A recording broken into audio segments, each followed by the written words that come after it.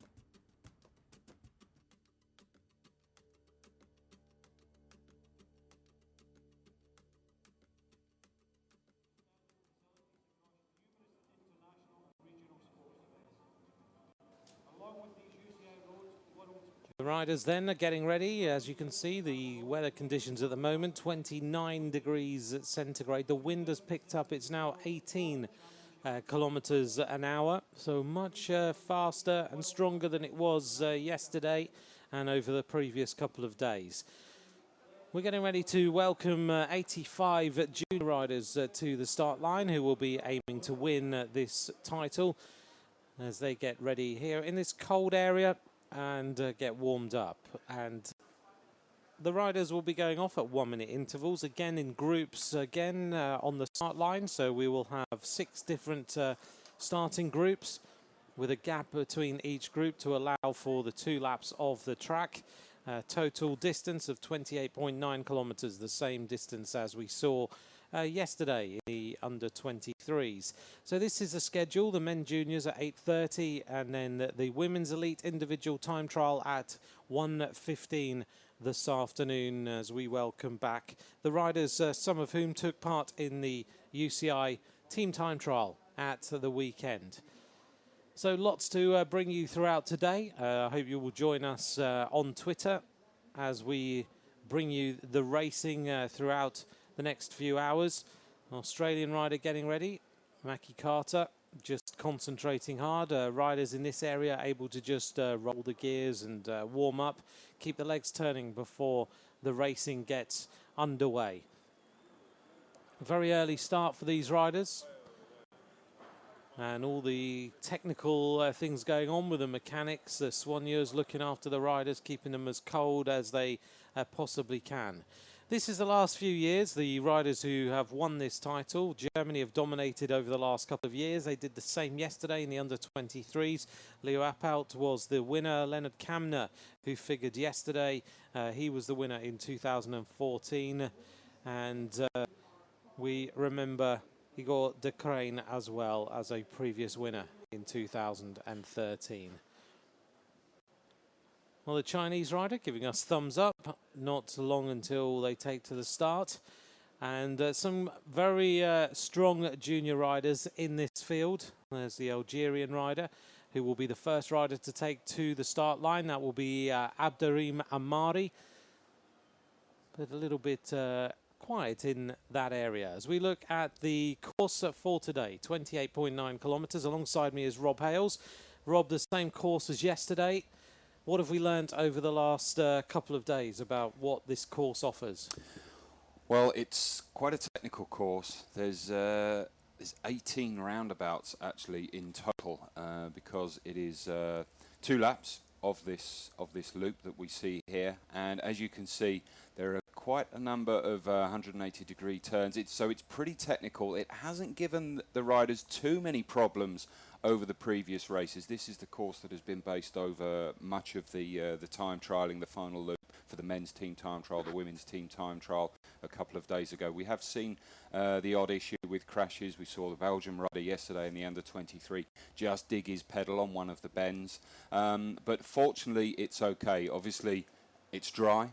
So dampness on the bends is not a problem, but there is the risk of a little bit of sand, a little bit of debris out there on the roads. But generally, it's not been too bad. The heat, I think, is the big factor that we have seen. Yesterday, we saw one of the Australian guys in the under-23 having some real difficulty yesterday on the run-in. Just trying to keep the fluid down in the stomach is something that is certainly an issue.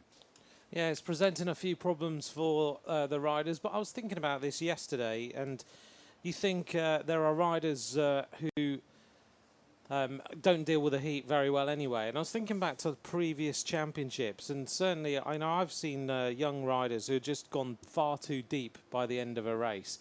And I've seen them even in Copenhagen. I remember a couple of years, 2011, when there were riders in difficulty at the end of the race and just don't keep anything down, really. Yeah, there are several riders who have that problem anyway, even the more experienced riders. What we've got here, obviously this is the juniors. This is most probably one of their earliest experiences of representing their country, their nation. Yeah. And they're here, and this is, for them, this is their biggest competition that they would have done up to now.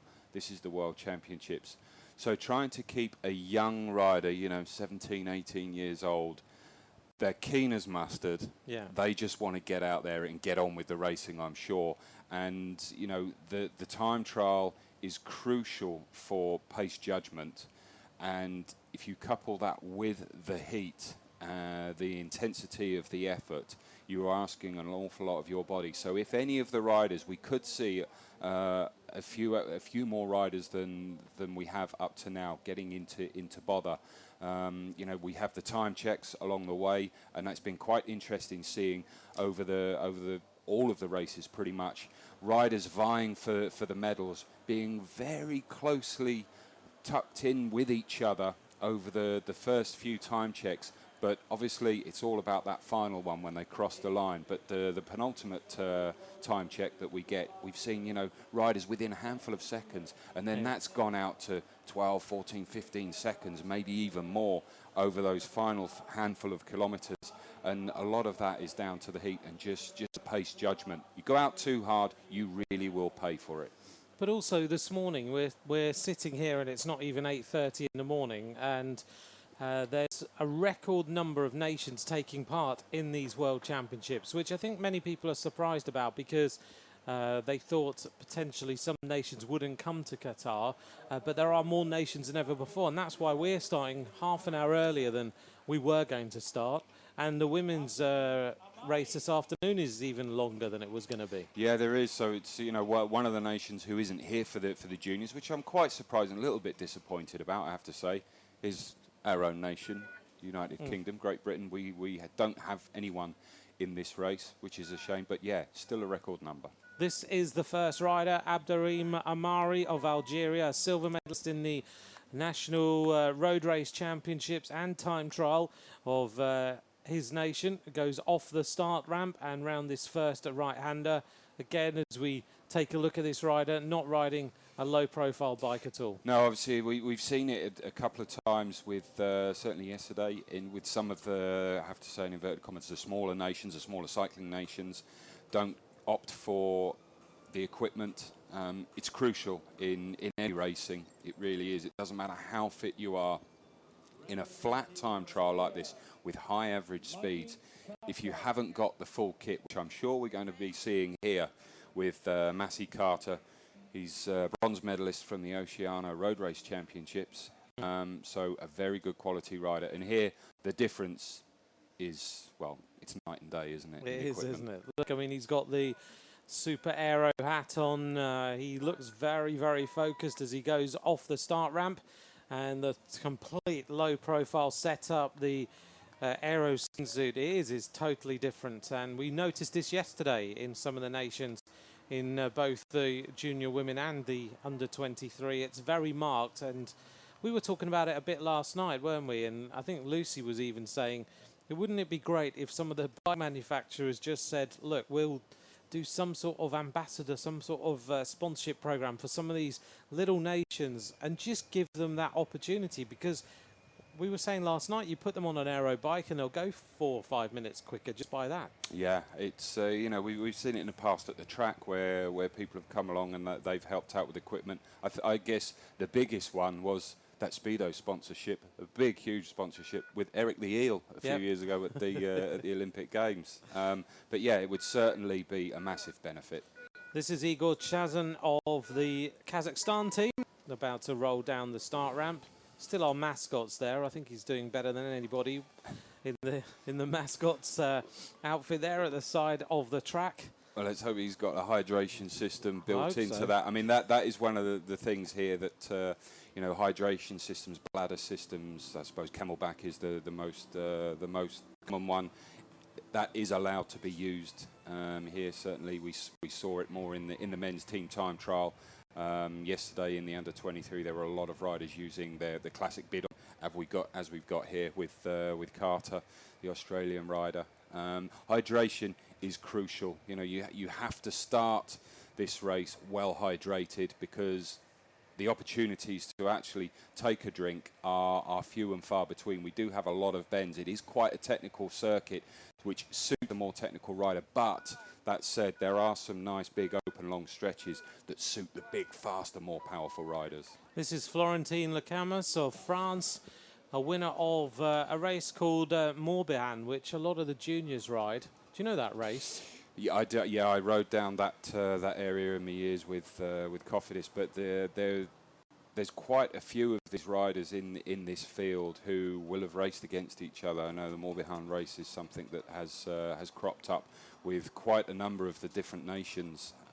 So it's going to be interesting to see. You know, there are several riders in this race. You know, there are time trial specialists at this point in their career. I mean, I guess one of the biggest names through junior time trial, world time trial championships, who looked like that was the area that he would have gone on to, is Marcel Kittel. Yeah, obviously, he is world team time trial champion from the other day, but he is one of the bigger names. But then you look the other way, and you've got Cancellara, who's won this twice. Yeah, exactly. So it's a good guide. This is Oosthuizen of South Africa. Yeah, I mean, if you go back through the previous winners of this race, you can literally go through all top riders who are now either still racing at world level or have been top riders in the world.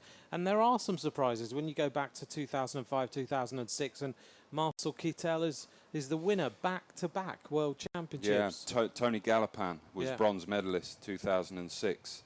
Probably one of the most recent big names up to now was 2009 with Luke Durbridge, the Australian gold medalist. Yeah. But you've got riders like Degenkolb, silver medalist, Taylor Phinney, gold medalist, Van den Broek, Pozzato, Mick Rogers was, you know, and Cadell Evans also, you know, fairly decent time trialists in their own right, weren't they? Matt Heyman, Paris-Roubaix winner.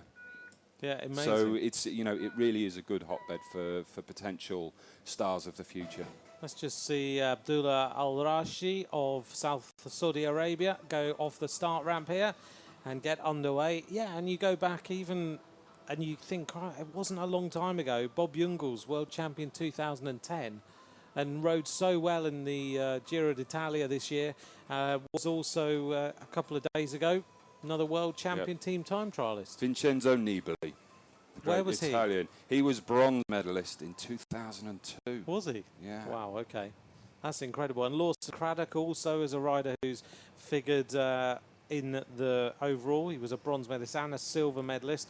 Kwiatkowski, 2008 world champion. There we go. So many top riders. As we're out here on the course with the French rider, Lacamas, and we go back to the start with the Eritrean rider, Simon Musi, about to get started in this individual time trial. Eritrea getting stronger as a nation all the time. The motivation of Daniel Tekelemenot and Marawi Kudus and riders like that. It's funny, a few years ago you would have looked and said, oh, it's nice to see Eritrea here. And now you're so used to this kit and seeing the top riders in Eritrea riding so well. It just shows how a nation can develop over the course of a few years. If you can, yeah, if you can find a pathway to, to the top, there are athletes out there across the world. There must be so many potential world Olympic champions, tour, maybe not tour winners, I don't know, but riders around who you just miss out on that kind of talent. But there's certainly a better pathway for some of those guys. And Dimension Data is obviously the big team that is helping the African nations. This is the Mongolian rider, Teg Speyer Batsakan, who's about to go down the start ramp and get underway. Rolls out on the low-profile machine. Good to see you, a Mongolian rider on the low-profile bike. Next rider will come from Macedonia, which will be Chi Song-Jung, who will get underway shortly. But this rider going out of the start very fast. One thing we wanted to touch on a little bit was the gear restriction. These riders, of course, are on restricted gears, which means there's a cap on the level of gear they're allowed to ride. Yeah, I don't think we'll be seeing the big 5811. We'll see that this afternoon. We'll see that a little bit later on. But yeah, it's done on rollout. There's a measurement of a pedal revolution in the highest gear. So what they'll do, they'll actually measure that out. And it comes out at 7.95 meters, which equates basically to a 5314. Okay. That's with a standard wheel with a 23 millimeter tire. So there are variations. There is a method of working out, but the commissaires, rather than just looking at and counting the teeth on the chainring and on sprocket, they will actually do a rollout. So they'll put the bike in the highest gear and mark the pedal and roll it backwards. And that's how they do it. And they'll take the measurement, yeah. So you could, if you're clever as a mechanic or a sports director, you could work out the biggest gear you can get with the size of tyre you've got, to make sure that you get right on the limit. Right on the limit, yeah.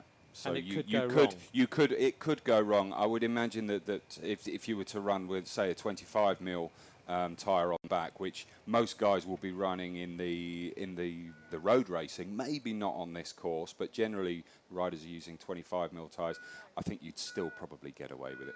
Okay, this is the Turkish rider, Halil Dilek, who has just started. There's quite a move now, isn't there, to be riding wider tyres for a little while. I can remember everyone was riding 18 mil tyres. Oh, I remember the first set of 18 mil clincher tyres. These are so fast. It's it was like riding on concrete. It was. Literally, but concrete they made tyres. A great noise, didn't they? Oh, unbelievable. But yeah, it's the tendency now is to go wider. 25, 23 on the front, 25 on the back is a fairly classic combination. As we see the first catch here. Yep. This is the Australian rider, Mackie Carter, already catching the rider in front. Going well, isn't he? He is. Well, we saw this yesterday, didn't we, in the under-23s? Yep. We saw the first catch, and he was the first rider in, the German, sat in the hot seat all day, and he kept it. He did. All the way. It was amazing. It was brilliant. Yesterday, last night I was talking to, I think it's the German, one of the German coaches, and he said that when he got to the hot seat, he said to Matisse, if you sit here for 3 hours, then you will be world champion. So if it goes over that limit, then I think you're going to be the world champion. And he didn't really believe him. No, I don't think he did, but was it 18 and a bit seconds, the advantage for Matisse? Yeah, it was brilliant. Incredible ride. and it was interesting to know that he went off early on. Yeah. He was obviously, because he was the first rider to finish. So I'm just wondering if, I mean, it would have been too late after yesterday, I think, to have changed the order of riders. As we can see, really, I mean, completely different styles from those two riders, which is fairly obvious to see, I feel. Off the start then, this is the next rider to go to the start, and we just missed the Qatari rider starting, which is a bit of a shame, but Mikhail Safali of Azerbaijan underway now.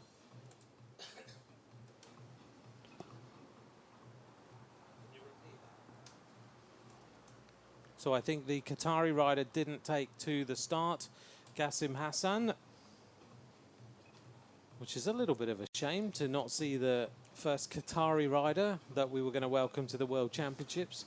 Well, you presume that he's not suffering from heat stroke just yet, being a so. local rider. From the People's Republic of China. But yeah, I think there's, you know, going on about the heat, you know, I think these early riders could very well have an advantage in terms of that heat, because it's warm out there, it's incredibly hot now, but I think between now and the final riders going off, it's only going to get hotter.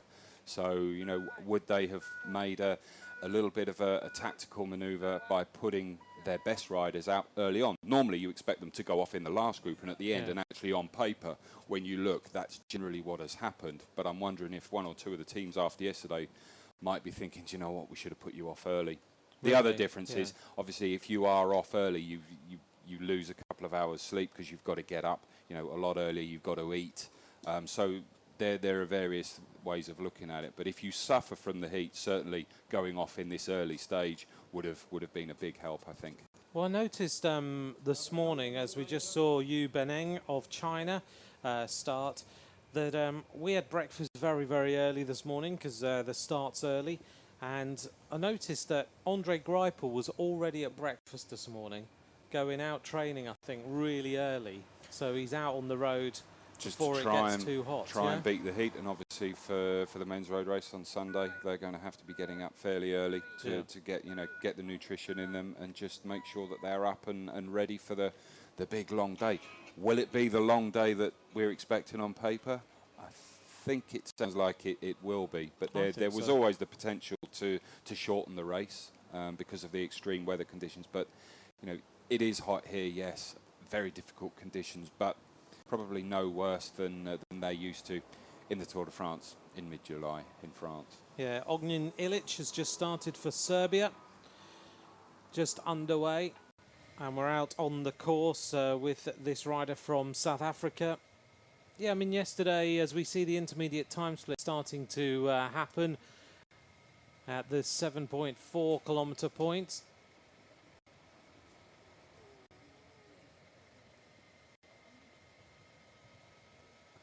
And we'll find out who is top. And actually, the Kazakhstan rider is the fastest. This is a rider from Ireland. This is Zeno Young. 3 national records this young rider has got. And I saw him tweet this morning, very, very early, this Irish rider. He's extremely talented, and he put his agenda for the day on Twitter, and one word: suffer. There's going to be an awful lot of that, unfortunately. But look, you know, very good style here by Zeno, you know, very well tucked in.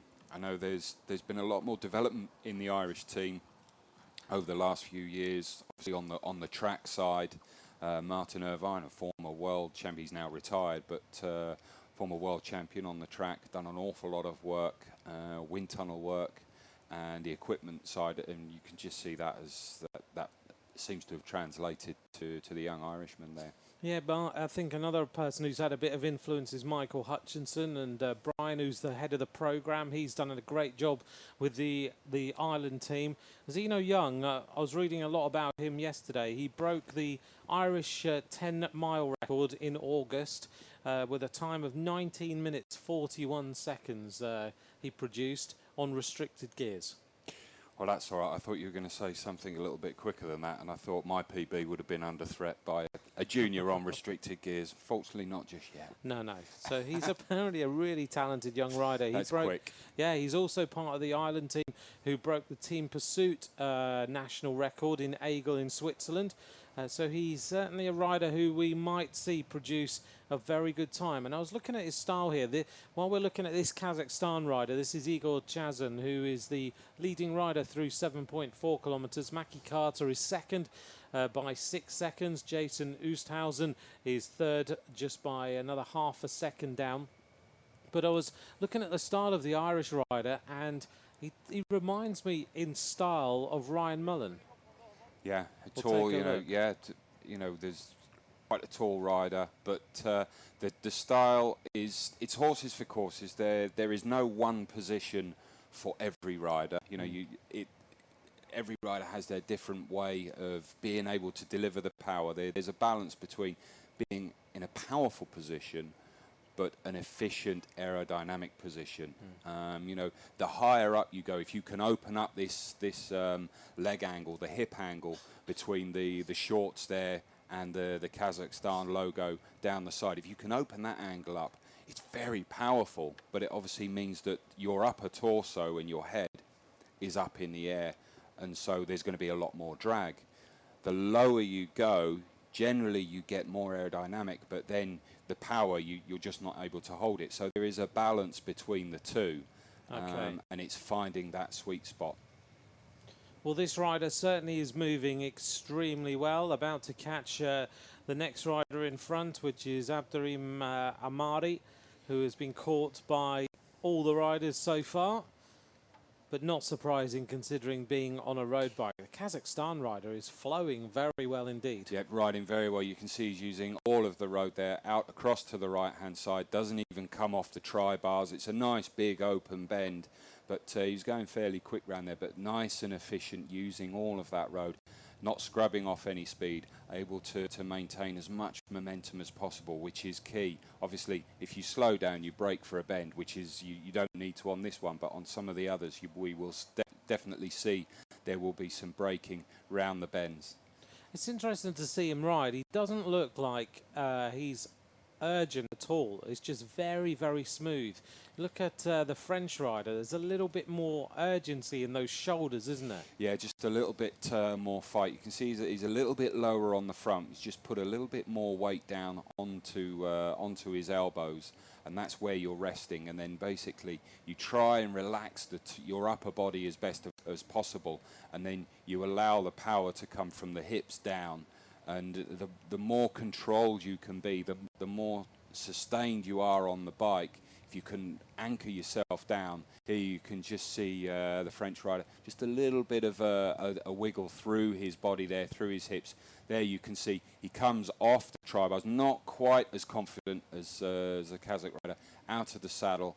And then, getting out of the saddle can be of benefit. You accelerate a little bit more, which he had to because he'd slowed down. He didn't brake, but as you come out of that aerodynamic position, you form an air brake and you will slow down a little bit. But if you do get out of the saddle, sometimes that's necessary, because to maintain this kind of position can be very difficult, which is one of the reasons why you have to spend so much time in this position. It sounds obvious, but it's only been the last really kind of decade or so that even at the professional level that riders will spend more time in this time trial position training, even in early season training camps, December, January camps, you see riders in this position. Before that, it just used to be turn up to a time trial, oh, here's your time trial bike and get on with it. 1 kilometre to go for Lacamas to the finishing line to go through the major time split, so we'll get a good idea how this rider is doing compared to all the other riders. In terms of time split now, we have got still the Kazakhs rider is the leader, but at this point coming up now, it's Mackie Carter who's gone through as the fastest rider, which is interesting. He's gone through in 16:03.18, and the Kazakhstan rider is now dropping away a little bit, so 2.92 seconds. Mackie Carter has made up nearly 9 seconds on the Kazakhstan rider over the course of the next 6 kilometres. Yeah, that could be a little bit of potentially the Australian rider Mackie Carter accelerating a little bit, but also the Kazakh may well have gone out very hard, very strong, and just starting to die. Maybe he's just settling into his ride. You know, there are various ways of doing it. Do you go out steady and then really build and build and build over the course? That's one way of doing it. Or do you go out hard and then try and hang on? That's a very risky way. Or you could go out relatively hard, get up on pace, get out there, and then just relax a little bit in the middle, and then save some for the back end, for the final quarter of the race, and then really drive it to the finish. There are various different ways. How many of these riders, like we say, because they're very inexperienced in terms of they don't really necessarily know their bodies that well, because they're still developing at such a fast rate at these junior levels. So, you know, experience is something that's very minimal with a lot of these riders. So some of them won't really know what they're doing, and you know, they're going to find out. They're going to find out that it could very well be a very steep learning curve, but for many of these riders, and just hopefully they don't overcook it literally, because you will cook out there. You'll just fry. Yeah. You notice this Kazakh rider who's obviously trying to get back onto the rhythm that he had, because before he looked very relaxed in that second phase of the race, and he's obviously gone under the gantry and realised that he's now not in the lead, so he's starting to pick up a little bit more pace, because when they go under that gantry, if they're clever, you can see all the times and you'll know, right, that's where I am. And maybe you can see now there's a lot more urgency in this rider's style, whereas before I was saying to you, he looks like he's in full flow. He doesn't look like he's got any stress at all, but now it's proper full on trying to pick it up, isn't he? It is, and you know, one of the things that comes with experience with time trialing is not to panic. You know, ultimately the tactic is between you and the clock, not the other riders. So if a rider feels under pressure, often what you do is you think, right, I'm going to have to push on really hard now. Yeah. And if you do have a game plan, that changes. It goes out of the window, and you can find yourself in all sorts of bother. Well, he's picking the tempo up now, and he's starting to get a lot more urgent than he was a little while ago. So if you went back a few kilometres, he was looking very chilled out and relaxed. Now he is really starting to pick up the cadence. Thanks for joining us. If you'd like to tweet us today, at RobHales1, at Ant McCrossan is where you can also join us. Also, make sure you follow the various Twitter feeds, and you can get information at UCI_cycling. The hashtag is UCI Doha 2016 if you want to search on that to be up to date with everything that is going on with these Road World Championships. We'll try and pick up some of your questions as well. We've had one question here so far from G. Chisos. How long is the time trial today for the juniors, and what will be the other events? So just to pick up, 28.9 kilometres for the juniors today. And also this afternoon we're going to bring you the women's elite time trial as well. Rich Mellon wants you to predict who the winner's going to be, because he has to go to work in 35 minutes. Oh, blimey. A winner today of the junior. Well, this is the thing. It is fairly packed with very good quality riders at the back end. Second to last, Alexis Brunel, the French rider. He was second in their national individual time trial championship. He's a TT specialist. He could very well be up there. For me, I think one of the standout riders, he's had 3 individual time trial victories so far, the Norwegian, Ivar Notten. For some, he stands out to me. But the final rider as well, rider number 1, Brandon McNulty from the USA. He's won 3 general classifications from junior stage racing this year, including 2 individual time trial wins in stages throughout those. So very high caliber. But in terms of who's it going to be, I'll just shut my eyes and point down to any one of these riders at the back end, I would imagine. But as we saw yesterday, first rider to finish, you know, I think surprised himself, probably surprised his coaches from Germany, Mattis. It's such a difficult one to call. So sorry, I'm on the fence with this one. Yeah, that was a long answer to sitting on the fence. There we go. Yeah, but you are right. I think the Norwegian is a a standout rider. Brandon McNulty, though, bronze medalist last year. He knows what this is all about. But as we saw yesterday, Mads Vert Schmidt was the rider who was the defending champion in the under-23. It didn't go right for him at all. He said he didn't have the legs. We talked a little bit about the fact he had no front derailleur on the bike. He kept losing the chain as well. I heard that Jonathan Dibben had a bike change yesterday. Well, so lots of riders, we may not have seen little things that happened. Yeah, that's the thing. You don't really know till after the race what's happened because we don't always get to see it. So that's quite a surprise because John Dibben, I felt, still did a good, solid ride yesterday. But also, you think at the weekend, Movistar, we were surprised about them. And at one point, we were saying, what's happened to Movistar here?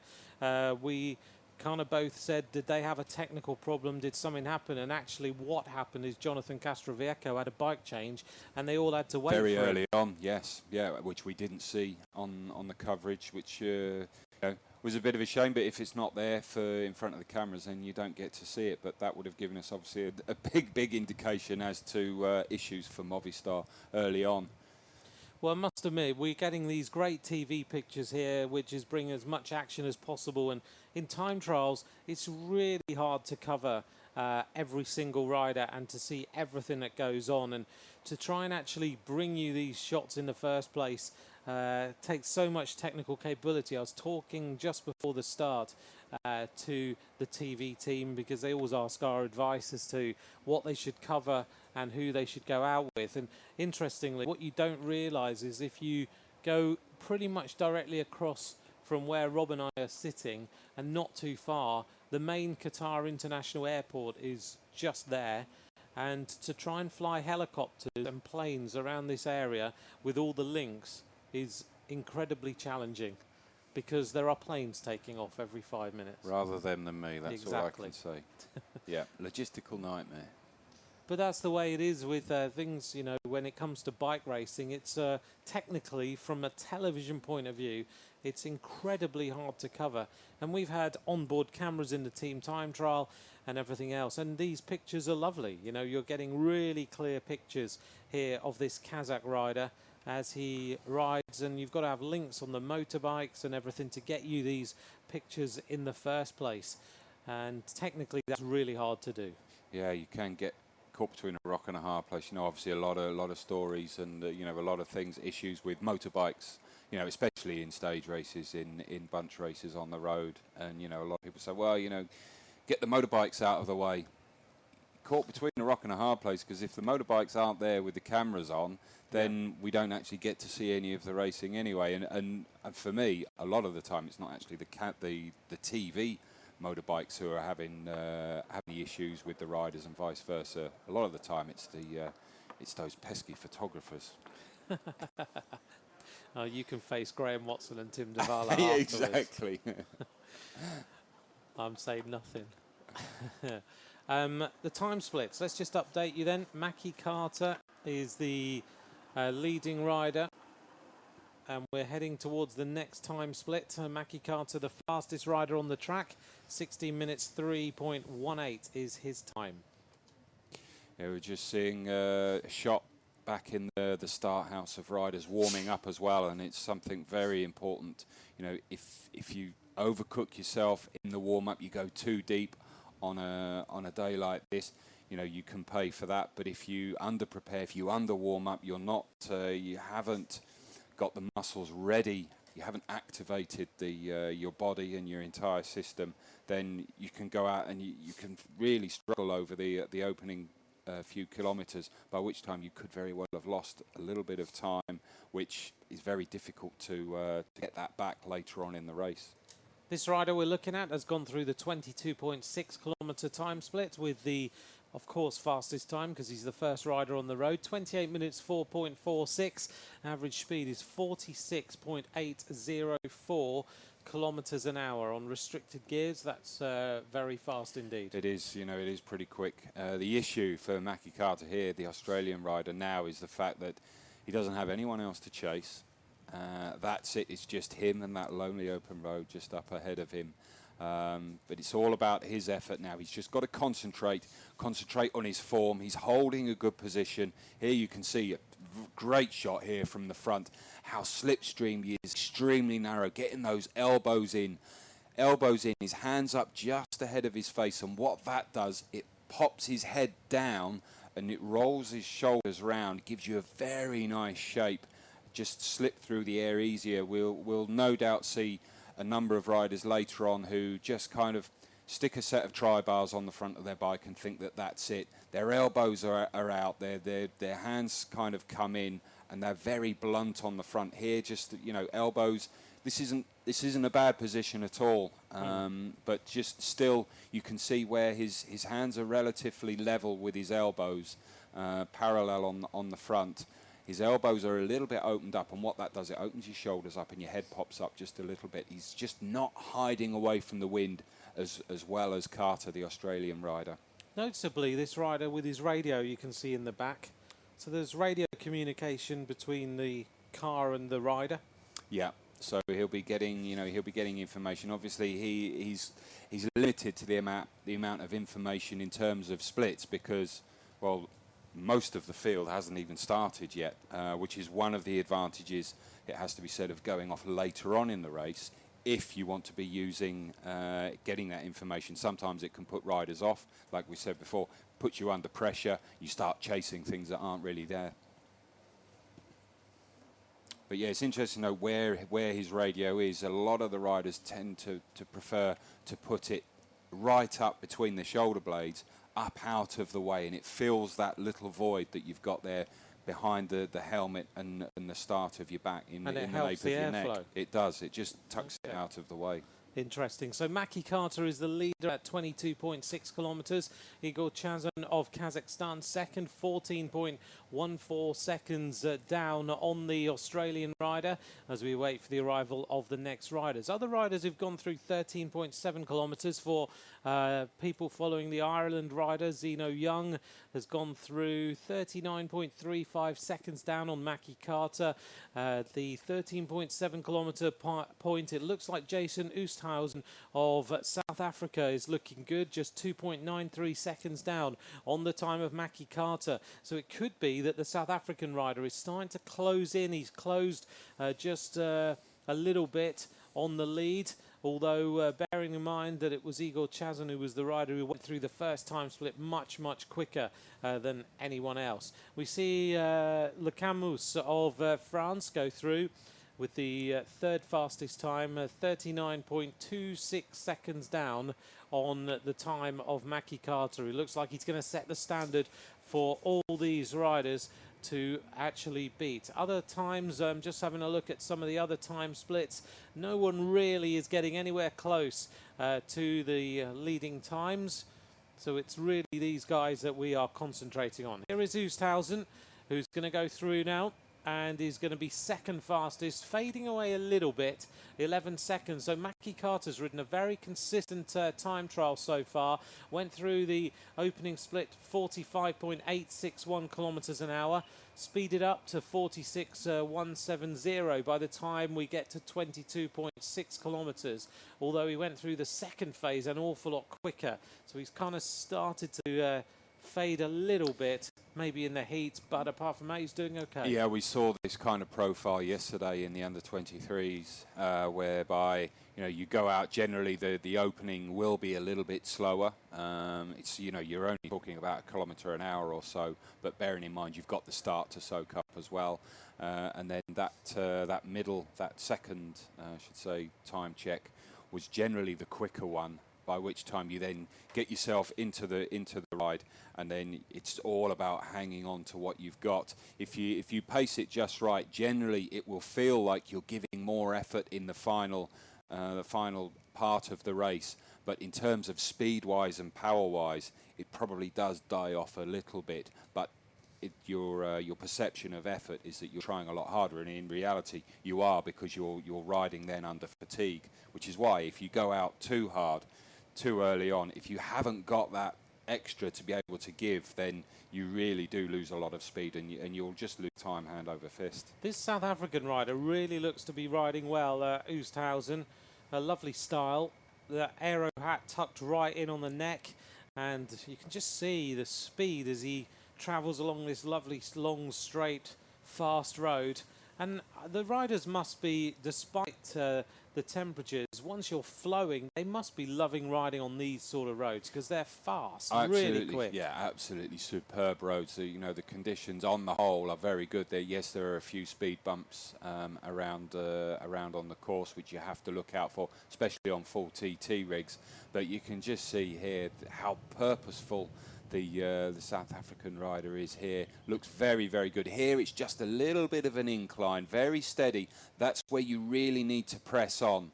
As the road dips down just before it, that's where you can just back off. If you pace it right, just back off a little bit. You get a little bit of a rest. You're still pedaling, still turning the pedals, but you're not full power. Then as it just raises up a bit, that's where you punch it just a little bit heavier. So it's, you know, although it looks like it's one even effort from start to finish, it's not. It's almost a set of intervals throughout the ride. Really impressed with how this rider looks now. You can see the effort, can't you? You can see the ribs through the aero skin suit there, just moving a little bit, the breathing going on. But he really is now starting to pick up the tempo, this South African. Yeah, he's working very hard. He's you know, under a lot of pressure here. Here you can see the motorbikes just on the right-hand side of the screen. So he's coming down to the 90 degree here, and then another one, so 180 all the way back. And here you've got to accelerate as quick as you can back into position, and then just get back up to your cruising speed. That's a difficult part, and I think that was the bend yesterday where we saw the Belgian rider go down. Yes, Senna Lazen, who hit the deck and then almost took down one of the German riders. This is Mackie Carter heading towards the finishing line now. This is going to be the standard for all the other riders to beat. This rider has set very good times out on the course. Fastest at 13.7 kilometers, fastest at 22.6 kilometers. We know that Oosthuizen of South Africa is 11 seconds down at the last time split, but this rider now coming into the finishing area and is going to set the standard. Just got his head on those forearms. He is burying himself now to just try and get a little bit more out of those legs. He's almost there. This has been a great effort by this young Australian, 18 years of age, third in the Oceania Road Race Championships, has got a good pedigree in time trials. Now he's going to sprint hard. Those legs will be absolutely firing, but he's got a little bit more left. 36.58.29, an average speed of almost 47 kilometers an hour. That's a great performance by Mackie Carter of Australia. Well, he should be happy with that. It just gets out the saddle in the final few hundred meters just to give it absolutely everything. Generally, if you can stay in that tuck position, he did such a good job up that finishing straight, it has to be said, to hold his form, hold that position when it's absolute purgatory. You know, the lactic acid is everywhere. Yes, it's in the legs, obviously, but you're breathing, your arms in your shoulders from holding this position. Here you can see the Kazakh rider, you know, completely different position, although it still looks fairly efficient. You know, very, very upright on the front end compared to Carter, the Australian, who was absolutely fantastic position. It would be very difficult to improve on the Australian's position, I feel. This is Chazan of Kazakhstan, who is now just a few hundred meters from the finish line, was the leader through the 7.4 kilometer time split, has always been around about third fastest out on the road, but has suffered a little bit over the closing phases of this race. We've seen him trying to just pick up the pace a little bit, but hasn't really been able to find any more speed. Here we go then, heading into the finishing line, and this is going to be the second fastest ride. Hits the line now with the second fastest ride, 30.7 seconds down on the time of Mackie Carter of Australia, who will be the rider in the hot seat. The rider really who could get anywhere close to this is going to be Jason Oosthuizen of South Africa. I think he was going to be the only rider who could topple the Australian rider in this phase. As we turn our attention back to the start line and we go to Vladislav Sherban of Ukraine, who is in group number 2 as they get started here at just outside the Pearl Mosque in the sunshine, and Sherban is about to go through the first corner and get underway now. And this is the second group of riders, Rob. And in here, there's a couple of riders I guess we should pick out. One in particular I picked out was another Australian, Alistair Christie-Johnson, but I think you've also picked out the New Zealander. Yeah, Robert Stannard, second in the Oceania road race and also third in the time trial in that competition. And I think that the Kiwis generally they do produce some decent time trialists. Obviously their track pedigree in the track endurance is very, very good, and generally that can and often translates across to their riders on the road, especially at junior level. This is the arrival then of the French rider, and it's Lacamas who is going to finish here in a time of 38.02.43, third fastest time. I think that's just highlighting the quality of the Australian riders' performance there. Mackie Carter. Yeah, great performance. This is the South African rider then. The wind coming from the left-hand shoulder. He really has picked up the tempo in the last phases of this race, hasn't he? To go 36.58.29, and that's 37.28.26, so 29 seconds. He picked up another 18 seconds in the last phase. I think a lot of it has come down to position. Here you can see the South African rider coming up to the finish. He's trying to go as fast as he can, but what he's done, he's come off his time trial position onto the drops, sits bolt upright.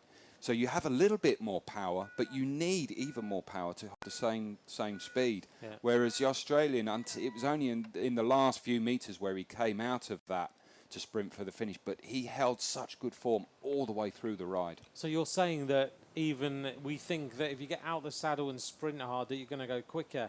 In reality, on a time trial bike, you'd be better sitting on the just ride it, and pretty much riding through the finish, especially on this one. It is very slightly uphill to the finish. It just dips down before. But by that time, you're just trying to give absolutely everything, and you're talking a tenth or two here and there. But the Australian's position was extremely efficient, and I think that shows that he paced it very well. And when you really start to fatigue, if you are extremely aerodynamic, you can still hold good pace. This is the rider we were talking about. We've seen Daniel Vigas go and Mansouri, but this is Robert Stannard, the New Zealander, twice third in the Oceania Time Trial Championships.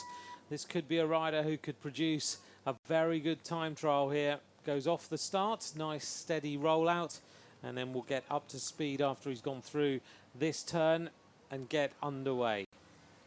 Held very good line there, and it seemed to hold good speed as well through that, which it's the first bend, they haven't even done 100 meters or so, but as we've seen so many years in the past with the great time trials, Fabian Cancellara was one of those guys when he was at his best. Really attack the start, just get out, get up onto pace. The race has started, but you still have to be efficient with it, and that was a very good start there, and could very well have gained a tenth or two. At this point in the race, that can be crucial. Well, we saw Carlin Swinkles yesterday with her performance as we go back to the start here with the Canadian rider. This is Nicholas Sukowski. Russian, not sorry. Canadian. Ah, yes. This is... he's wearing Canadian kit. What have they just shown there? I don't know. Yeah, there we go. It's the Canadian rider. Nicholas Sukowski's got started and is underway and rolls out of the start ramp and gets going. So the next rider, the Mongolian, Batsakan, is heading into the finishing line here and is not going to be near the time of Mackie Carter, who we know is going to be in the hot seat and is going to be there for a little while, I feel, because I think in this group, maybe the German rider, Richard Banouche, could be another rider who could do well in this group of riders. Yeah, the German rider, if it goes to form with the seniors, the Germans really are on form. Yeah. I'm not sure if he is going to be. I certainly highlighted him earlier on in when I was looking down at the race, but then I've put a cross next to it. I've actually crossed him Have out. you? You've Yeah, crossed him. yeah. I've I've put a noticed that. cross on there. You've crossed So him yeah, out. so I'm not quite so. You're not I'm not putting quite your money so on sure. him today, No, then? but if you know, it's quite hard to look off of, you know, if you just go off the form book. Okay. As it can be a little bit misleading, I think. But But the Germans are certainly on form, and the morale. That's the other thing. Morale must be really good in their team. Yeah, well, I mean, they look like we're seeing them every day. They look like they're really on it at the moment. The Eritrean rider heading in towards the finishing line. Not sure what's going on here, but he's gone through the finish. Yeah, he's already completed the course, Simon Musi. And I think they were just making sure that he knew he was finished. Right, this is the next rider.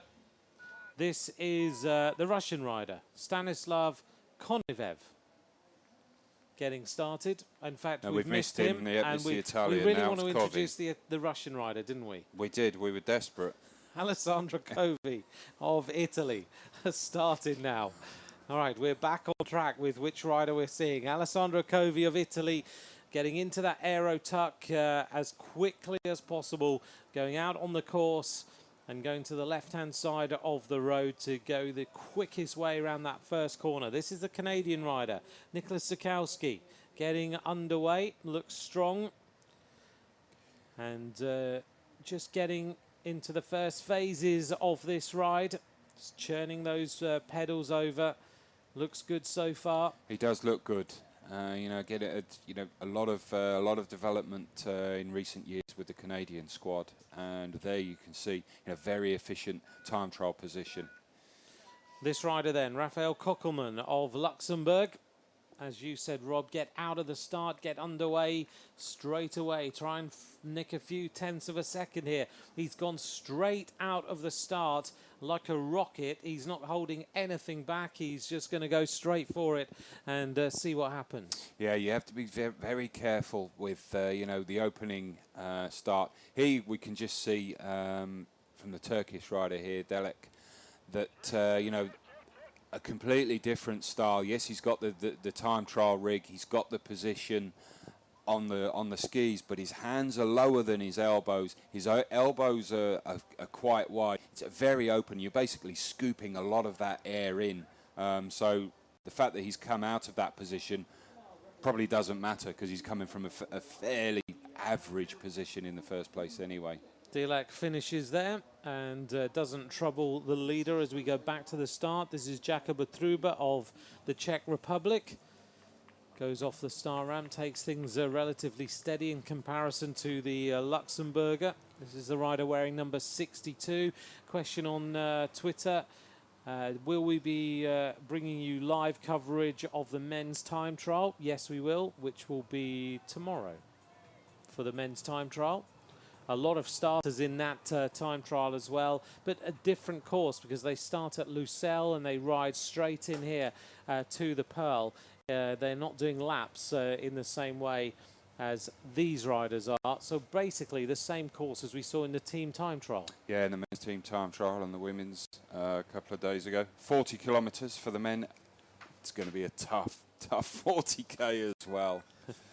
Well, I think we're going to see some very fast times tomorrow. This is Keitara Sawada of Japan getting counted down for the race start. Just to update you then, the race situation in terms of the overall positions at the finishing line so far in the hot seats. Mackie Carter is the leader of Australia, 36.58.29. Jason Oosthuizen of South Africa is in second place. Igor Chazan is in third place for Kazakhstan. A very good rider by the Mongolian rider Tegshbayar Batsukan, fourth fastest, 37.41.68. Only 43 seconds down on the overall leader, which is great to see a Mongolian rider coming through at that level. We noticed on the aero bike, and it's obviously done a lot of good. Yeah, it really is crucial, and you can give the riders all the equipment that they've got, put them in a good position. They still need the engine, obviously. It's a combination of the two. This is Alistair Christie Johnson a very good rider indeed. And I noticed last night, reading a little bit about Alistair Christie-Johnson, third in the individual time trial in the Australian Championships, and looks good. Second in their road race championships as well, as we see the Macedonia rider about to reach the finish line. 42.23.75, ninth fastest time. So we have an Australian at the top of the leaderboard already. Can Alistair Christie-Johnson also join Mackie Carter up there in the hot seats at the end of this phase of the ride? Just to remind you then, the riders in, they're grouped. We have the riders going out, then we have a big gap as we see the riders finish, and then we start the next group of riders. This is Jaka Primozic from Slovenia, taking a last little drink before he gets underway in this individual time trial for the men's juniors. And we've seen some very good Slovenian time trialists in World Championships. Yeah, they're one of the nations. You tend to find that as time trialists, their nations, create some really good riders. I think the Germans have been very strong, obviously, over the years at elite level. I think the strong nations here, on kind of en masse, the Australians. Again, I'm going off paper, really, off of, the form book. The Australians, the Swiss, the Germans, and riders from the United States in terms of the quality of their team over the years, especially in the last few years. The United States have performed very well at this junior level. Well, the last couple of years, the title's been taken by a German rider, Leo Appelt, Leonard Kamner, the two riders, and the next rider to go is a German rider. Richard Banusch has rolled down the start ramp to get underway in this individual time trial. And again, a rider with an urgent style, going sprinting straight out of the start, as we see the young Irish rider Zeno Young coming into the finishing line here. Is going to be, I think, just inside the top 6 for Ireland. Zeno Young, 38.22.01.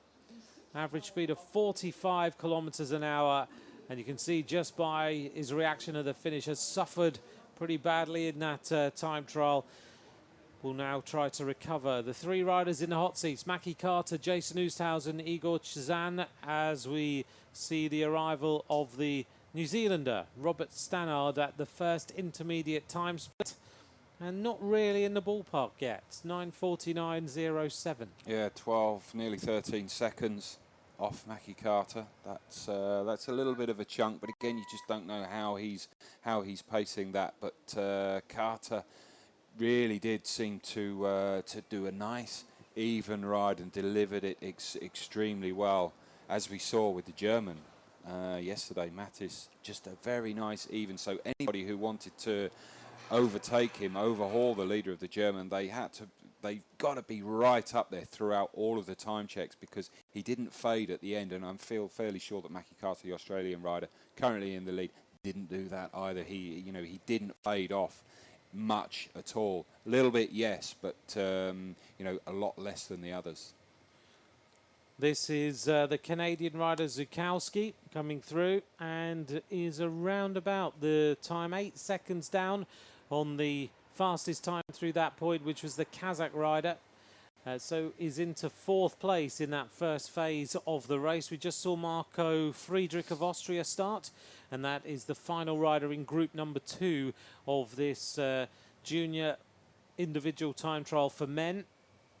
But it looks like the Canadian rider is going well so far out on the course.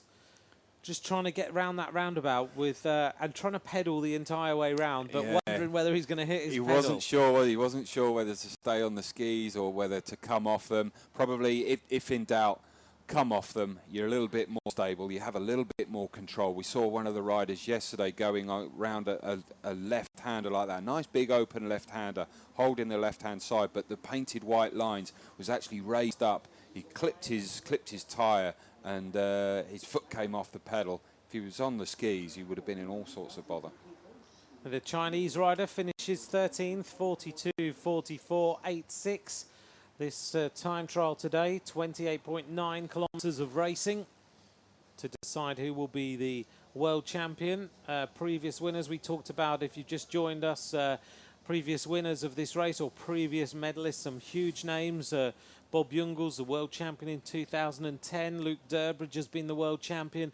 Mikhail Kwiatkowski, Taylor Phinney has been a rider who took the world title in 2007. Marcel Kittel twice in 2005, 2006. Cancellara 97, 98.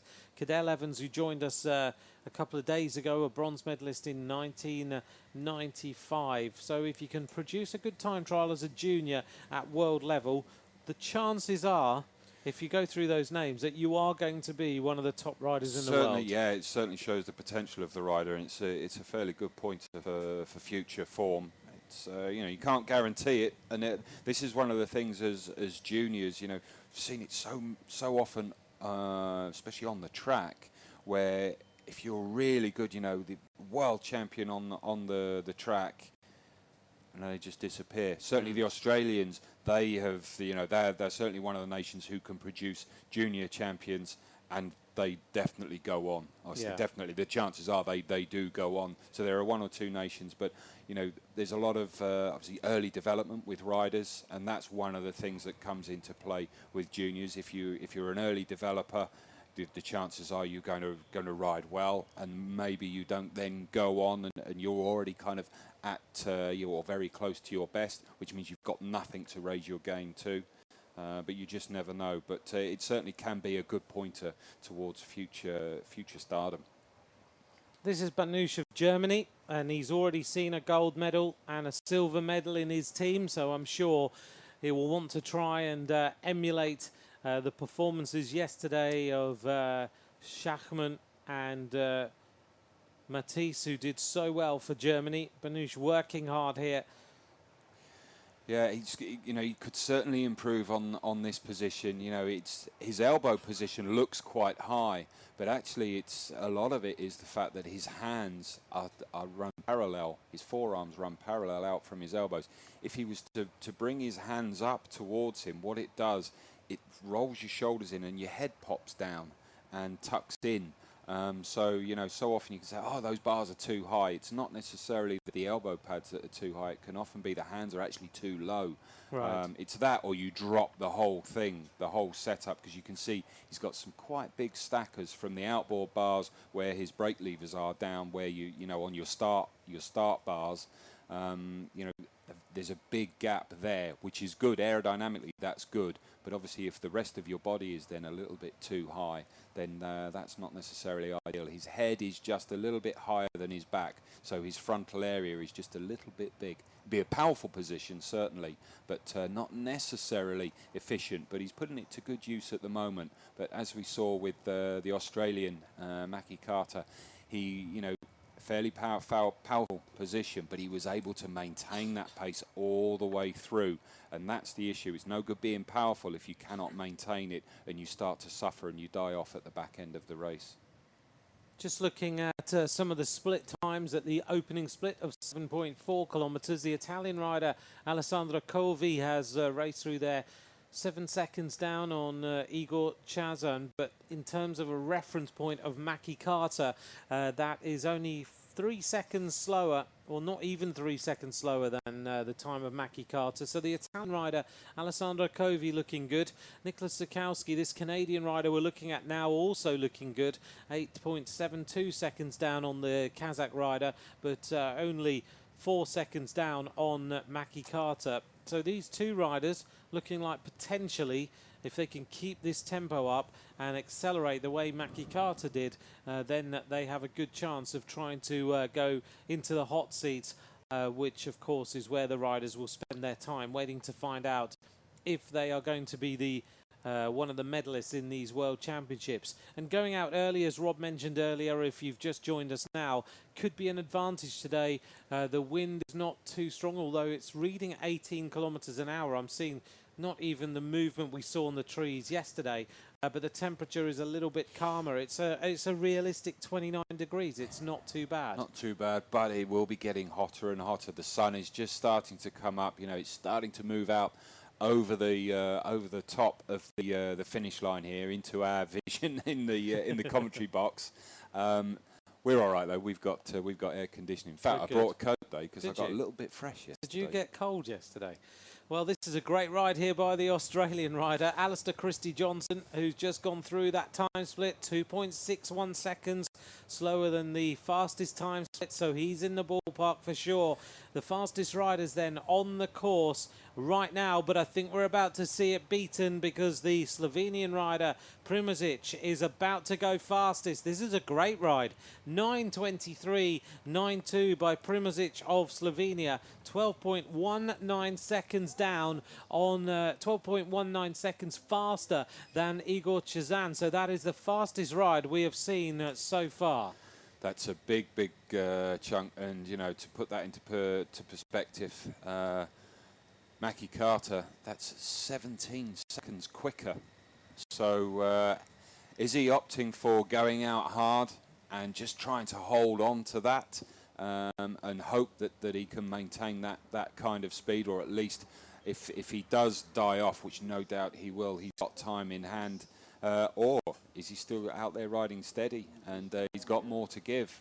Well, We'll just have to wait and see, but that's a big start. That's a very big start to go that quick. Zakowski then coming up to the halfway point, going through now, and Zakowski is fourth fastest now, as it's certainly there or thereabouts, 4.90. This rider from Slovenia, 17 years of age, has had some great results so far. Fourth in Ghent-Wevelgem as a junior, a third in the Coastal Épées, also has won the Oberösterreich Junior Rundfahrt, won that this year, and has also twice won the GC in the 44 Olympic Hopes in Belgrade.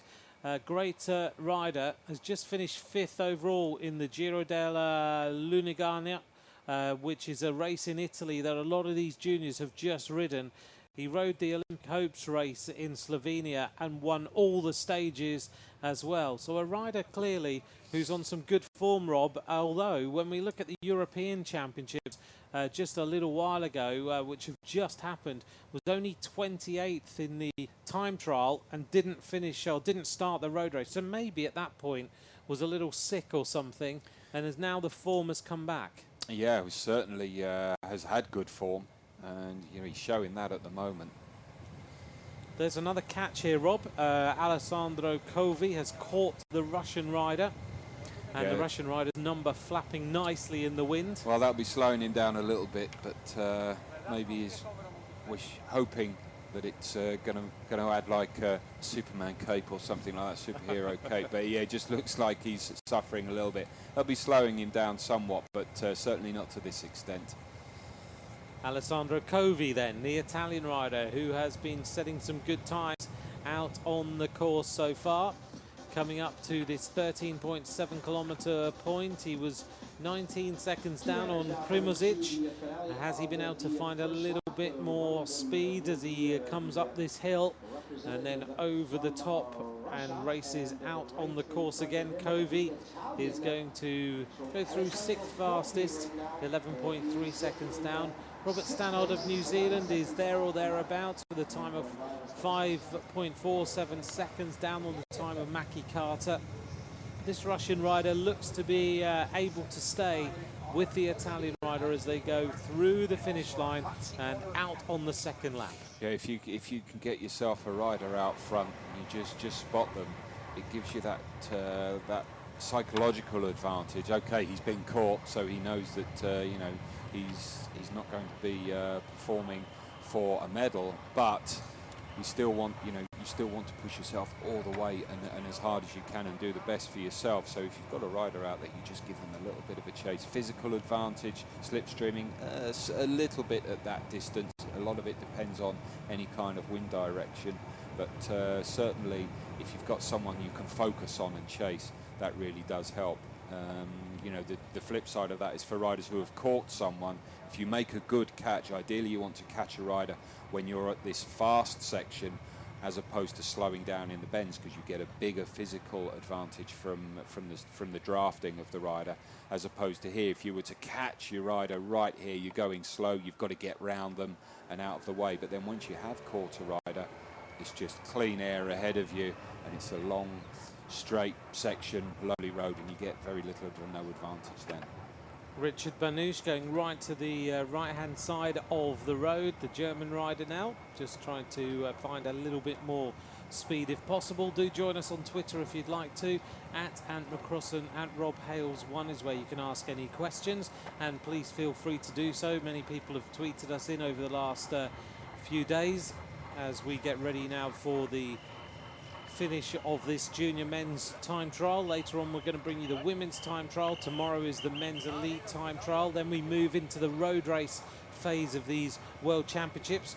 You can also follow all the action on @UCI_cycling, or the hashtag UCI Doha 2016 is the places where you can search and find out more information about these World Championships, which go through all the way to Sunday, to the end of the weekend. Richard Banouche really working hard. You can just hear just how much noise he's making. It seems to me like he's changing gear an awful lot. I keep hearing the gear clicking. Yeah, you get that. You know, it's a good positive gear change, but it resonates through the solid disc wheel on the rear, and that, you know, that noise comes straight out directly from the wheel, and coupled with all of the carbon fiber frame and everything, it can be a nice noise. Sometimes you don't actually want noise.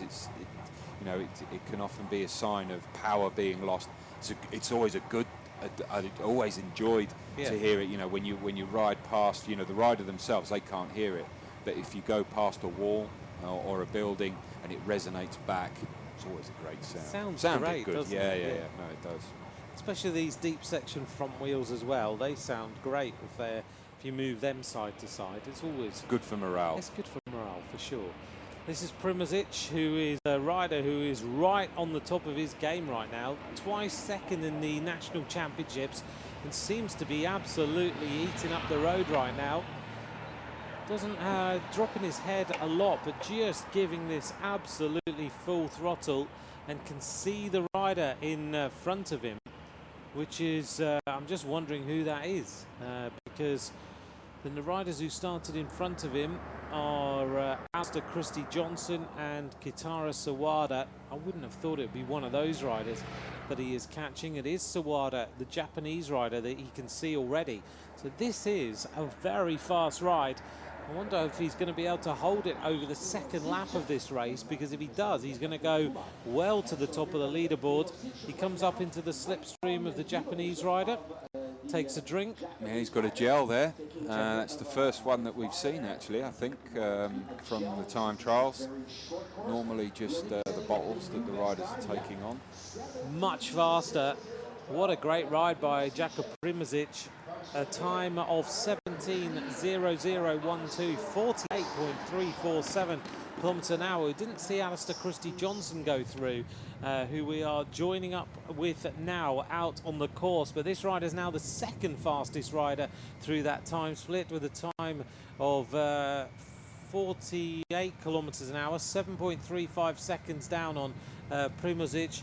So the current best 3 times at 13.7 kilometres. Primozic of Slovenia, Christie Johnson of Australia, Mackie Carter of Australia, as we await the arrival now of Richard Banouche. But Rob, this guy from Slovenia looks to be the rider who is setting the standard for everyone now. He is. He's holding on to that now, isn't he? But he now has around 50 seconds of space between him and the rider ahead of him, who I feel he's not going to get a catch, because that is the Australian Christie Johnson.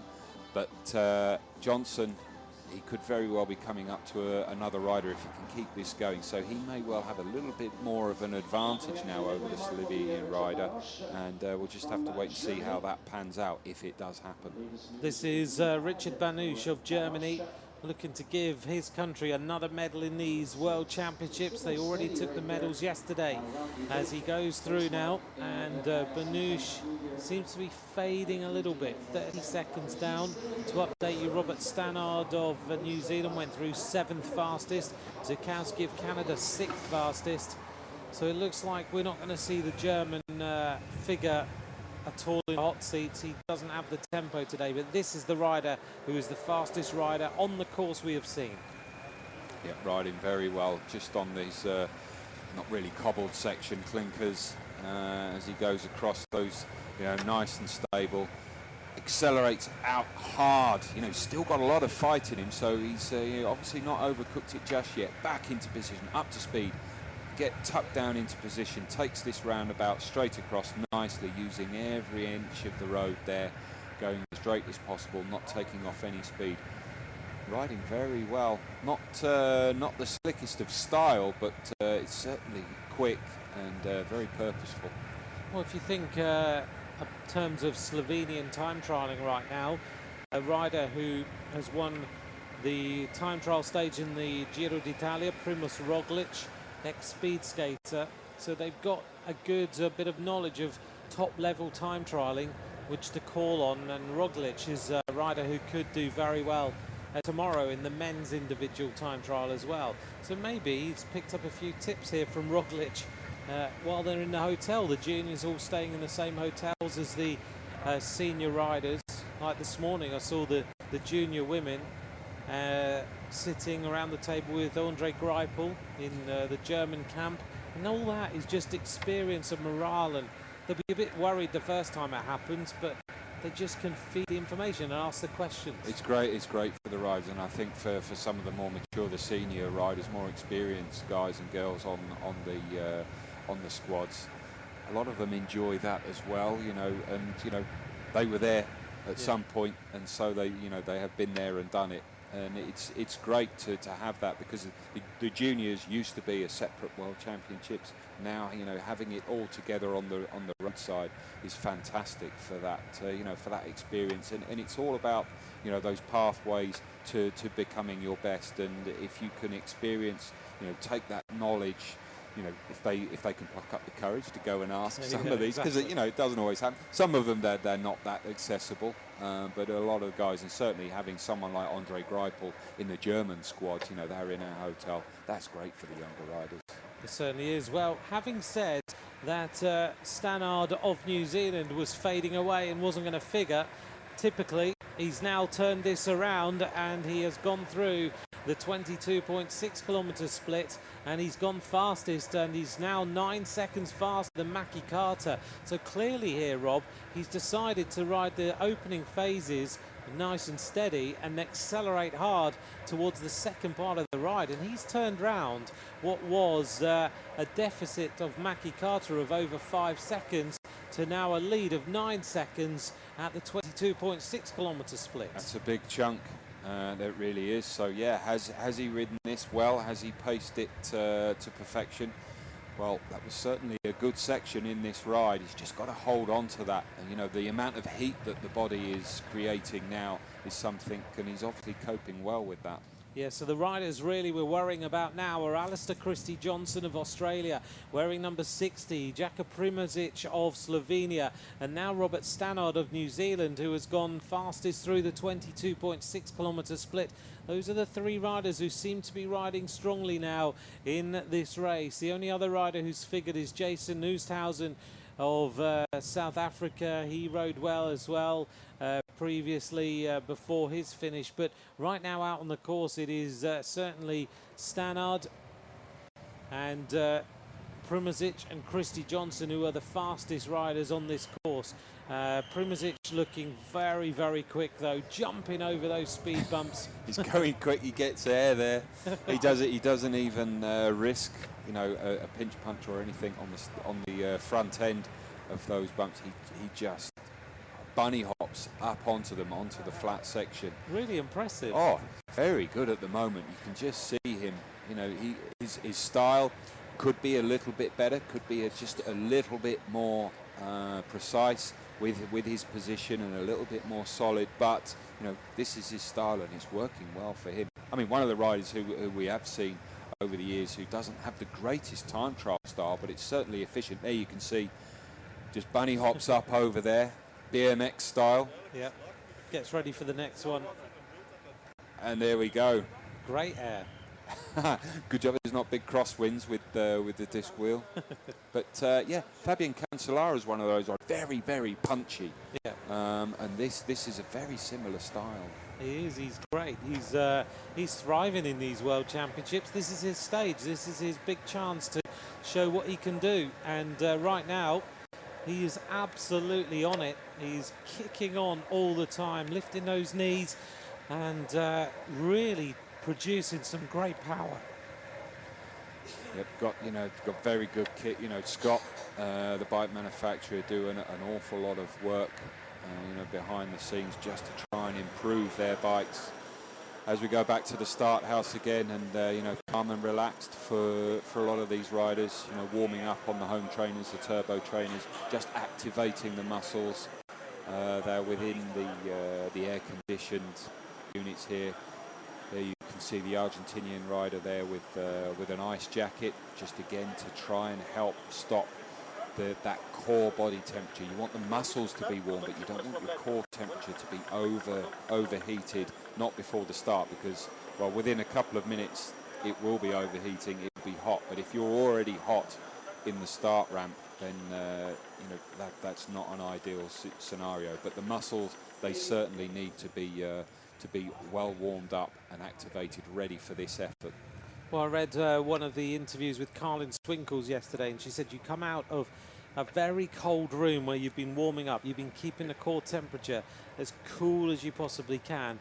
She said she rode every single corner on this course 10 times before her time trial, a few days before. She knew every single turn. She said you go out of a freezing cold room, really cold, but you've warmed the legs up and you come out. She said the first 3 kilometers is so hard. It hits you like straight out into an oven.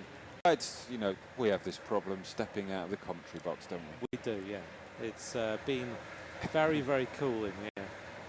I'm not expecting any sympathy from anyone out there, that's for sure, especially the riders. Well, Nicola Cranmer, who of course owns 2016, has sent us a prediction and says that the winner is going to be Brandon McNulty of the United States of America. So if you'd like to do your predictions of the day, join us at Ant McCrossan, at Rob Hales 1, and you can send us your questions or your predictions as to who you think might be the winner of this race today. He's the last rider to take to the start. Christy Johnson, though, Alistair Christy Johnson here of Australia, racing in and has got a rider in front as he nears the finish, which is a bit of a good advantage. Yeah, well, we mentioned that earlier, didn't we, that the possibility of having a catch, and it looks like it's the Czech rider, Jakub Otrubo, who is just ahead of him, and that will give him a little bit of a psychological advantage, give him something to focus on, something to chase, and in this latter stage of the race, that's absolutely perfect. Well, this is Sherban of the Ukraine, who was the first rider. Oh! Whoops! Oh no, what's happened here? Is it a puncture, rear wheel puncture? Oh, that's absolutely disastrous. It is, isn't it? A rear wheel puncture, and he's now got to go onto his road bike. Oh, he was riding so well. Oh, no. That's not good at all. Alistair Christy Johnson. Now he's got to just try. He's so close to the finish, but at such a terrible moment to have a puncture. Look at this. He was riding well. He took a drink. Did he have a puncture or did something else? Yep, straight away. He can't believe it. Rob, that's a terrible moment for a rider who has been really setting some great times out here. Yeah, he was third on the first time check. Second on the second. Second, and then, oh. And that's the moment where he's really picking up the tempo as well, isn't it? Yeah. He was, he had that rider in his sights. He was absolutely flying round, but we will never know. That's it, unfortunately. That's the luck of, or the unluck of the draw there. Now you can see not only is in that less efficient road position, he's got clear road ahead of him. Yep, he's got clear road, and the other thing is that he's also got the rider who's been setting the road alight, which is Jaka Primozic, who is 1 minute behind him and is now going to see him in front of him. There's no doubt there's long straight roads, and that's going to give him even much more of an advantage. Just looking behind here, though, I think this is Robert Stannard of New Zealand, who's about to finish. Here he comes in towards the finishing line. What is the time going to be? He hits the line there. Stannard of New Zealand. What was the time? We didn't quite see it. I'm just having a quick look to see, and he's gone top of the leaderboard, I think. Stannard's time, he beats the time of Mackie Carter, 36.44, 7-1. So now, having turned round the deficit he had to a 13.5 second advantage, that is a stunning ride by Robert Stannard of New Zealand. Yep, rode that extremely well, fought his way all the way up the finish there, and well, almost a 14-second advantage over Mackie Carter. The rider who's just gone out of the start ramp is Ruben Aupers of Belgium, wearing a Team Sky Aero hat. Next rider to start. But here's Primozic now, going through to this intermediate time split. What is the time going to be there for Primozic? And he goes through there, and it's 19 seconds faster than Robert Stannard. So Primozic is the rider who, without doubt, is the fastest rider on this course. This is Mansouri of Algeria. He's going to hit the line now, isn't going to trouble the leader. So the current race situation then, Primozic is the rider who leads at 22.6 kilometers, now 19 seconds faster than Stannard. And of course, Rob, Alistair Christie-Johnson has faded away because of that bike change, as we see Zukowski now coming through to the finishing line. Zukowski of Canada is going to be 37 minutes or so, and is going to finish here in a time which is going to be the 5th fastest time, Zukowski of Canada. Yeah, well, equipment choice again is crucial on a course like this. You know, a lot of guys will probably be opting for a lighter tyre, front and rear, just because of, you know, the smoothness of the course. But obviously, the lighter you go, the more efficient it is, as long as it's got air in it.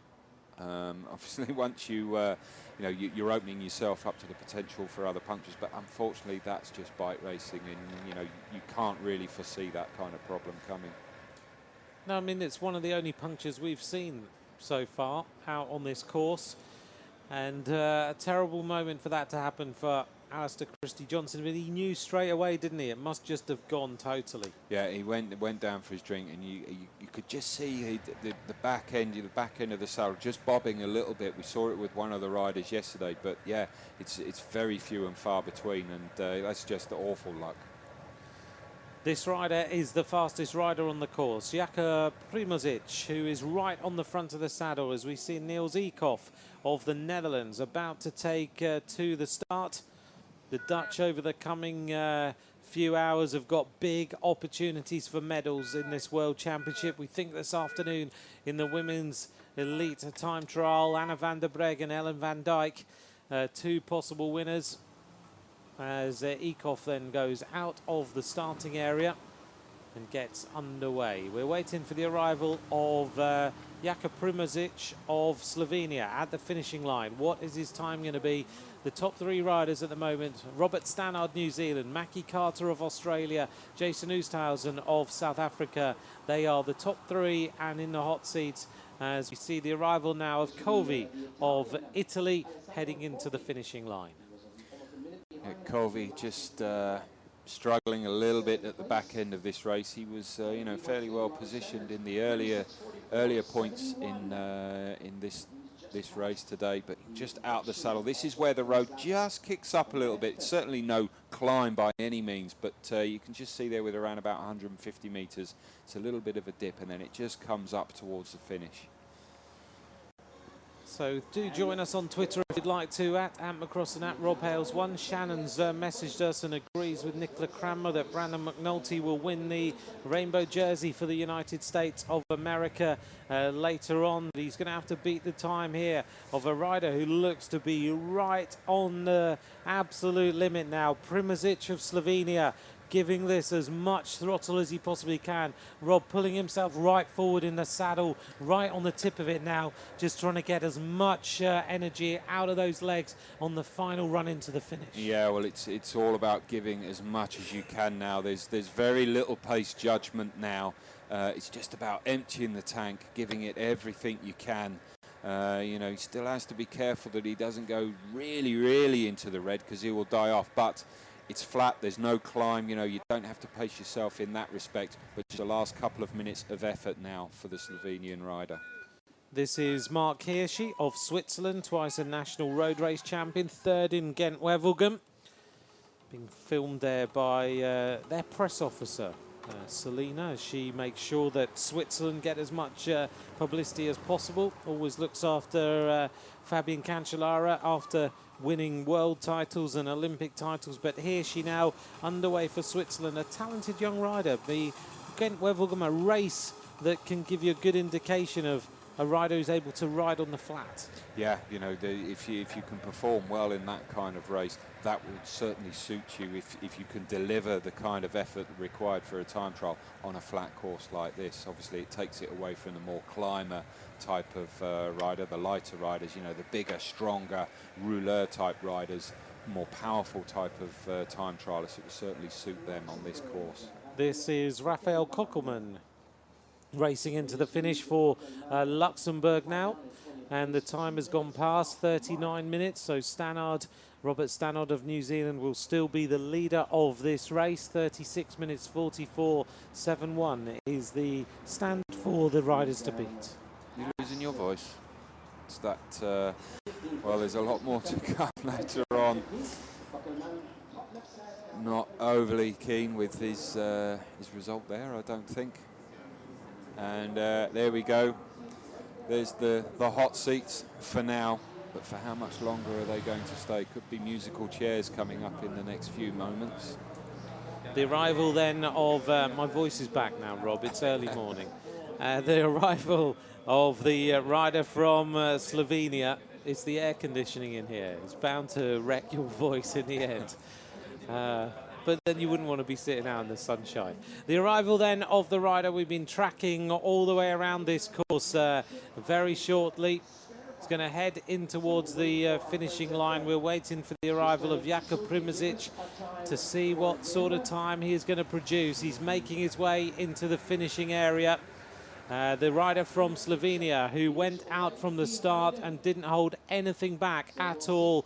It looks very, very good indeed. Has been setting the tempo all the way around this course. But I'm wondering here, Rob, whether he has faded over the final phase of this ride, which just shows you how good Stannard has been. He's sprinting hard for the finishing line. It's not going to be as big an advantage as we thought it was going to be.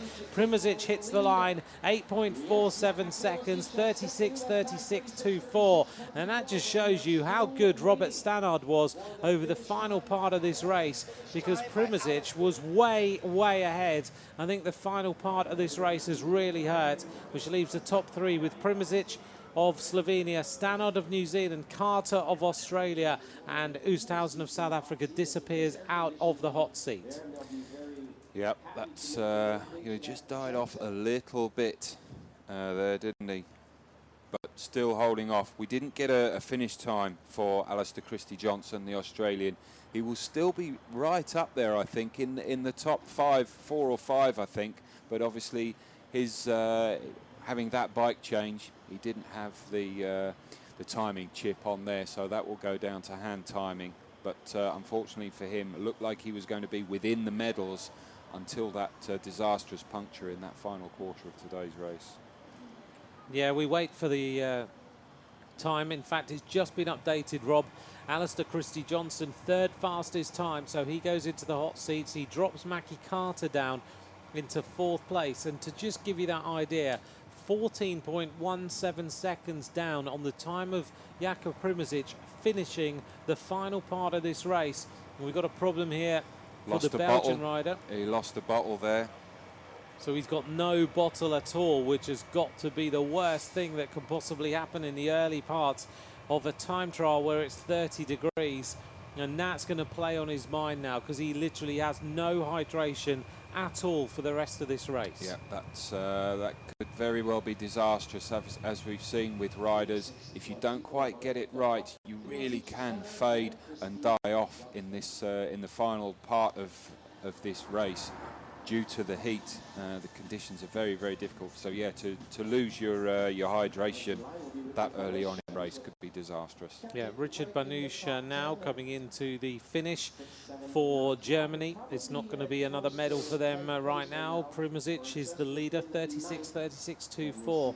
You look at the time of Alistair Christie Johnson and we can talk about what might have been. Oh, you've got a feel for him, haven't you? 14 seconds down on Primozic. He had a bike change. With a That bike would have change, taken how long? yeah, and he probably lost a good 30 seconds, 20. It was a fairly rapid response, it has to be said, but 20 seconds plus getting a little bit flustered, which is understandable, and then doing that big chunk. It wasn't like it was only 1 or 2 kilometers. He was on a standard road bike.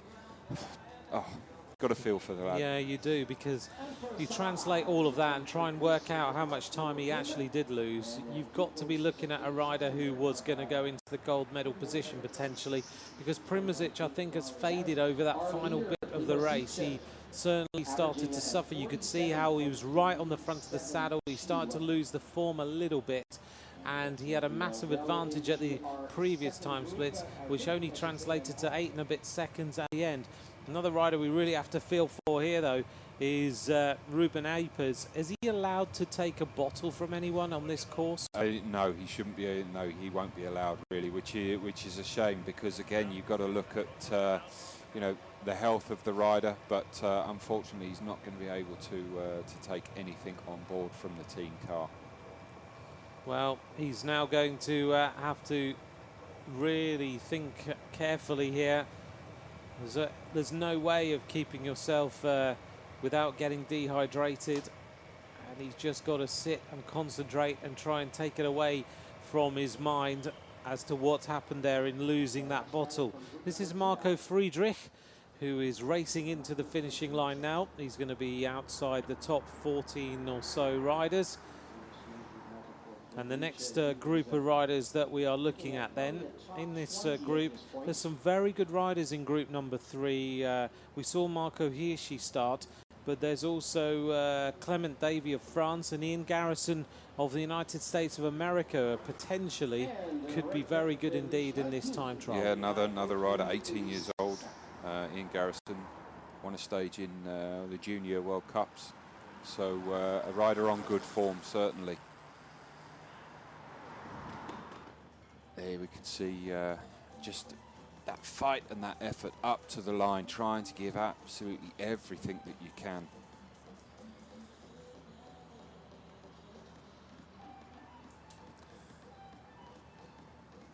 Just hearing on Radio Tour, Rob, that we have got a new fastest time at the 7.4 kilometer point, which is an impressive time. Mikael Bjerg of Denmark has gone through 9 seconds faster than Jakob Primozic's time, which we thought was very impressive indeed. Well, one of the seeded riders going out later on. Again, the Danish riders have put some, you know, good time trialists. Adam Hansen, I think, has medalled in this in previous years. Olympic champion 4 years ago in the Omnium on the track, and well, very well have defended that title if he hadn't gone out first man in the elimination race. Yeah, exactly. Very attacking, yeah. Lasse Norman Hansen, very attacking rider. Exactly. Well, this is Al Sadi who has started. So all the riders in this group are now out on the course. Al Sadi of Bahrain is now underway. Another rider who's riding well despite losing his bottle is, and he's not lost his bottle in terms of going around corners, he's lost his bottle. Scared. Nah, he's all right. Ruben Apers of Belgium, 12.68 seconds down on the fastest time. He's only just 3 seconds down on Jakob Primozic, who is the current leader of Slovenia. So he's riding strongly as well, and if he manages to get himself up there in a hot seat, that will be impressive. But Mikael Bjerg is the fastest rider, the national time trial champion of Denmark. And he's gone through there with a ride of 48.009 kilometers an hour, which is incredibly fast. It is quick. Can he hold on to that? Has he got the form? Has he just gone out there a little bit too quick? We'll have to wait and see. The Danish riders, well, you would have thought that out of some of the riders who are up there, he may very well suffer in the heat, but got good form, very attacking start. This is Ruben Apers. He's got an interesting style, hasn't he? And I think you mentioned yesterday, a lot of Belgian riders on their time trial bikes have this style. It's yeah, you know, a lot of their you know, riders, you know, they come from the Kermesse scene, which is a very punchy type of riding. But here you can see the Belgian Apers. You know, it's quite fluid, still very, very efficient. But here we go. This is the leading ride. The leading rider from the first time check. Well, it's our first chance to have a little look at him. This is Mikael Bjerg of Denmark, who is really setting the tempo for everyone else at the moment. He doesn't have a fluid style. That head is all over the place, bobbing and dancing constantly, as we see Clement Davy of France go through the intermediate time split. Isn't going to trouble anyone right now, but as we saw earlier with the New Zealand rider Robert Stannard, it doesn't really translate. You've got to wait until later in the ride.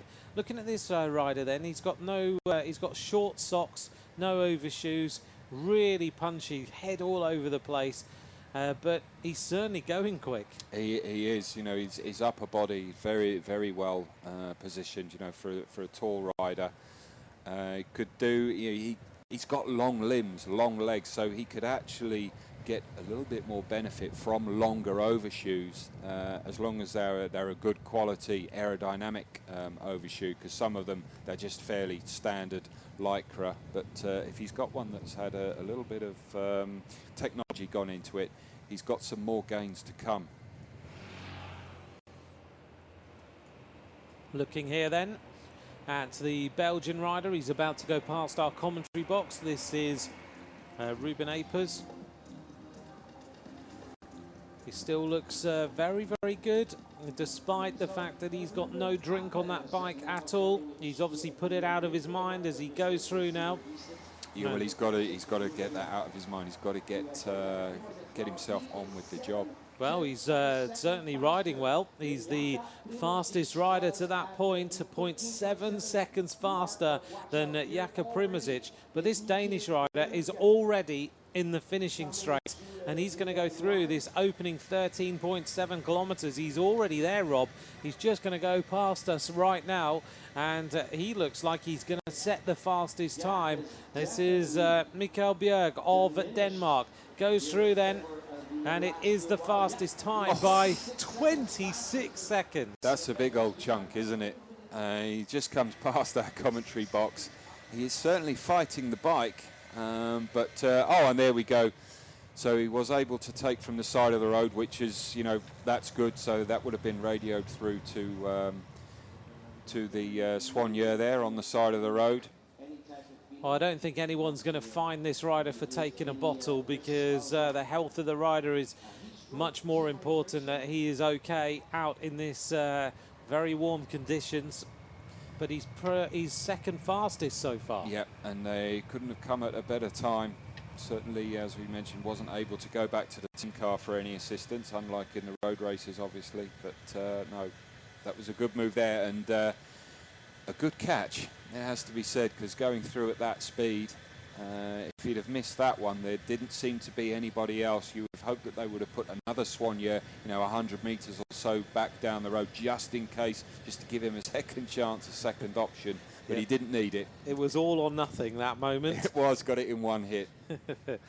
Well, these are the two fastest riders then at the moment. Mikael Bjerg of Denmark, 26 seconds faster than Ruben Apers, who is up the road in front of him right now, as they continue with this time trial.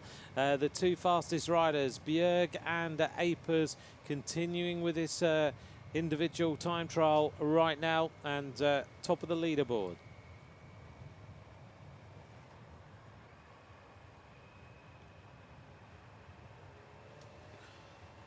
A prediction on Twitter, and do send us your predictions if you would like to, at Rob Hales1, at Ant McCrossan, and Summer Moke has voted for the winner of today's time trial. Again, Brandon McNulty, but then I think it might be a little bit biased. So boyfriend. Oh, well, there you go. Fair enough. Fair enough. But he certainly seems to be the one coming up, bronze medalist from last year. He is in form. A couple of time trial wins this year in stage races. Through 2 out of 3 stage races, and all 3 of those he took the yellow jersey as well. So certainly a rider in form. Without any shadow of a doubt. Well, Brandon McNulty will be the starting rider wearing number 1, the bronze medalist of 2015, who will be taking to the start line at 12:03 Qatar time, which is a little while later. We're now at 10:10 precisely, and Brandon McNulty, 12:03, the starting time of the rider who was bronze medalist last year in this World Championship. Here we are on the hot seats, and they're discussing what happened out there on the course, and he's in the hot seats despite the puncture, and he looks pretty resigned to the fact that he might not be there for too long, but we don't know. Let's wait and see what happens. Mikael Bjerg of Denmark and Ruben Apers certainly very fast right now. Yep, I think for the Australian rider there, it's certainly going to be a case at dinner tonight of what could might have have been. Yeah, would have, could have, should have. Oh, desperate, desperate.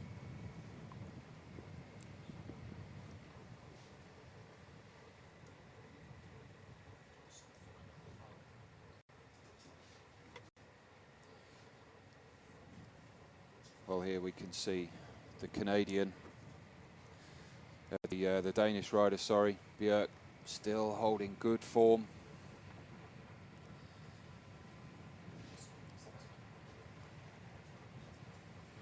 And back to the Belgium here, number 56, Apers. The fastest section here, slightly downhill. You can see him really turning the gear around well.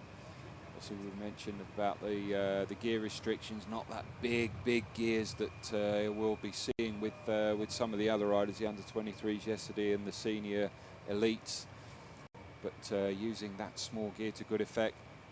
Well, there you go. He's just on a little bit of catch-up there from earlier on. He had a big chunk of this ride where he was unable to take any fluid on board. So there, he's got to make the most of it, get it in, and hope that he can hold on to this kind of speed going through the latter stages. Well, Jonas Doring has now predicted that first will be Mikael Bjerg, second will be Brandon McNulty, and third will be Stefan Bissegger. Stefan Bissegger will be starting later on. I think one of the last Third few from riders last. to go. Yep, the Swiss rider, second in the national road race. 8th in the Junior Paris-Roubaix as well, so a rider who likes to ride, doesn't mind riding on the flat on tough conditions. But this rider for sure is looking extremely good right now. Mikael Bjerg over the speed bumps as we head towards the next time split, which will come up at 22.6 kilometers. That's the next point on the horizon. You just wonder whether he's going to see Ruben Apers in front of him. I'm surprised he hasn't actually seen Ruben Apers, because there's only 30 seconds really between the two of them now on the road, which might tell us that Apers is actually accelerating. Well, he's got a little bit of morale back, hasn't he? Certainly. For sure, we'll see whether this is the American rider now arriving here at the line. This is Ian Garrison, a stage winner in the Tour de l'Abitibi, who is coming through now and is going to continue out in that time trial. Garrison, 5th fastest time, a good ride there, 30.34 seconds down on Mikael Bjerg. And it's Alistair Christie-Johnson who was the 6th fastest, and he's now in the hot seat. So it might give us an idea of just how well that rider is doing out on the course. This is Eekhoff of the Netherlands. Looks to be good. But those hands are moving a lot on those aero bars. Nice and relaxed, but maybe not flat out right now. Yeah, he's got he's holding on right on the kind of the palms, the closest section of the palm to the wrist, because he's a tall rider, and obviously to get the bike within the regulations, you're limited to the amount of reach that you can have. So as a taller rider, you almost hold on with your little finger and kind of the palm of your hand there, and that's what he's doing. So you have to be nice and relaxed at the top end, because you've got nothing to grip the bars with. But you know, that's just good signs that that he's got good hip action. You know, all the power goes from your hips and downwards, and you just need to rest on the bike and just relax, be nice and calm, upper body, just let the breathing take place. If you're really struggling and you're really gripping the bars and hanging on, then it shows that you're not able to deliver that power from the hips downwards.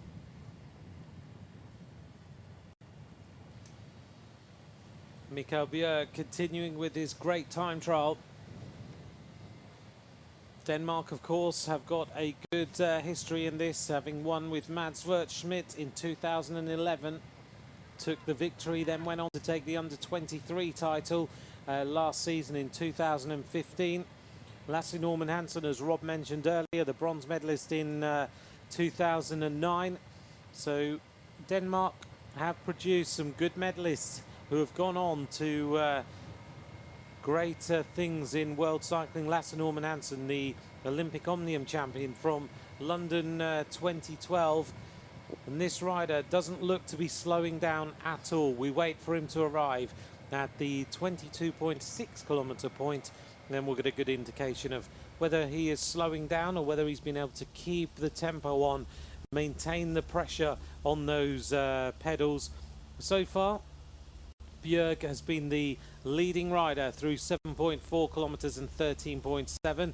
We haven't reached 22.6, so Jakub Primovic is the leader. And as we look here at the current standings, the hot seats are currently occupied by Primozic of Slovenia, Stannard of New Zealand, Christy Johnson of Australia.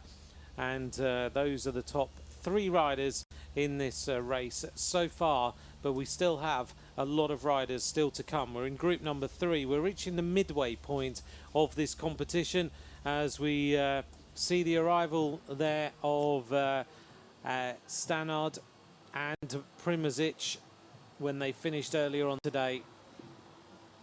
Primozic maybe went a little bit too quick in the opening phases, and I'm wondering whether Mikael Bjerg, Rob, can still hold on to this. There he is in the hot seat, all smiles from him. There's our hot seats right now.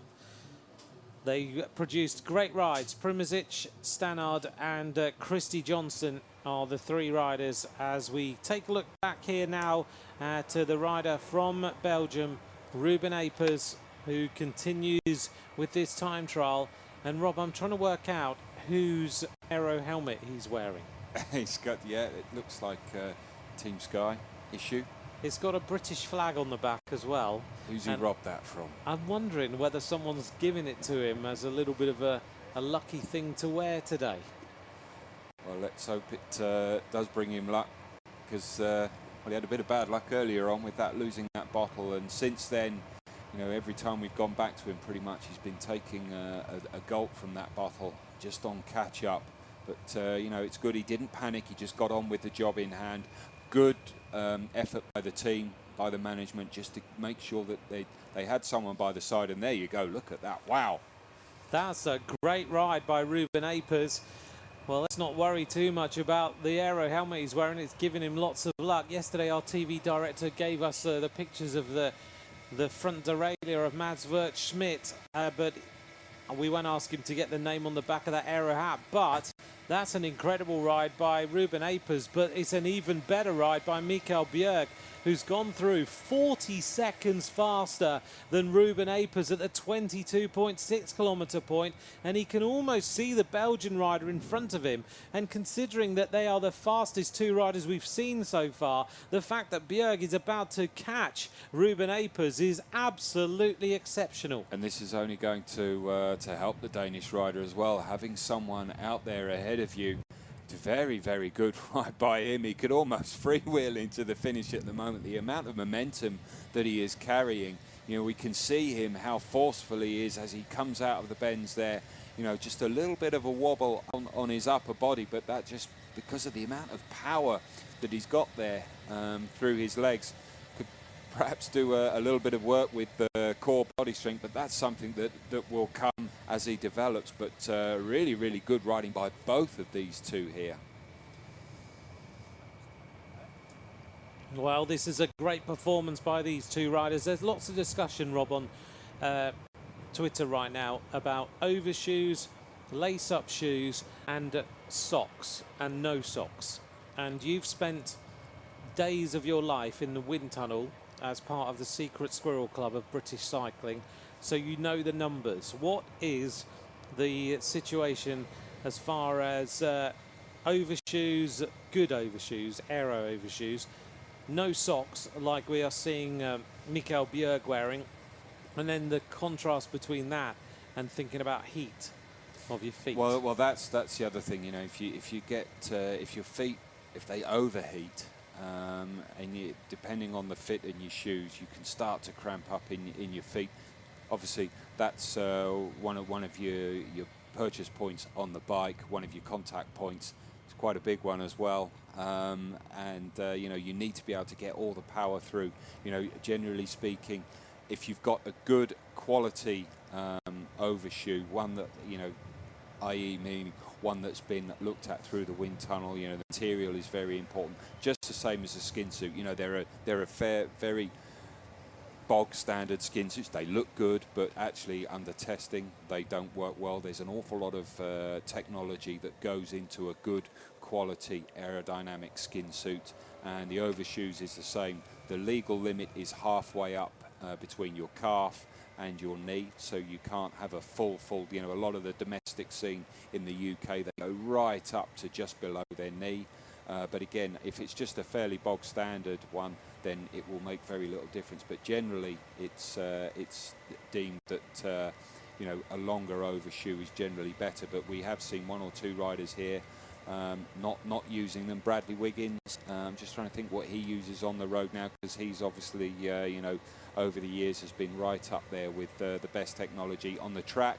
A lot of the guys will not use them because overshoes are banned on the track for indoors.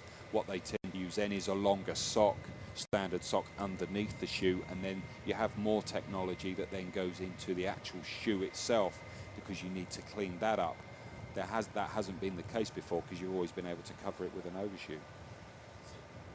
So if you were going to ride this time trial today, knowing what you know now, what would be your choice of equipment if you thought, I'm going to go the most aerodynamic things that I could use? For me, you know, going back a few years ago with the technology as it was, when I was involved with the British Olympic squad, I would certainly use the longest overshoe that I would be able to use, especially where, you know, a lot of the technology that we've had done in the wind tunnel is with very little yaw. It's in terms of the wind coming from the side, because a lot of it was about the track where there is obviously no wind. You get a very slight bit of yaw as you go round the bankings, but generally it's all about head on.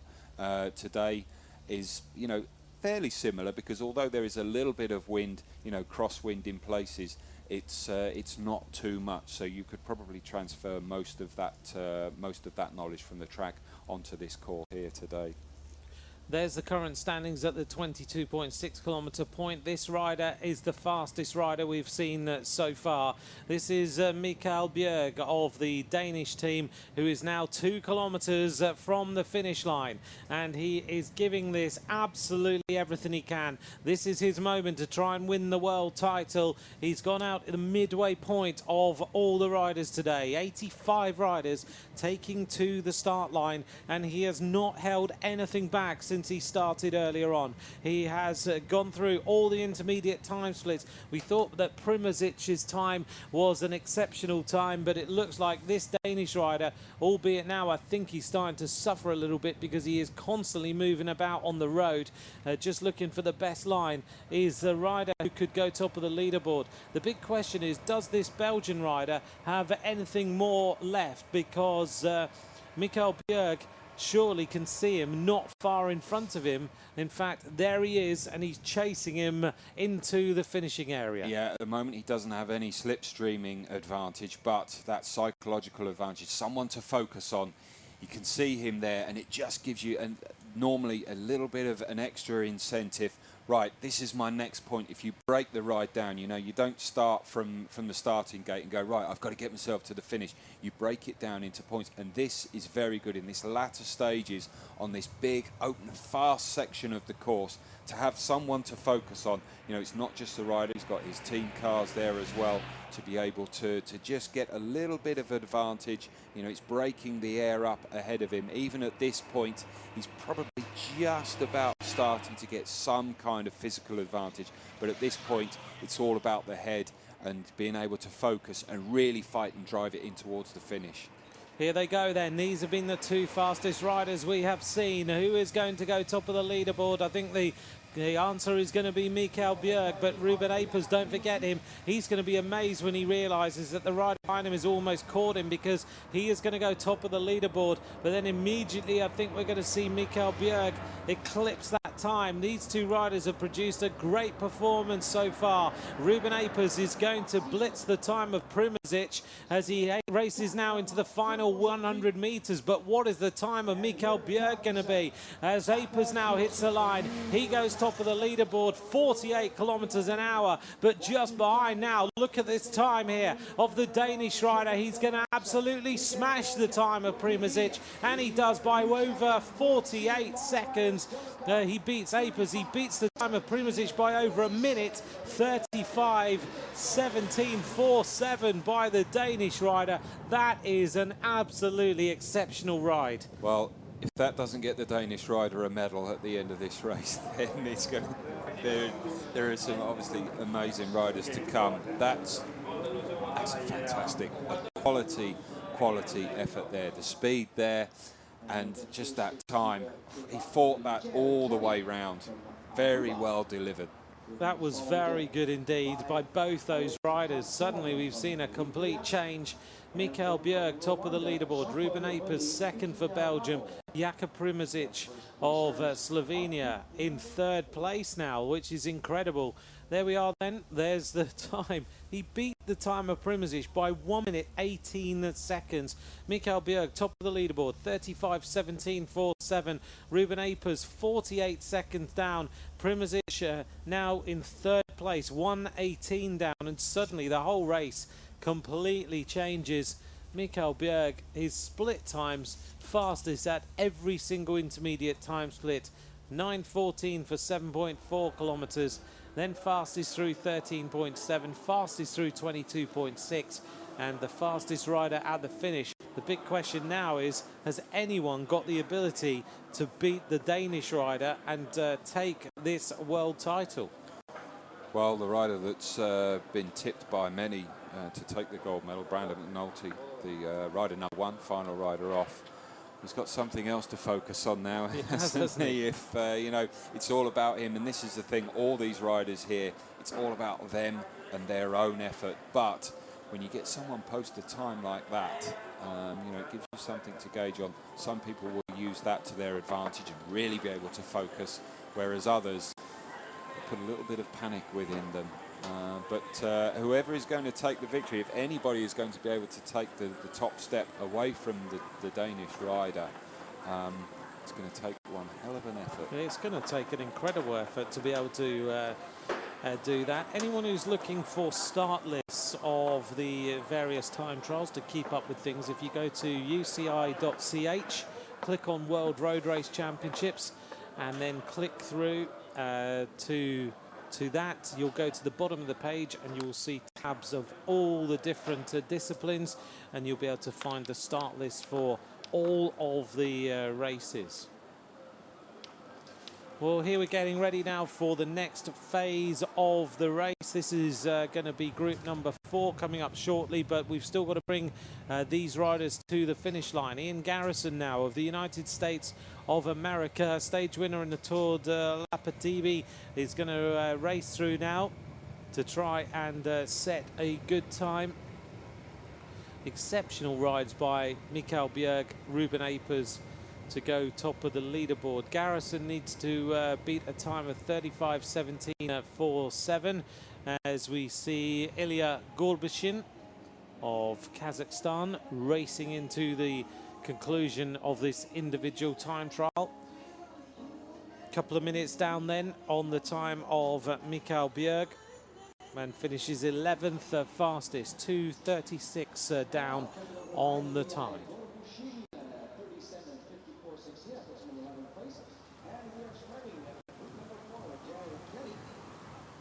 Well, the next rider who's going to start will be Jarl Kelly. Eekhoff now of the Netherlands is about to finish. This is Niels Eekhoff, completes the course. Still the top three remain. Mikael Bjerg, Ruben Apers, Jakob Primozic. As we see the Swiss rider now, Mark Hirschi, racing into the finishing area. He's caught the rider in front of him. And looks like he's going well. This is Mark Hirschi of Switzerland. The Norwegian rider is trying to stay with him. That's Andreas Lengnesund, who is going to finish just behind him. And this is Hirschi, who is producing a great ride here. In fact, we haven't really seen him out on the course, but this is Mark Hirschi of Switzerland. He needs to just try and keep the momentum going here. This is a good performance by this young Swiss rider. Primozic, 36.36.24. Can Hirschi now go into the bronze medal position? He has produced a great ride in the final phase of the race. He goes third fastest, 36.25.99 by Hirschi of Switzerland. A great performance by him to go into third place. So Primozic now is not even going to be in the overall positions, the top three. I think we might be about to see, though, a good performance by Ian Garrison. This rider now racing into the finishing line for the United States of America. Ian Garrison, the rider now approaching the finish. He has set a good time. I think he might even go faster than the time of Ruben Apers here. The time to beat is 35.17.47. Garrison really hasn't featured until the final time split out on this course. Ian Garrison, we haven't seen him at all. Here he goes now. He is going to just be outside the time of Mikael Bjerg of Denmark. Ruben Apers' time, 36.06.34. That's in danger. Garrison of the United States of America hits the line, gives out a massive roar.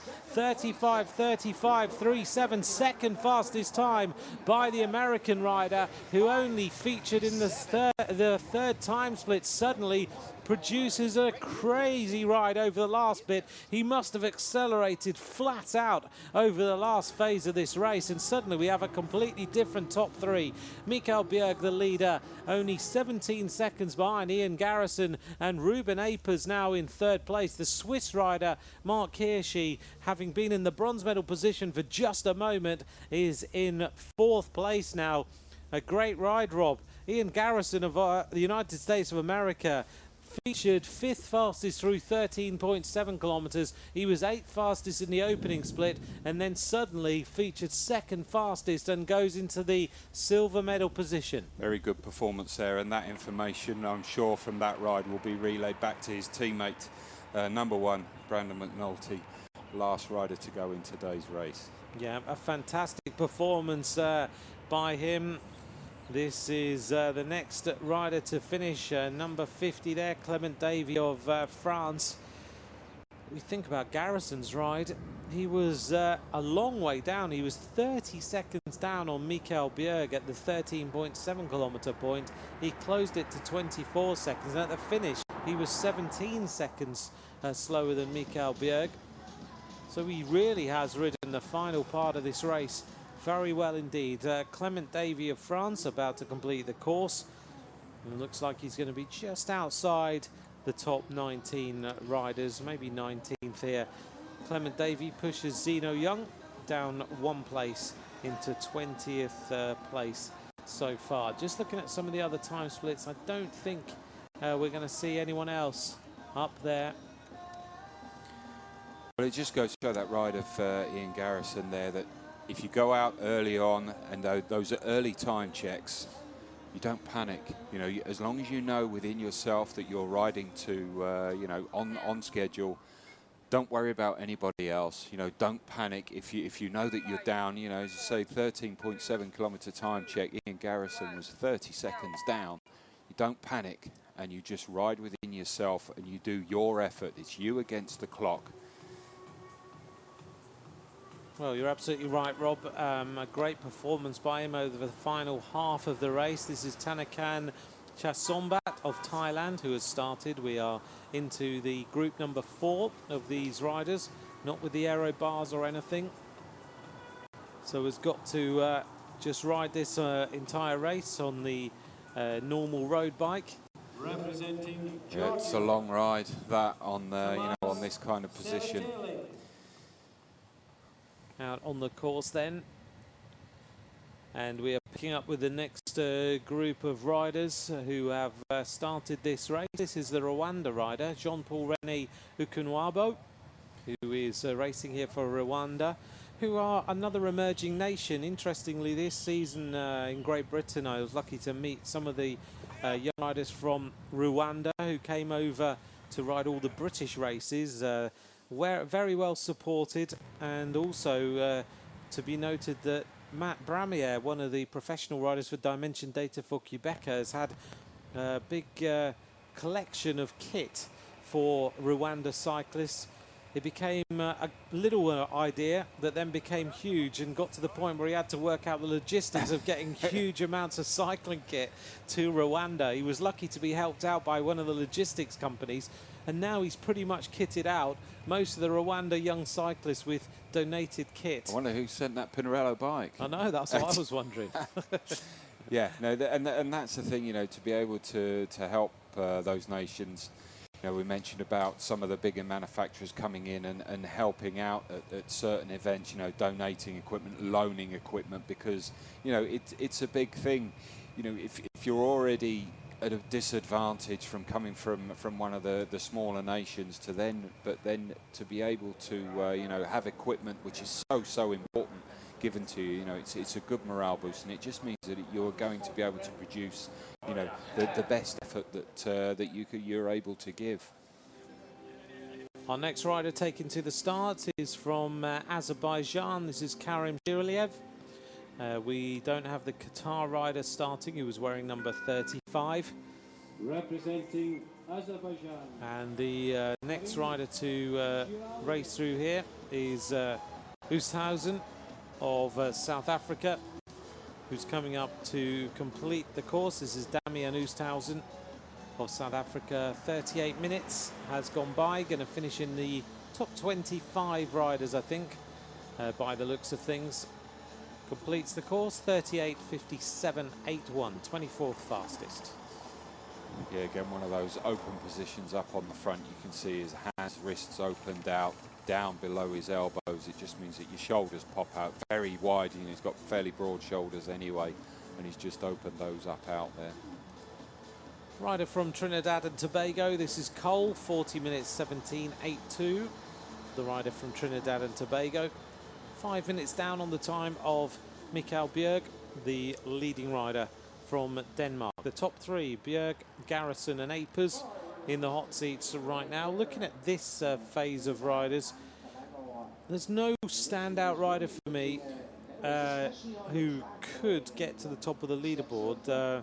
There's a couple, Christos Ansons and Ronan Toomey. Ansons of Latvia and Toomey of Ireland, but I'm wondering whether there's anyone here who might surprise us. It was a similar template, wasn't it, to yesterday's under-23 race as well. You know, kind of the mid-section of the field. There were very little who stood out, and you know, that was the case come the results as well. Well, let's see what the decision is in here as to whether anyone can go to the top of the leaderboard. This is the rider from China who's just started, has rolled off the start ramp to get going, Xia Sheng. Yeah, and already lost a little bit of time just in that very first bend. You know, it is the opening of the race. You've only just started, but the way that he took that corner, that first right-hand bend, you know, really hugged tight around the middle of the road, rather than using all the road and being able to kind of enter slow, exit quick. He kind of entered okay and then exited slow as well. So not only do you lose time, you've also got to build your momentum up, and you have to sprint harder. Yes, it's right at the very start, but it all adds up, and you know, you start to add all these little parts up on a technical circuit like this. You know, if you're losing a tenth here and there on all the bends, you know, there's 18 roundabouts for a starter. That doesn't include all the other bends that you've got, 90 degree, a couple of 180 degree bends as well. That's a very good opening phase of this time trial by Habtom of Eritrea. If you look at that time, 5.69 seconds down on Mikael Bjerg, and yeah, has opened up very, very well there compared to riders we know already who are on the who were on the hot seats. Primozic 9 seconds down, which is only 4 seconds slower than Habtom, and Leapers. So this is a good ride by the Eritrean. It is. Could have just hung onto those handlebars, onto those tri-bars, all the way around that nice big open bend. So maybe just not a little bit, not that confident. Again, his elbow's just a little bit high there. You can see the form of the helmet there that he's got. It just sat up on his back a little bit. But, you know, he's going well at the moment. Will he be able to hold on to this? Because he's got a little bit of drag there. This skin suit just looks like a fairly standard, you know, skin suit. He's got the equipment other than that, the bike, the wheels. But yeah, very good start by the Eritrean rider. Yeah, I agree. Looking good. And he's decided to go onto the, he was on the aero bars, and now he's put himself onto the bars either side. Yeah, the This Rwandan is rider here. the other Rwanda. This is the Rwandan rider, sorry, Yeah. Ukanabo. Now he's just gone back onto those again. That was a big section, a big fast section where you really need to be as slipstreamed as possible. Came straight out of that position for no reason at all, really. Maybe he just felt like he was trying to free up a little bit of soreness, maybe getting a bit of tightness in his hips, on the tips of your glutes, on that far point on the outside of your hips and your glutes there. That can get very sore when you're trying to maintain a big effort, big power in this kind of position if you're not quite used to it. Ukanabo goes through the opening time split, 42.893 kilometers an hour. So needs to find a little bit more speed if he can, just to maybe relax a little bit and not worry about staying on the sides of the bars. This is the next rider to go, and this will be the final rider in this group, Ronan Twomey of Ireland, about to get started. He's seen his countryman, Zeno Young, race earlier on today. So we'll find out how he performs in this individual time trial. Rob, you just tested how hot it is outside. Has the weather increased in temperature? It's very hot out there now, yeah, it is. And, you know, this may very well play a vital key ingredient to the race later on, as you know, it will be getting warmer and warmer as each rider, as each group goes out. The temperature, you know, the roads will start to soak that up. A little bit more wind as well. We just saw the tricolor there, the French flag on the right-hand side of the screen. That's just, you know, starting to wave a little bit more of a breeze, and we saw that yesterday.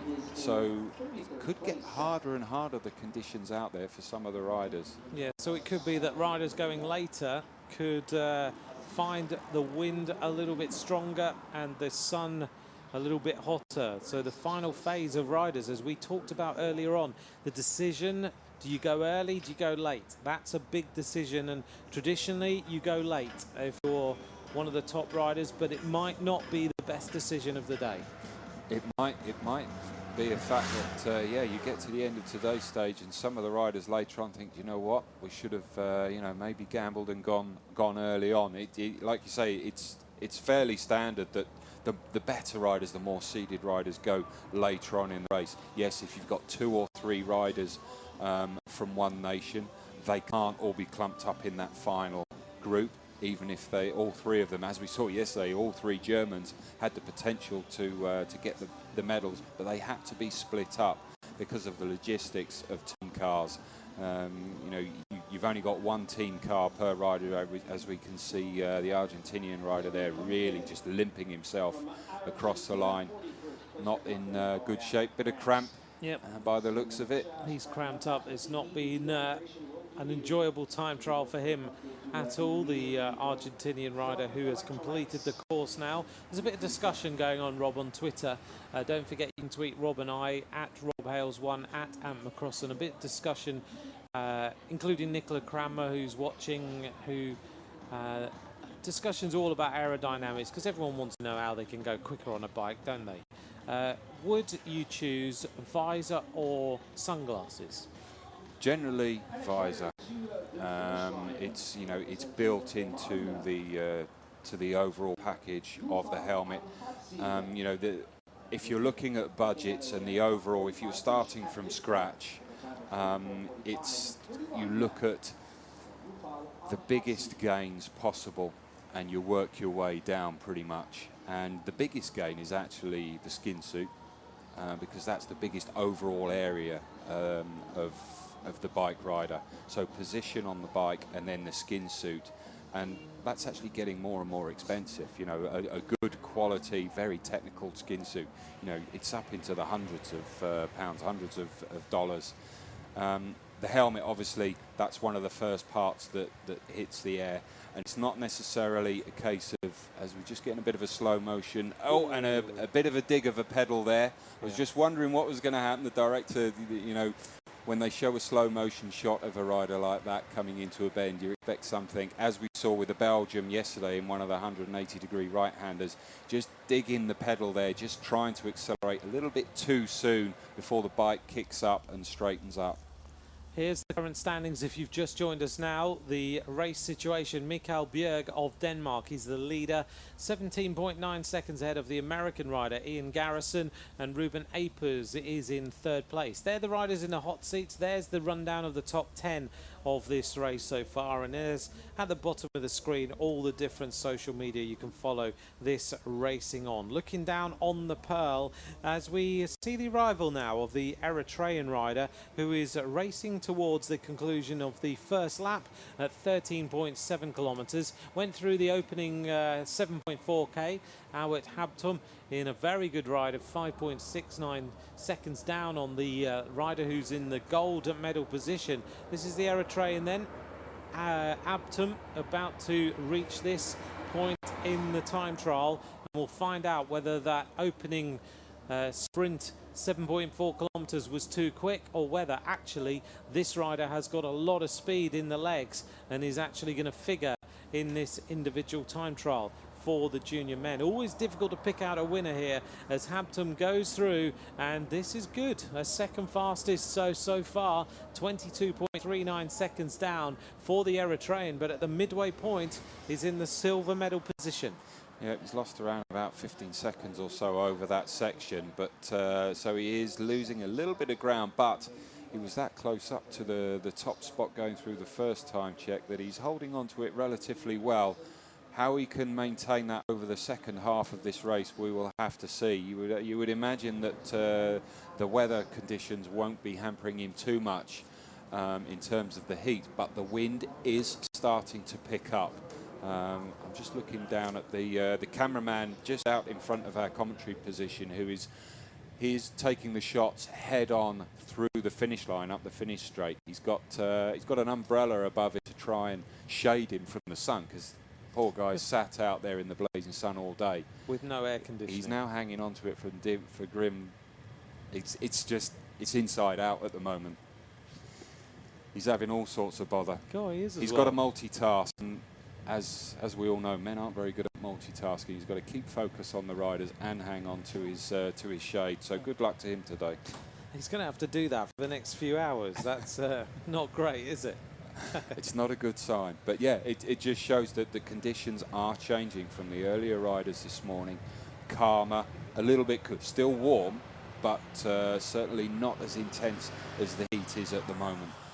Lawrence McIntosh has asked what is the age of the juniors racing today. Well, these juniors have to be born in 1998 and 1999. They are the years of birth of the juniors who are taking part in today's race. 1998? Yeah. I was already on my second Commonwealth Games by then. Now I do feel old. Oh dear. Ruben Apers is quite happy with his result, but disappointed at losing the water bottle. But it didn't play too much of a problem at the end of the day. He managed to. That just shows a lot of maturity as someone that age, because that could absolutely throw you to know, I've lost my water bottle. It's very warm, and what am I going to do about it? Yeah, so early on in the race, and we saw it happen.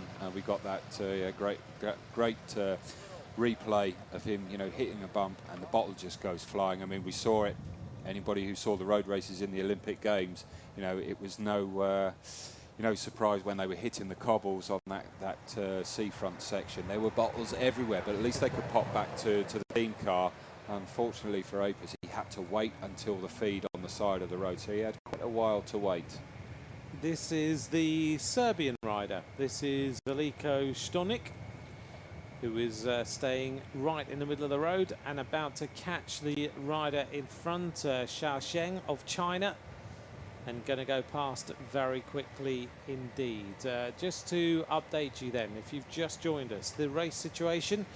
Bjerg of Denmark is the leader. Garrison in second place of the United States of America. Apers of Belgium. We're into the fourth group of riders. We follow up this. The next group of riders got some interesting possible winners. Rob, I don't know if you've picked anyone out in group number 5, which will be our next phase of riders. I think the 18-year-old James Fuchs, the Kiwi rider from New Zealand, Oceania Road Race champion, second in the time trial as well. So obviously a rider with previous form. Has he been able to carry that through to this competition here? The biggest competition, no doubt, of his life up to now, of any of these riders. It really is a big rendezvous for so many of these riders. But I think for me, he's the standout, certainly on paper from previous results. I think he looks to be one of the riders who could very well be performing at the highest level. Another couple of riders in there. Alexander Konishev. That's a good cycling name, isn't it? Konishev. He's second in Giro de Basilicata, and also another rider who could do quite well, Matthew Staples, second in the Canadian Championships. He is going off wearing number 21. But then when we get into the last group of riders, as we still continue to watch Habtem of Eritrea, there are some riders with some big palmares already, some great results already in their careers. The last rider to go, Brandon McNulty, we've talked a lot about him. One person's said Stefan Bissiger of Switzerland will be one of the medalists. But there's some other very, very good names in that final group of 14 riders who will take to the start line later. Yeah, some great results. I think that the standout rider at the moment, certainly if Twitter is anything to go by, is the final rider, Brandon McNulty, bronze medalist from last year. He's already had 3 big victories in stage races to his name this year, and within those 3 stage races he's had 2 time trial victories. In fact, there were only 2 time trials throughout those races, and he won both of those. Eva Knotten, the Norwegian rider as well, he's had 3 time trial victories to his name. Again, another standout rider in terms of the form book, certainly, but as we saw yesterday, it doesn't necessarily go that way. Previous champion defending medalist, not able to recreate that result 12 months on. This is a different course as well from last year. It's pan flat as opposed to last year a little bit different. was very, very difficult, really. And yeah, we'll see a different result at the end of the day, because time trialing, you've got to get everything right as far as aerodynamics and everything else is concerned, but you've also got to be able to be a good rider on the particular course that we're looking at. And something like this would suit a totally different rider to the riders that we saw figure potentially in Richmond as we see this Eritrean rider Certainly got some gains to be made in terms of the way that he's actually approaching these bends. Took that very wide, went the long way round pretty much, but he got himself round safely, as we see a catch there. Yep, Veliko Stonic has just caught number 34, so the rider in front by 2 minutes. Karim Shurilev has now been caught by the rider who's just gone racing past from Serbia, and the Serbian rider looks to be riding pretty strongly so far from what I can see out here on the course, but doesn't seem to be figuring in any of the individual checkpoints that we are out on the course with. So we have checkpoints at 7.4, 13.7, 22.6, and so far we don't see him featuring. It's a bit of a surprise considering he's caught 2 riders in front by now 2 minutes. Yeah, it's always good morale to be catching riders, but it's obviously all relative. Depends on how well those riders are going ahead of you. As we saw earlier, the Danish rider Mikkel Bjerg didn't quite catch his minute man, Apers the Belgium, but the Belgium was still in 3rd as it stands at the moment. So, you know, it's just relative to those riders around you. It's no good catching 5 or 6 riders if they're all going to be finishing way, way down, because it just means that you're still going to be doing, you know, an average kind of finish time. We look down on the Pearl, which a few years ago was not even here. It was reclaimed land from the sea. And it looks spectacular from the air, the way that they have built this entire complex. It's about 12,000 residencies here in Qatar in this particular area. And this is where we're also going to see the women's elite time trial later on today, before we also then turn our attention tomorrow to the men's time trial. Rob, you're picking something out on this rider. Yeah, I think this is the first one that I've certainly noticed. This is one of the newer skin suits where he's not actually using any safety pins. You know, that's the standard. You know, all this technology, we've got these carbon bikes, you know, titanium bits, the amount of technology that goes into these skin suits, and then you get an old-fashioned safety pin and go and pin it on the back, which, to be honest, doesn't really matter in terms of aerodynamics, because it's in a vacuum really. It's in very dirty air down right at the back, just above your backside there, your saddle, and at the lower part of your back. But this is one of the skin suits where there's you know, one of the technologies where it's actually in a clear pocket and it just slides inside, so it's very clean and smooth over the back. And you know, I certainly haven't done any research into this myself over the years with the wind tunnel, but there are a lot of companies. There's a couple of companies producing these. No Pins is one of the companies back in the UK who produce it, and they think that they're getting some very good gains. In fact, I think Lotto NL Jumbo are using that one of these systems on the pro scene. I think also Movistar look to be using something in their skin suits in the team time trial the other day. In the individual ones, we've not seen it at all. No. Yeah, Movistar using one of the other British brands, Scottish company Endura, who have put a lot of time and effort into that technology and research going into their clothing. This rider then continuing with his individual time trial. There's a few comments on Twitter about Great Britain not having any junior riders in this time trial, which I think you and I are both surprised about. Yeah, it's disappointing, isn't it? When you bear in mind that, you know, it can't be a funding issue. If it is, then I want to know why. Where's that money going to?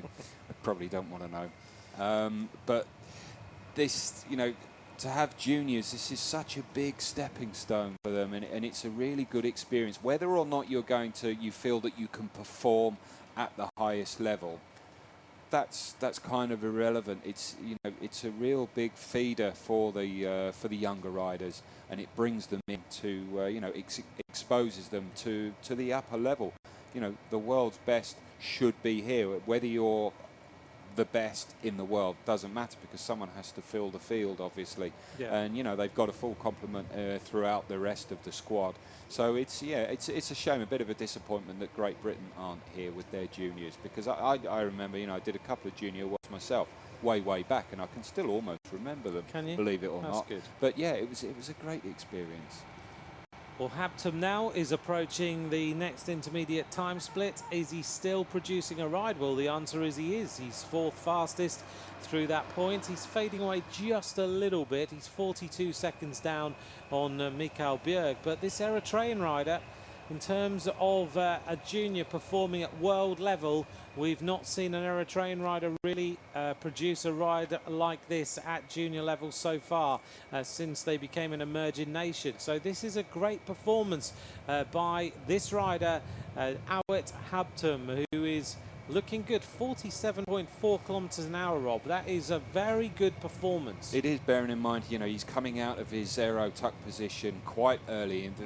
He didn't need to come out of that at all on that big open left-hand bend. Took the line. The line was okay, but he came out of, got himself into a blunt position. He's losing around about 12 seconds per time check. So he is holding on to this very well, bearing in mind how good the performances are of the guys just ahead of him in the classification. Yeah, because to get onto the podium, you've got to be around about 49 kilometers an hour at this moment in time. The top three riders, their average speed's 47.9, 48.6, 49 kilometers an hour. You really do need to be on a very, very fast schedule. And if we're seeing performances like this by the junior men at 48, 49 kilometers an hour, how fast are the women's elite and the men's elite going to go? There's going to be some big speeds, isn't there? You know, some big gears. Obviously, these riders are on a restricted gear. They're on a 52 or a 53 front chainring with only a 14 on the back, whereas I would imagine, Tony Martin has been renowned as one of the big gear churners. He normally has around about a 58 chainring on the front.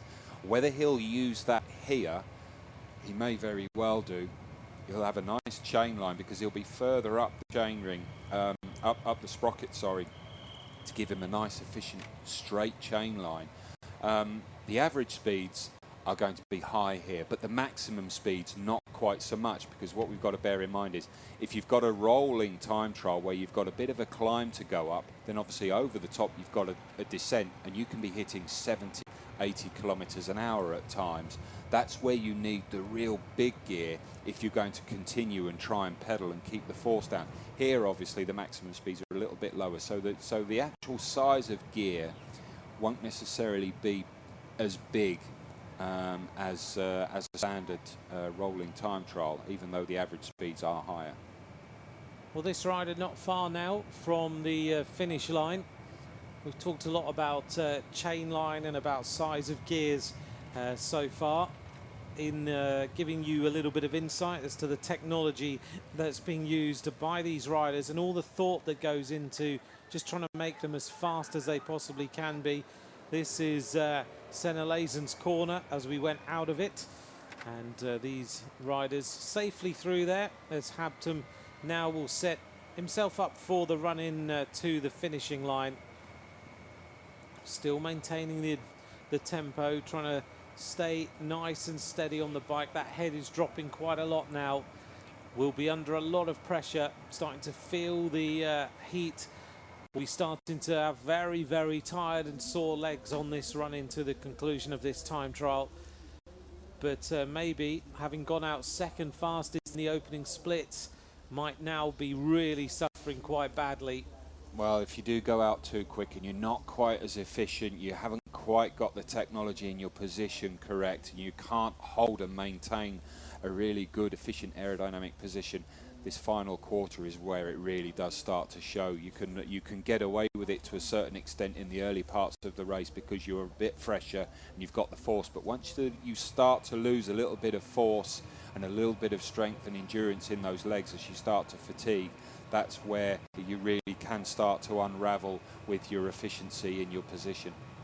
Well, just taking a little look at this corner. Well, of all the bends for him to stay on the tri-bars, that's the one that, he's obviously not quite as confident, and he just had to just change his line a little bit there just to keep the bike underneath him. Well, he really did almost overcook it on that corner. but now it's all about just giving it everything, just emptying the tank all the way into the finishing line now to produce a very good performance here for Eritrea. This is Awit Habtum, accelerating hard now, just rocking and rolling the shoulders, trying to get a little bit more speed into those pedals, trying to get a little bit more power through to go faster. 34.0776 is the time to beat, and I think the time of Mikael Bjerg isn't going to be troubled here. No, I think he's safe at the top at the moment. Thumbs up there. It might not be thumbs up for much longer for any of these riders. You know, it's their turn now. They've no doubt been watching and seeing some of the times come in, possibly getting information back from teammates from some of the earlier rides, from the earlier groups who've gone out there just to find out exactly what's happening. Some of the the more technical teams will be out there. They'll have one or two people out on the course just checking wind direction, just to say, yep, this section here, you know, this is where you need to just back off, just conserve a bit, because after that bend there, you turn, that's where the wind hits you, and that's where you really need to put the power down and give the speed just to try and maintain that average speed as high as possible. So there's a lot that can go into a race like this, a course like this. It's not just about going out there from the gun and just going as hard as you can all the way through. When you were riding World Championships, were you ever the rider who had to go out and ride and then give the feedback to another rider? Yeah, you always get that, you know, whether it was a smaller race, you know, whether it was a time trial stage in a stage race, doesn't matter what the event is. If you've got riders going out after you, you know, you'll always be, they'll come back to the team bus. Right, what was that? How was it? Oh, you know, and you look at the. I mean, they're always on their knees, you know, whatever the course is like. But yeah, there's always a discussion in terms of you know, you go out there and you do your reconnaissance and you get a picture in your own mind. But then, if you can gauge the experiences off of a teammate, if you've got someone, if you're one of the later riders going off. But yeah, you'll sometimes send a half decent time trialist out early on. Okay. Just so that, you know, someone who you can trust a little bit more, because some riders, they'll go out there and they just bimble around. They don't really know what they're doing.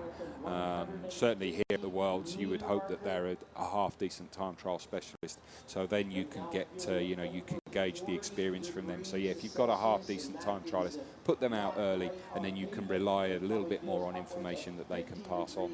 Habtum of Eritrea reaches the line now with a very good performance, 36.22.31, an average speed of 47.6 kilometers an hour. A great performance by the Eritrean rider to go fourth fastest time. The only unfortunate thing is he won't get to sit in the hot seats for a little while, which would have been very, very good to see for Eritrea. But fourth fastest time is very respectable indeed, as these three riders congratulate each other still. Mikael Bjerg still the leader. It's Ian Garrison second, Ruben Apers in third place at the moment. They are still the top three riders in this World Championship. Yeah, a happy, relieved smile there from Ruben Apers. He gets to stay there just a little bit longer. How much longer? Well, there might be a bit of swapping with seats later on. Well, certainly I think he's going to stay there for at least the end of this group of riders, unless someone comes through and surprises us. But we haven't seen anyone who looks to be endangering those top three riders. But I think in the next group of riders, the next group 5, there are certainly some riders in there who could be dangerous to the overall lead. We've picked a few out. James Fuchs, Matthew Staples, also Alexander Konishev are certainly riders that we may well see figure in this race as we get towards now the conclusion of this race. Only 2 more groups left to go. As we look here at the riders in the warming up area, getting themselves ready for today's race.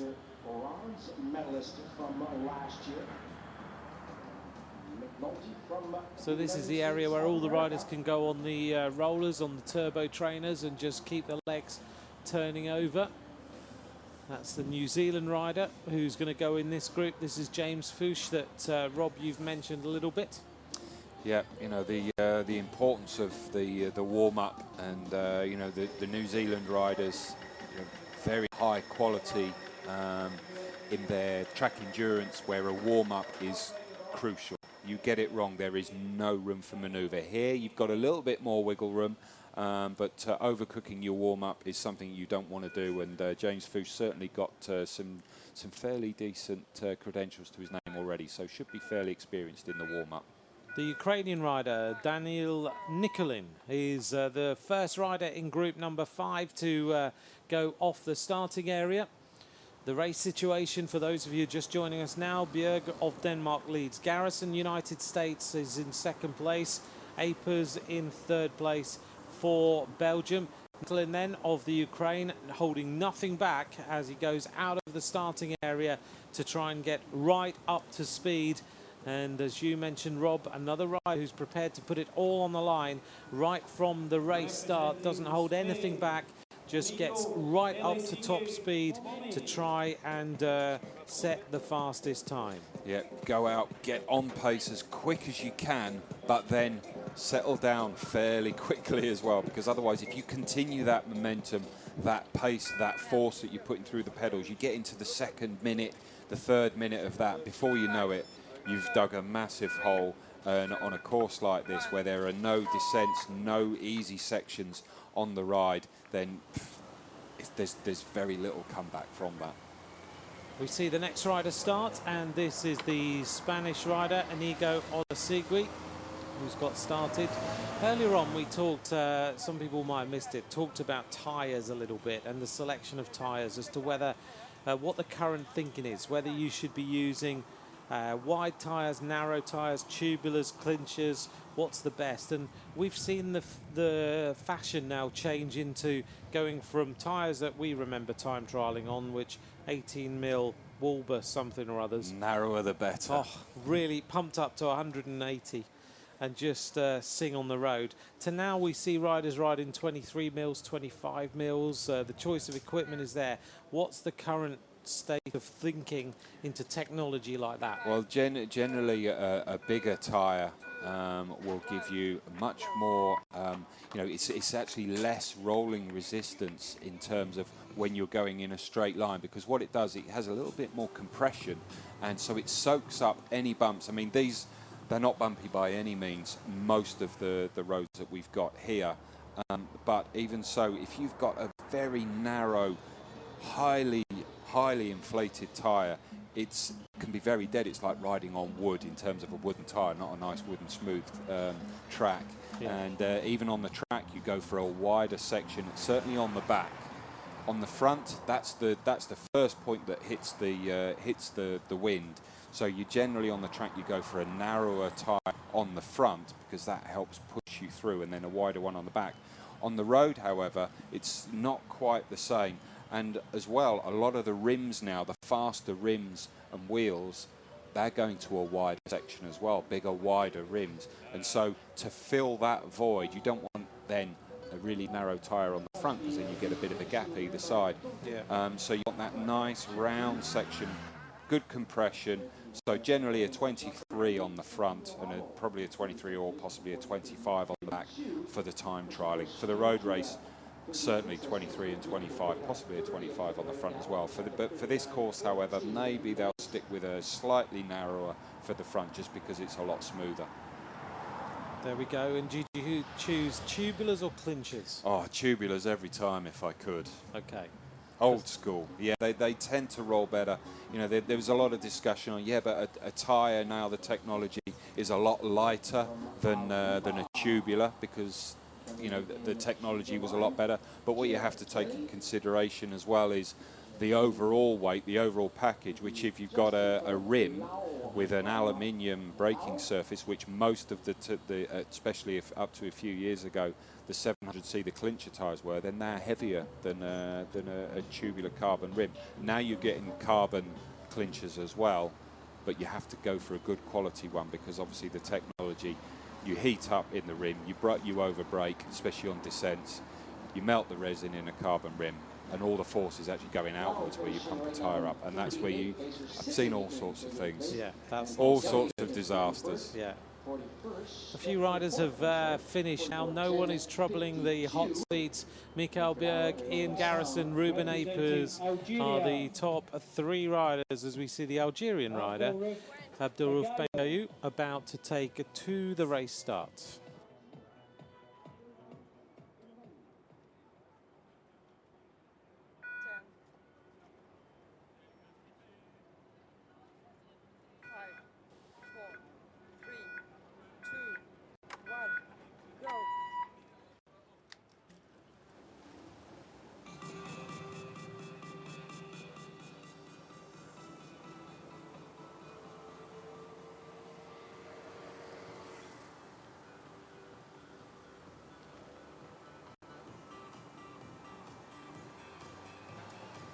This is Bengayoun of Algeria, who has started now. This is group number 5 of the 6 groups who will ride for this world title.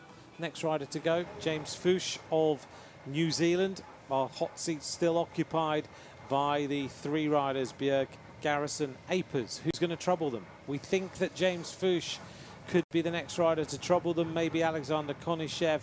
There's also in this group maybe Mikael Rees of Luxembourg. But let's see, this is the New Zealander, James Fuchs. Rob about to get started. He's going to roll down the start ramp and get underway. Yeah, high quality rider here from New Zealand, Oceania road race champion, 2nd in the individual time trial as well. So if he's got that kind of form, he could very well perform well here. Took that very nicely, that first bend, you know, in the saddle, just nice aero straight into that tuck position, and certainly looks good. Got the potential just visually, and again, it's all about, you know, compared to this rider here, completely different style, completely different, well, decades apart in terms of technology, style, very, very different as well. And here you can see just fighting his way up to the finish. And there, again, you can see the breeze is still out there, blowing across that finish line. Chaya Sombat of Thailand finishes 41.49. The Rwanda rider, they had to stop. He wanted to continue going a little bit further. This is Matthew Staples of Canada, wearing number 21. 2nd in the Canadian Time Trial Championships, and sprints down the ramp, goes through the right-hander, and now will sprint hard and go through this first roundabout. Rob, maybe just a recap on the course for anyone who's just joined us now. 28.9 kilometers, 2 laps of this circuit, but technically very difficult. It is, you know, very technical. It's quite wide and open on a lot of the bends, but we've got 18 roundabouts in total over the 2 laps, coupled with several 90-degree and 180-degree bends. It's certainly a course that suits a technical rider, not necessarily a real big, strong, powerful engine, because we haven't got long straights. There are a couple where they can open up, but you have to be, you don't want to be a nervous rider. Certainly, I think the rider from Eritrea, who at Hampton, you know, currently 4th at the moment at 42 seconds. Oh, as there's the first mechanical we've seen out of the gate. Probably just didn't quite have his gear selected properly. This is one of the things you can do. You know, you get yourself ready, you put it in a gear that you think is okay, and then as you jump down, came straight off the front chainring. So luckily, he managed to get it back on quite quickly there. Yeah, you know, you get a section in that, you can you know, bang your knee on the stem or something worse. Let's not go into that one, but you know, very lucky there that he was able to get it straight back on. We did see a chain unshift yesterday with the Danish rider, but he wasn't running a front chainring at all. No, exactly. This is Konishev of Italy. Alexander Konishev, 2nd in the Giro de Basilicata. He's about to get started now. Roll down the start ramp. Counting down. This rider, lovely to see. I love that shot in the visor of the start ramp in front of a rider. I don't know why, I just think it's a little artistic touch. Konishev goes out on the course, riding another Very nice Pinarello low-profile bike. This will be very quick indeed. An Italian on a Pinarello, never. Never. There's a surprise. Yeah, straight into his ride there, using every inch of the road on that that opening bend, carrying as much speed out of that. You know, a little bit like you know, driving a car, rally drivers. It was always slow in, fast out. No good going hurtling in, barreling into these bends, and then having to brake midway, unshift your weight. You know, that's where you see you know, racing cars, they go off, and it's a similar thing with bikes. You know, you've got to be very smooth and efficient with your cornering. Yeah. These riders coming into the finishing line. Azerbaijan Sharliev about to finish 41.58. It doesn't look like a climb, does it? It's just a drag, but at the end of a time trial where you're on your limit, it's hurting a few people. That's the rider from Georgia who has just finished. That was Tamas Tassaretti. And we're back out on the course now with the Spanish rider, Enrico Olasegui, who is continuing with this individual time trial, coming up to the first phase of the race to 7.4 kilometres, and goes through their fifth fastest, 9:28.67. Yep, so well and truly in the ballpark there. That's you know, good, fairly good speed, just almost touching 47 kilometres an hour. And the arrival then of the Iranian rider, who will be finishing now, Ibrahim Hajizadazal, about to finish this individual time trial. And again, good to see him at the World Championships. A long way down from the time of Bjerg. Finishes with an average speed of 43.2 kilometres an hour. And this is Tuomi of Ireland, finishing now 38 minutes, going to finish 38.22.18, 22nd, just beating his teammate Zeno Young by 1 place. Yeah, again, another rider just riding up the finishing straight where you still need to carry that speed. It is very slightly uphill. I mean, you can just see that on the pictures here, but you know, out of position. You know, very broad shoulders, very wide, just slowing it down. And, you know, going back to, you know, this finish straight, you can see there it's a very slight incline, but it's predominantly pan flat. There are no climbs as such, but even so, you still have to gauge your effort, relax, recover a little bit on the slight descents, and then as it just kicks up, that's where you really punch it. So it's a form of interval training.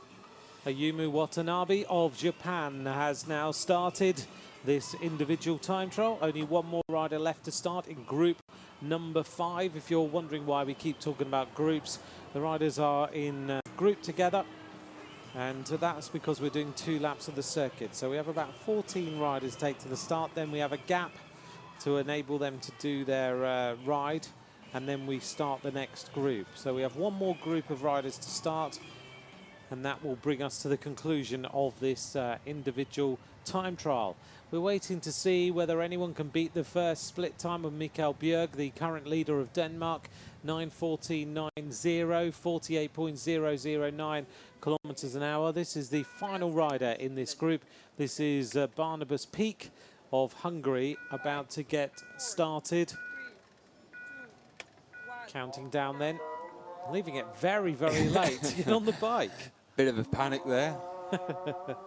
Oh, we've seen it, yeah, seen it in the past where riders have just misjudged it. You know, you're in the start house. Presumably, he's been in the start house warming up, and he wasn't late for that. Could very well have just jumped straight on his bike from his hotel and his drive down here from the hotel. But you know, you hang around, you relax, and then before you know it, bang, you're up. Yeah. And you know, that's more down to the staff than the riders. You know, the riders have to know their timings, but it's up to staff members to tell them exactly when to get on and when to get off the rollers, the turbo trainer, and whichever timing suits the individual rider. It's not one that fits all. It's you know, very personalised in warm-ups, but many of these riders won't even have probably worked out the ideal warm-up for themselves. It can evolve as the rider gains more experience and more age. But certainly the staff should be around with all the timings there to hand, and just giving the rider a little bit of a nudge. Right, come on, get on your bike. The mechanic needs to get the bike in the right gear for the start, because yes, it's a standing start, but they're going down. They've got a little bit of a help with that ramp, and you know, get that in gear engaged before you actually start. Otherwise, you can find yourself with problems with chains coming off, as we saw with a couple of riders previous. Well, we think about there's been some quite famous missing of time trial starts. It doesn't really happen so much now, but also missing starts of road races as well. You think back, famous missings of time trial starts, probably Stephen Roche in the Tour de France. Roche, Delgado missed one as well, but it doesn't happen so much anymore. Fortunately, Greg LeMond didn't miss the start of the probably one of the most famous time trials, yeah. final stage in Paris. 8 seconds to Laurent Fignon to win the Tour de France. Famous missings probably of road one of races. the early talks as well of aerodynamics back then, wasn't it? Because obviously LeMond had, you know, he was the first rider to be using the tri-bars, and they all said, oh, it'll affect his breathing, wasn't it? LeMond said, yeah, you let them believe that, I'll carry on with it. But yeah. Fignon with his ponytail, long ponytail, yeah, and yeah, that was no aero bars. Yeah, no aero bars, big wide position, and having to you know, fight his way all the way up the Champs-Élysées in that position. And here's the replay of this rider getting on the start. And he did leave it late. Panic. Puts his sunglasses on. And did he need the water or not? Too late. He's just got to get on the bike and get underway. The countdown just made it. In the nick of time. Well, there you go. That's exactly what happened. Thinking back as well, last weekend at Lombardia, which is the big classic bike race of the end of the season, there was a rider who was making his World Tour debut for the Orica Bike Exchange team, Robert Power. It was his first time he was riding for the team, and he missed the start of the race and ended up going training, which was amazing. Yeah. I was standing after we'd announced the riders off the start line, and 10 minutes later he came up and said, where's the start? Well, I won't say that I had a similar experience in the Tour of Doonheim up in Scotland in one of my final years. I should have known. I was a slow Probably learner, by I now. guess. Yeah. I had to go and have a natural break, and I came out all casually, and there was no one there. I had to chase. I chased and I got on. You got on, right. And then it went up a hill. And then you were out and the back. let's just say my nickname for the rest of the day was Yo-Yo. Out the back, back on. Yeah, always on the back foot. So, yeah, it's all about timing. It is all about timing, for sure. This rider here has been fifth fastest through the opening time split, the Spanish rider, Elosegui. And we'll see whether he can now translate that to a fast time. If you'd like to tweet Rob and I during the commentary today, at Rob Hales 1, at Ant McCrossan. Thanks for all of you who have been giving us questions and asking us things as the racing continue. I just want to mention before we get into the final phase of the race, just want to send best wishes to a rider who we've all admired as a fierce competitor on the bike, who has ridden her final season. She's ridden at the very top level, and I just want to send best wishes to Sharon Laws, who yesterday announced that she's suffering from cancer, and I know Rob and I, who know Sharon, want to send her our very best, and that she fights hard. Yeah, very shocking news that, unfortunately, and you know, all the best there to Sharon. Hopefully you're listening. Other things on your mind, and it, you know, the thing is, it puts into perspective things with, you know, bike racing. It's, at the end of the day, it's just a bike race, very important one, but there are, you know, more important things. And yeah, local rider to me over the years, Sharon. Best wishes. And who is a rider who's ridden World Championships many, many times in support of riders who are taking part in these races over the next few days, and actually has ridden on some of the top teams in the world, the likes of Cervelo Bigla, who took a medal, of course, in the World Championship team time trial. As we look here then, so all the best to Sharon for her fight.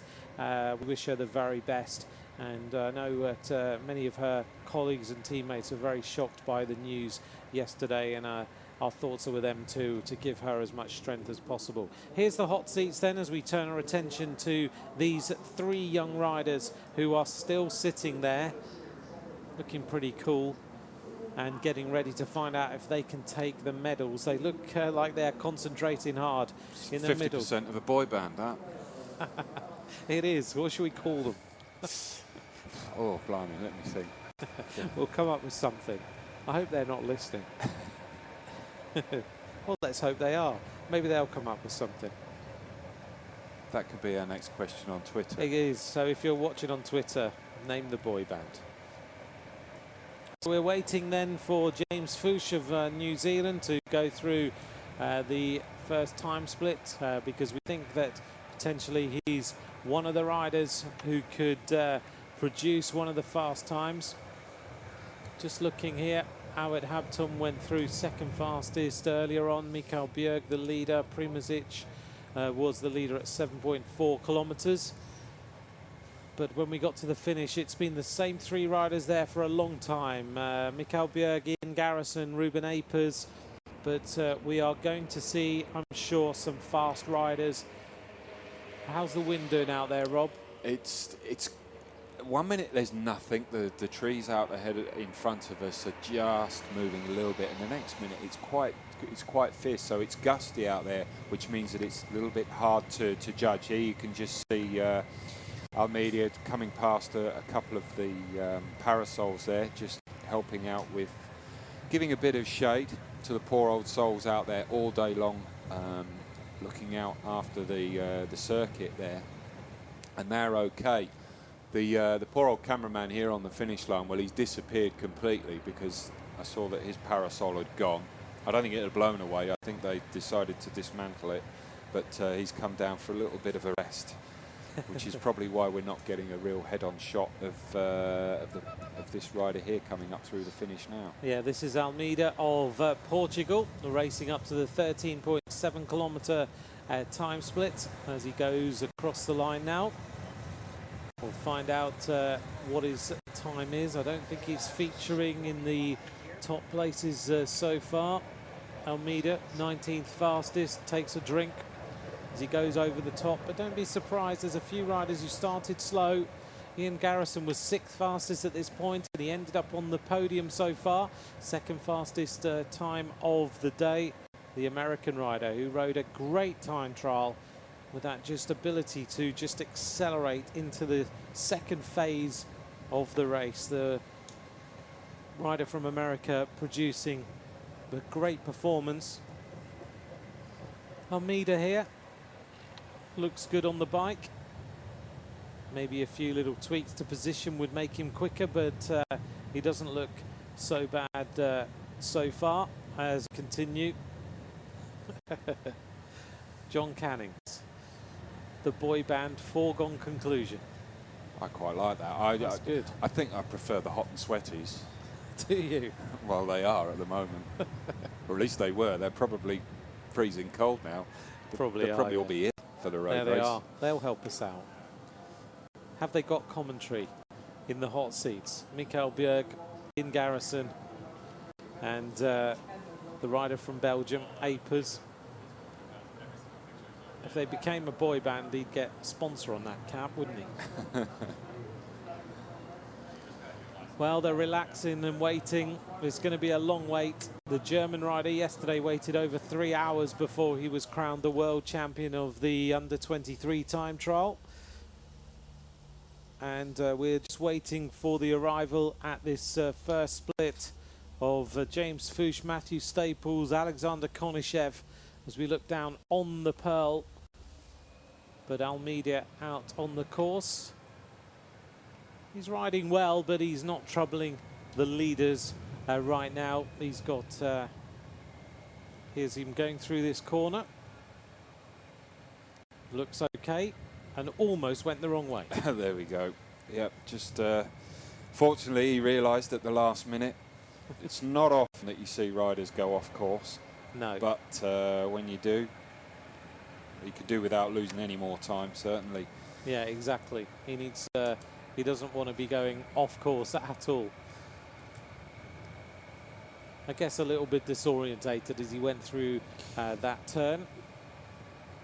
Yeah, it's quite complicated there. You know, there are several exits on there, and you've just got to keep your wits about you. You've got to remember where you are on the course. As we just see another catch coming up. This is the Spanish rider, Olasegui, who's about to catch the rider who's just in front there.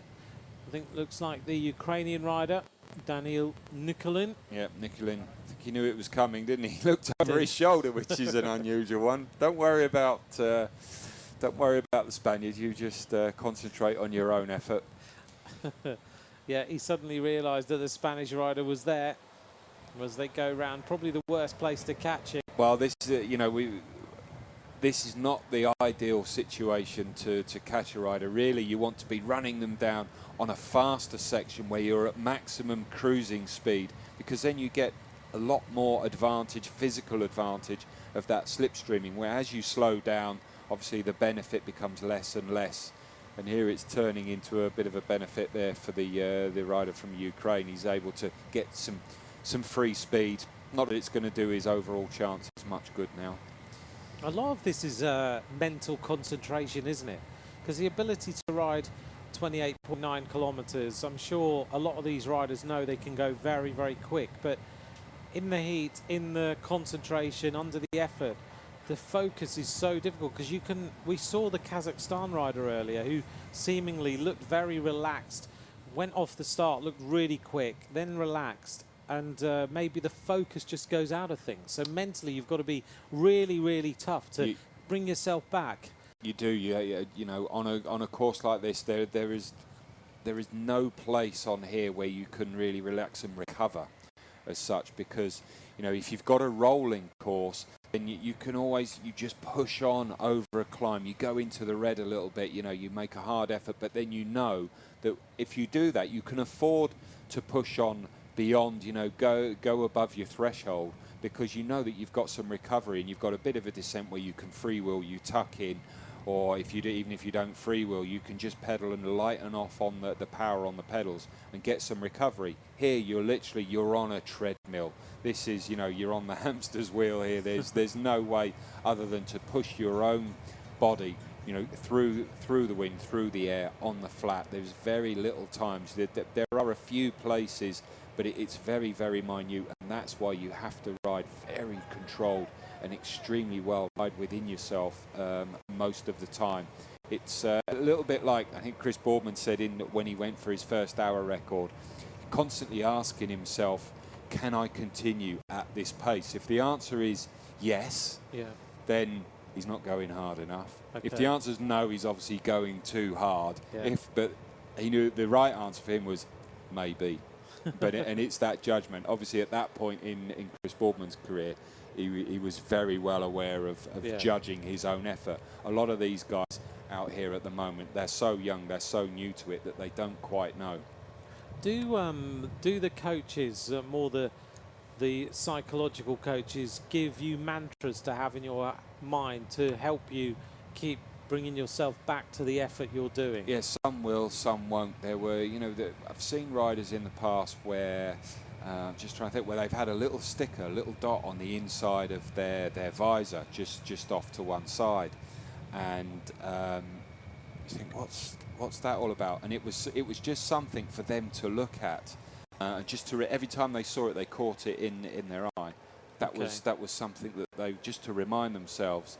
You know, there are things that you can put on. I'm not sure if Bradley Wiggins had something where a tattoo of his children. I'm not sure if he had something down on his wrists or on his hands. Now he's got a full arm, a full sleeve, I know.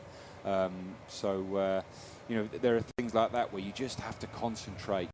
It's horses for courses, and different riders have different things. But some of the coaches certainly would have things like that. They try and drum into their riders. But a lot of the time, you know, once you're out there, it's just the rider. Yeah, okay, they've got, you know, they may very well have their coach, their sport director in their ear over race radio. But again, some riders choose to have that. Others, they don't want any information. They don't want any exterior influences. It's just about them within themselves and their effort. The total concentration is all that matters to get the best effort out. This is the Italian rider. This is Konishev going round the turn now to try and accelerate a little bit. Isn't really featuring on the intermediate time splits right now, but we'll find out whether can find a little bit more speed as we go into the halfway point. In fact, Rob, we've not seen anyone at all feature around the halfway point in any of the dangering Mikael Bjerg, Ian Garrison, Ruben Epers so far. Nope, no one close yet. And again, is it conditions starting to play a part? I think this is, you know, these kind of middle two groups, Group 4 and Group 5 going out. You know, we've already mentioned there are very few who really stand out as potential medalists. And here we can see that here with these two riders, the Spanish rider just starting to come up. Obviously going a fair bit better than the rider who he's already caught, the Ukrainian, but still not vying for any medals. Elosegui looking good and goes through that intermediate time split, 8th fastest time, 1:18 down though on the time of Mikael Bjerg. So things are looking good so far for this Danish rider. Doesn't seem to have anybody challenging him at this moment in time. And I'm just looking at other split points to just see whether anyone else has got any possible challenge, and I'm not seeing anything on the screens so far for any of these riders. Here we can see Konishev, the Italian rider, just coming up. Is that the Russian rider just ahead of him? Yep. Sherban. Sherban is just ahead here of Konishev. But Konishev isn't figuring either on the on any of them. He's 17th fastest right now. He lost 57 seconds in the opening 13.7 kilometers of racing. So I think Konishev, meanwhile, he's catching people. He's still not a rider who is moving his way up the leaderboard right now, unless he's decided to try and ride the second half of the race an awful lot quicker. Yeah, he just had to accelerate around the Russian. Well, he had to because he was alongside him and he could see that roundabout coming. I just had to give himself a little bit of room. But yeah, I feel to bring that 57 seconds or so back from the first half, he's going to need a string of riders and possibly a few team cars up ahead of him to try and help him to put that extra speed in and try and make that time up. It's getting hotter out there. The sun is getting higher in the sky. The roads, the tarmac is soaking that heat up, and it's reflecting it back up onto the riders. It's going to be like an oven out there now, and so conditions certainly aren't getting any more favourable for these riders in later groups going out here. It's almost 2 hours since Mikael Bjerg rode or started his individual time trial. He went off at 9:51 Qatar time. We're heading towards that time now to the 2 hour point. So he's almost been in that hot seat for approaching an hour and a half. That's a long time. And with him is Ian Garrison, who started 9:57 today. We're now at 11:42. So those two riders have been there for a fair period of time. Ruben Epers, of course, went off at 9:50. Mikael Bjerg racing in and nearly catching him just before the finishing line. He finished in 3rd place. So those three riders may well have had the best of the conditions so far. They dealt with the heat very well, and the wind wasn't too strong. So maybe that was the best phase of this time trial to go in, group number 3. Yeah, it can often be a gamble as to what you choose. You know, we've seen it in the past. Tour de France prologue the other year, Bradley Wiggins, was it 2011? Bradley Wiggins, they opted for him to go off very early because they were looking at the weather. They said, oh, it's going to rain later on. And the irony being that it was completely the opposite. It rained and the roads were wet earlier on for Brad. And then for the later riders, not only was it dry, but they also had all the cameras there, all the crowds were there, so everything. So that plan completely backfired on him. here conditions, you know, they're varying very slightly, but you know, with the close proximity of times to many of the top riders, you know, just a small variation in conditions can be very big.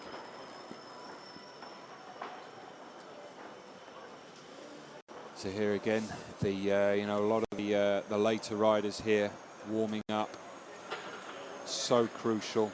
You know, keep yourself as cool as possible, that core body temperature as low as possible, but also putting a little bit of heat into the muscles, a little bit of warmth into the legs, activation into the muscles, into the muscle fibers, as we see here, number 18, Michelle Rees, the Luxembourgian, pushing on now, taking a good line here. Just, you know, his style is okay, just a little bit of a wobble here.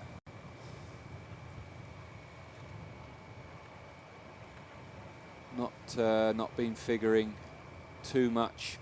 20th, just under a minute down at the halfway point, and a little bit of refueling for these guys. Possibly a celebratory cake there for Mikkel Berg, because many of these guys will be racing in a few days in the road race as well, to come later on in the race. Here again, you know, the option, do you go to the left or do you go to the right of this roundabout? Well, Rees opting for the left, as many of the other riders have. You know, even though it's a straight across roundabout, sometimes there will still be a gain to be made. And you'll see it in, you know, in the sprint runnings, in road races, in stages, where the sprint teams will always pick one side of the road or the other. Sometimes there's no difference, you go to the left or you go to the right, but often there can still be a bike length or two to be gained from going one way or the other, even if it looks in principle as a straight on junction and a road race. Richard Holek, the Czech rider here, see powering on, very forceful looking rider that for the Czech. Just over a minute down at the halfway point, so again one of these riders who is not going to be performing for a medal here today, but you know, a personal battle out there for many of these riders. You can see how technical it is here. Straight on, then a left, and then another straight on over on the roundabouts here. Ilasigi coming up now to the finish. You can see there the time of Berg, 35.17, the fastest rider up to this point. The Spanish rider's not going to be vying for any of the medals here. Unlikely to be up there. He was 8th, a minute and 18 down at the 22.6 kilometer time check. He's going to be losing a little bit more time in this final quarter as well. From Spain, he was 8th last time, and he's going to drop a couple of spots here, unfortunately. Yep, so he's gone from 8th. What will be his finishing time? Just outside, maybe in the top 10. There we go, 10th, minute and 44 down, 46.8 kilometers an hour. You can see the effort there. Edged across his face there, the rider from Spain.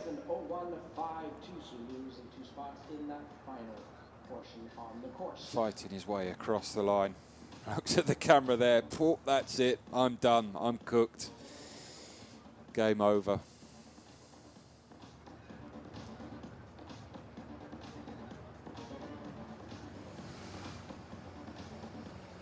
Coming up with the Ukrainian Nikulin, who was passed by Segi, still able to. Nikulin from Ukraine, rider who previously been caught there by the Spanish. 26th, 3:31 down. Straight up, just trying to stretch his back out there. Tight glutes. He's going to need a Bit of work from the physio, no doubt, and the masseur later on today.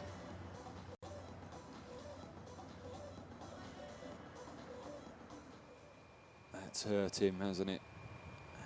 And we go back to the rider from Luxembourg, Rees.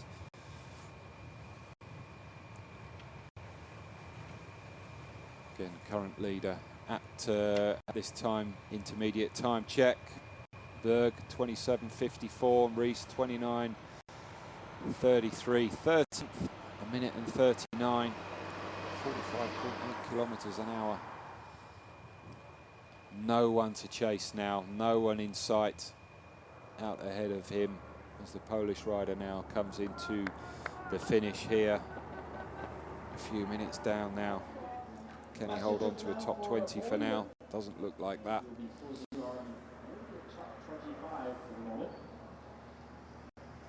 Still 100 meters now into the finish here.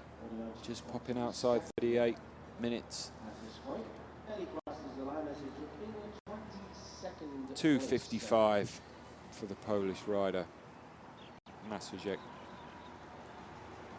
You could see the riders, every one of them, they cross the line, and the effort that they're putting in, tongue hanging out, fighting his way up to the line. And that's it, job done.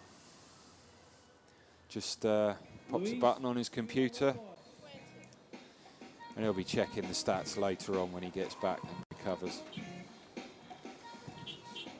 And now the Mexican rider. Second rider of this final Group 6.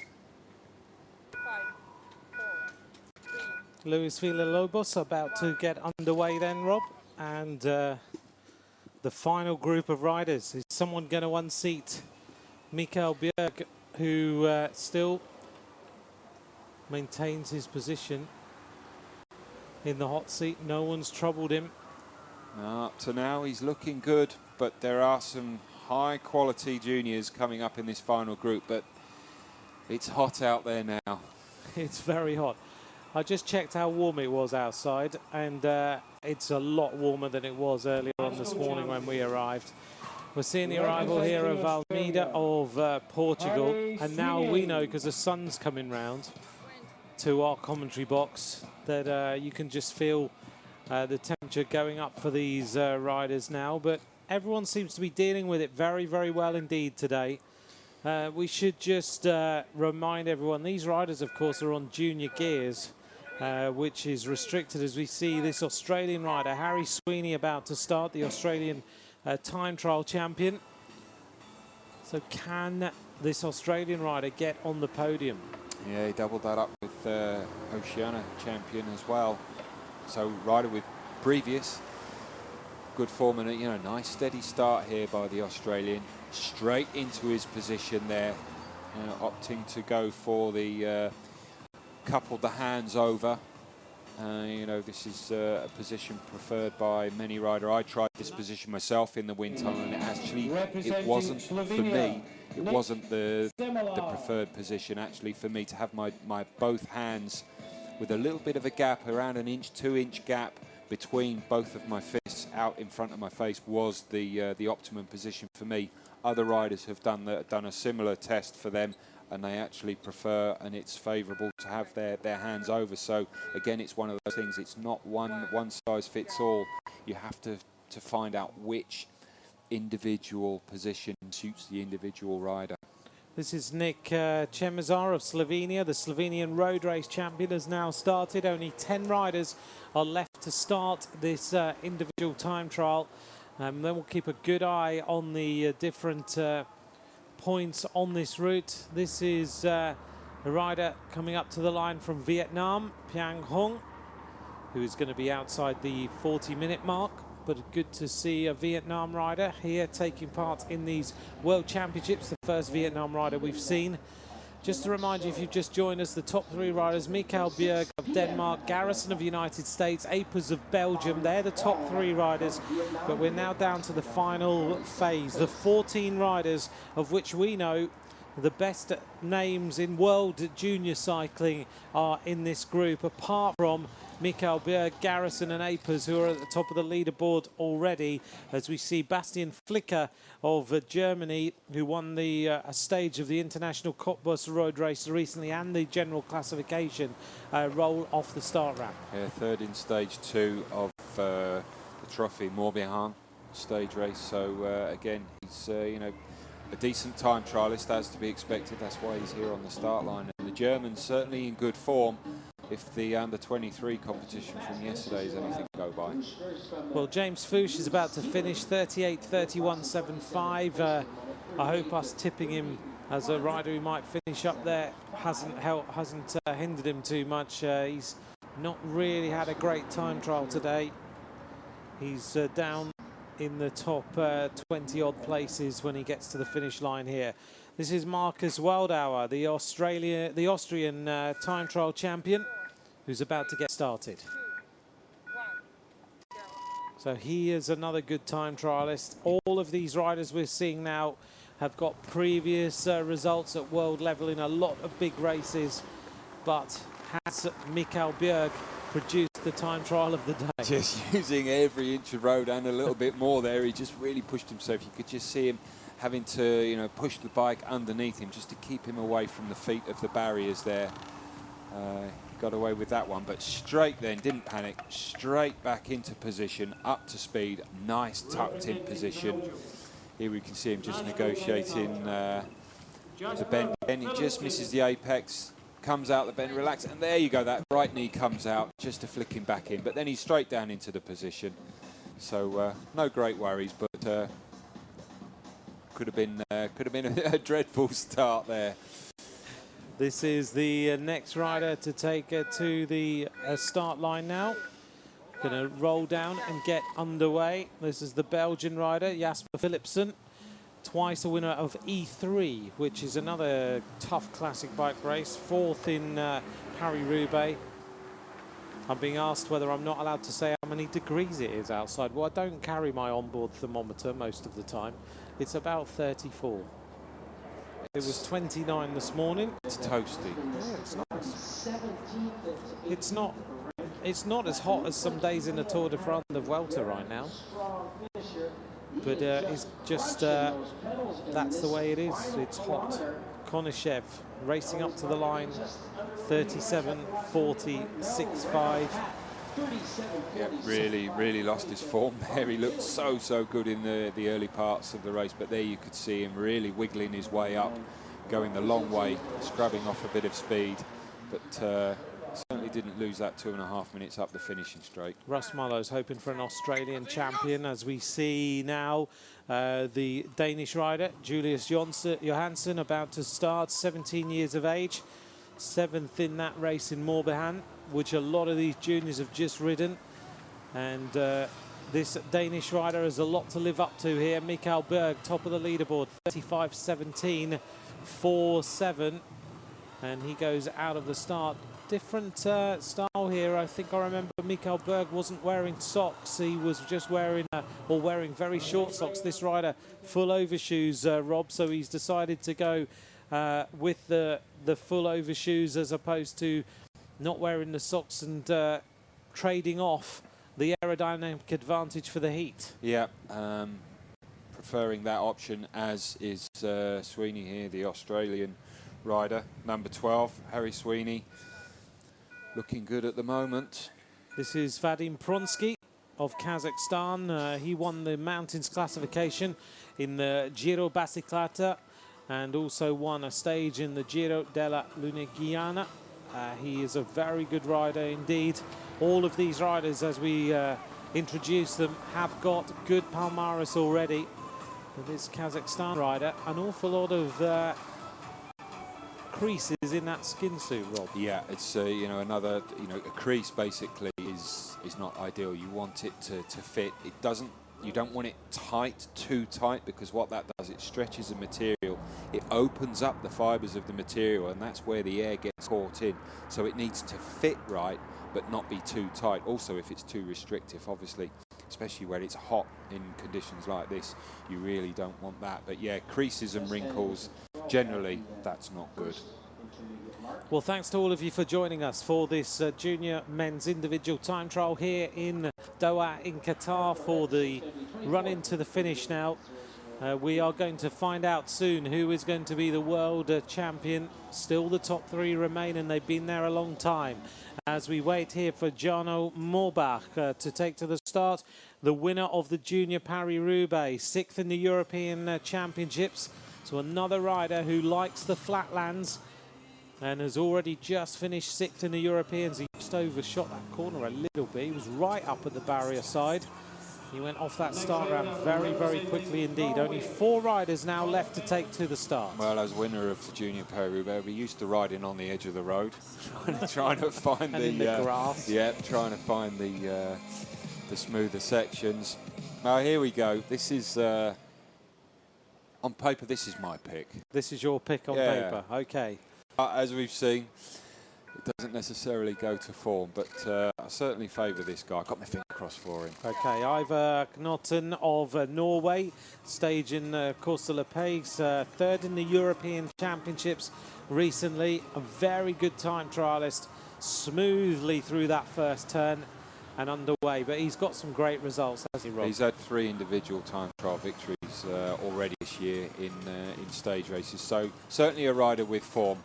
So let's just hope he can hold the heat and keep the effort through. Well, he's got the white skin suit on, so that's going to help a little bit of reflection. Yeah, it won't be heat. absorbing too much, will he? But this is the other thing with options of material. A lot of the pro teams using darker materials, and as you've already mentioned, although it is hot here, it's generally hotter at times. France in July in the Tour, it can be extremely hot and sweltering. You got dark kit, you just soak that up. Stefan has just messaged to say there's no rain on the horizon for here. There's a surprise. Yeah, apparently not. It might steam, but I don't think it will rain. This is the Swiss rider, tipped by many as well. 8th in the Junior Paris-Roubaix, Stefan Bissiger. A few riders want Stefan to be, a few people on Twitter want Stefan to be on the podium today. You can tweet us at RobHales1, at Ant McCrossan, and think about previous Swiss performances, Rob. Yeah, can he follow in the footsteps of double World Junior Champion Fabian Cancellara, 98 and 99? Well, his teammate, Mark Hirschi, has finished 5th overall so far. So he's up there. So maybe a little bit of information can go back to Stefan Bissiger to help him out with this performance this afternoon. And always helpful, Mark Hirschi, who rode really strongly in the second parts of the time trial. Went through the opening part with 8th fastest time, but now at the finish line looking good. Yeah, again, the wind has just picked up again. It's very blustery at times. It's not a strong wind, but certainly compared to the earlier riders, and certainly the 3 up on the podium at the moment, it's very different conditions. This is Alexis Brunel of France, 4th in the Chrono des Nations. So another good time trialist, this rider from France, as he goes out on the course. And very, very nice time trial bike he's riding. Yeah. The equipment is so important. It's part of the overall package. You need, obviously, the engine. You need the body. You need the physical ability to push that bike through the wind and yourself through the wind. But yeah, the engine and the bike, everything needs to be right.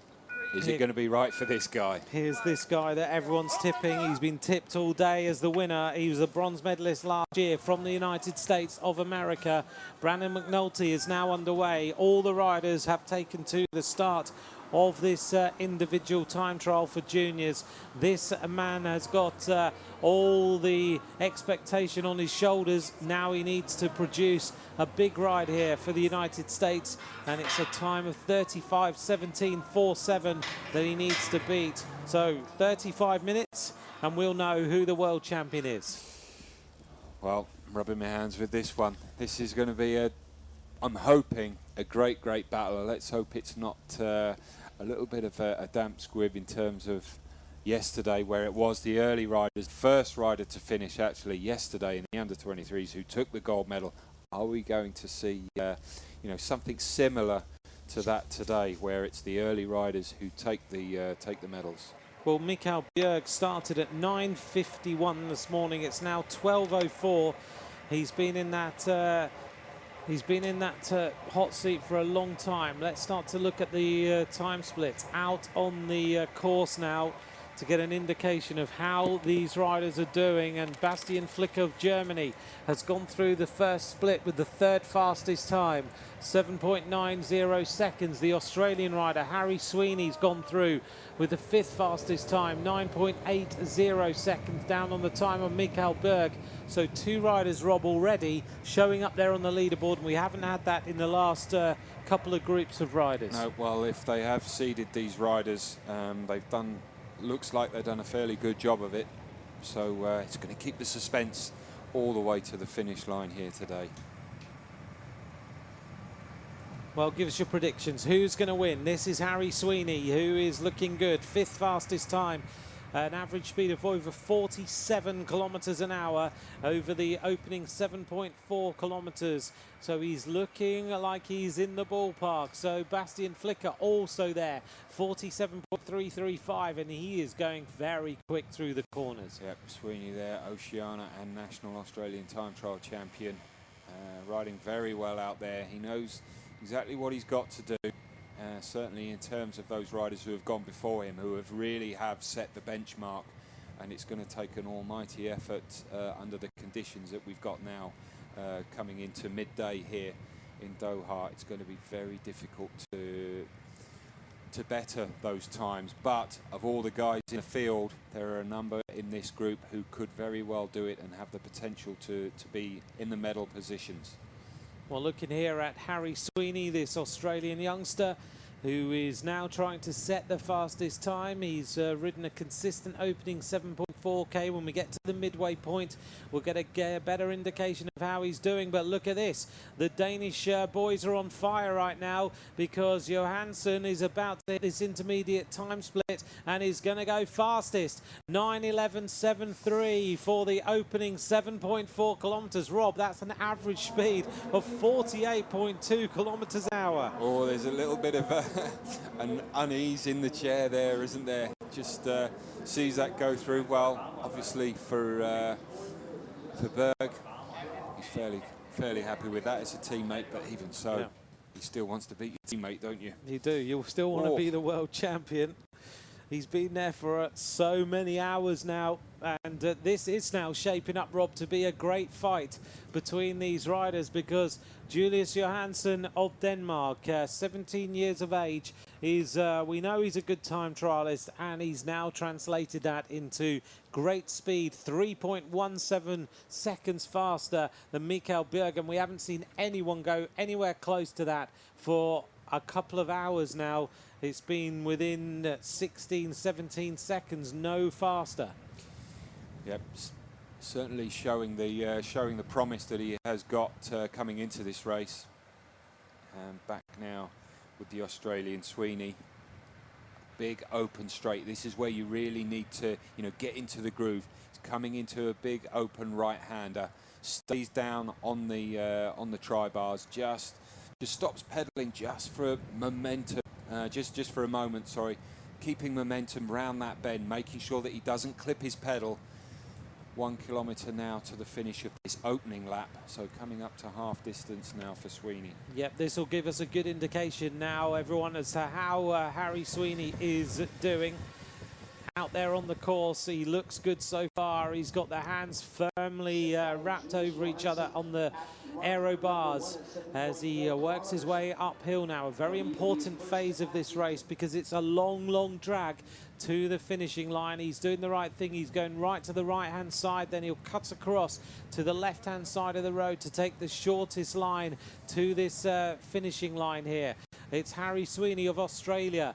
His opening 7.4 kilometers, an average speed of 47.175 kilometers an hour. Has he got a little bit more speed that he can find here as he makes his way now to the conclusion of the opening lap?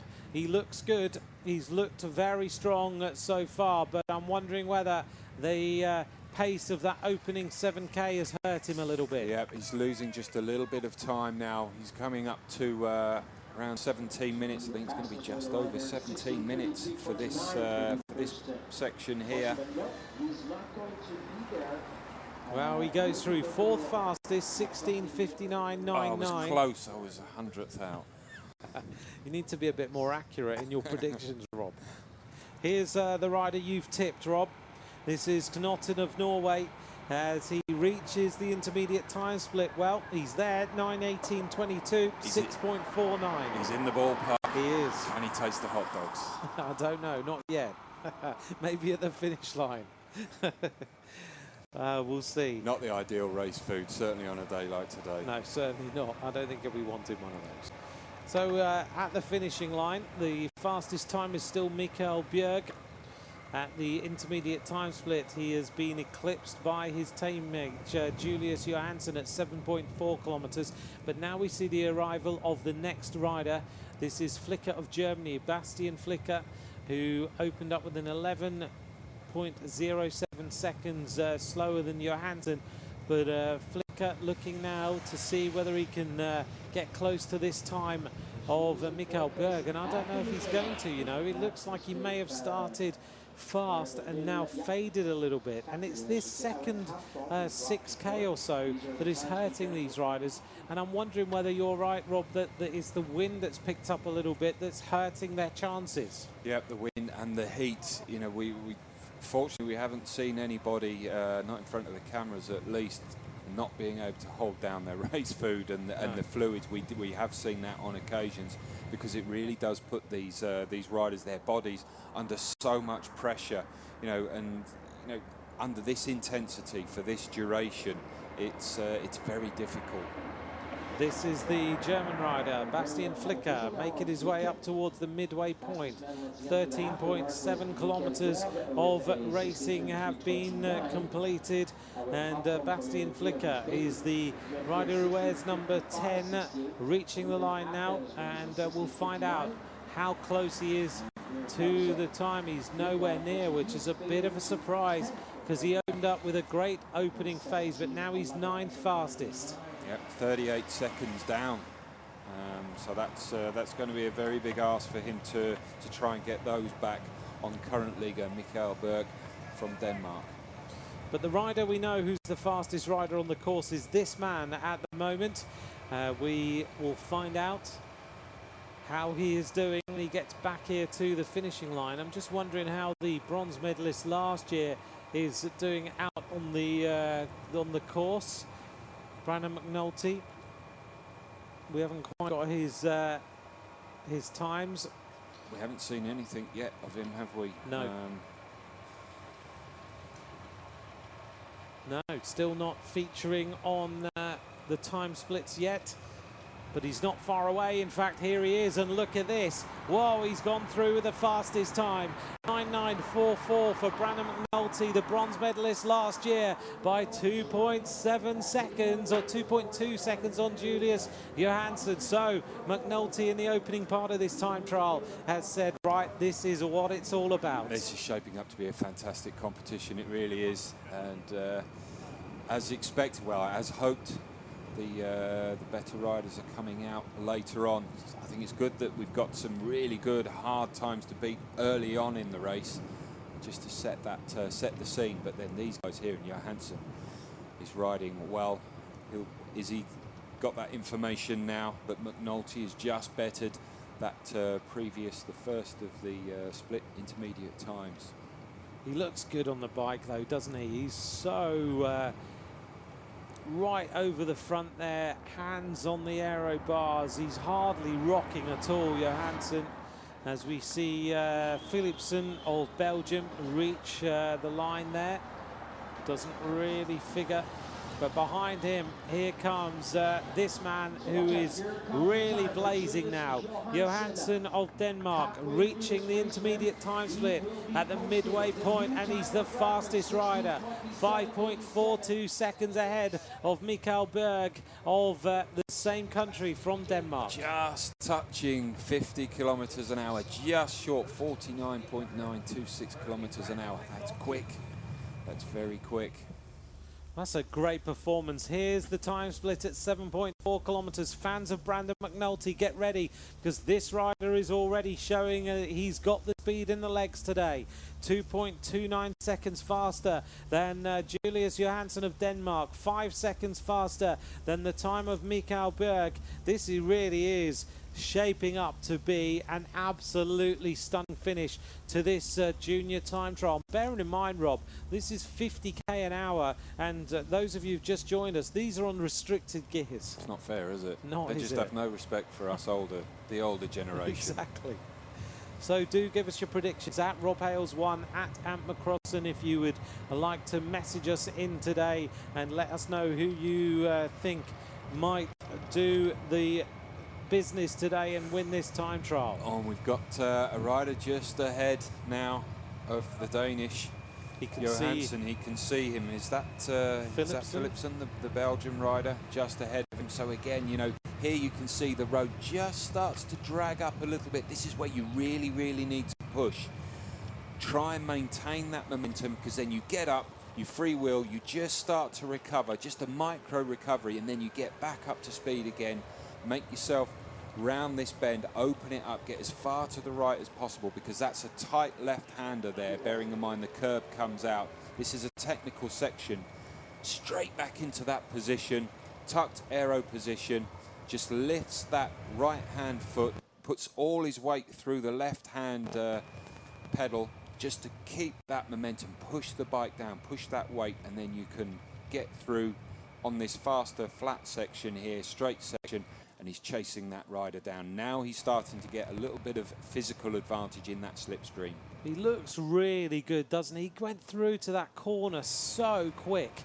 You could see him just closing in, even when he was freewheeling on the rider in front, Philipsen of Belgium, who's no slouch when it comes to bike racing. I mean, we're talking about a rider who's finished 4th in the Junior Paris-Roubaix, twice winner of E3, and this Danish rider is just absolutely flying right now on this course as he goes into the slipstream.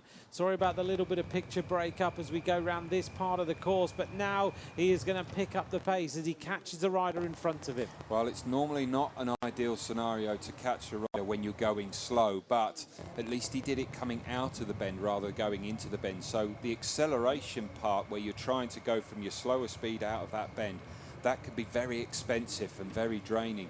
But he did that, and he had, you know, saving a few watts, accelerating in the slipstream there of the Belgian rider, Philipsen. So that was, you know, he made the best of a bad job there in terms of where he caught his rider.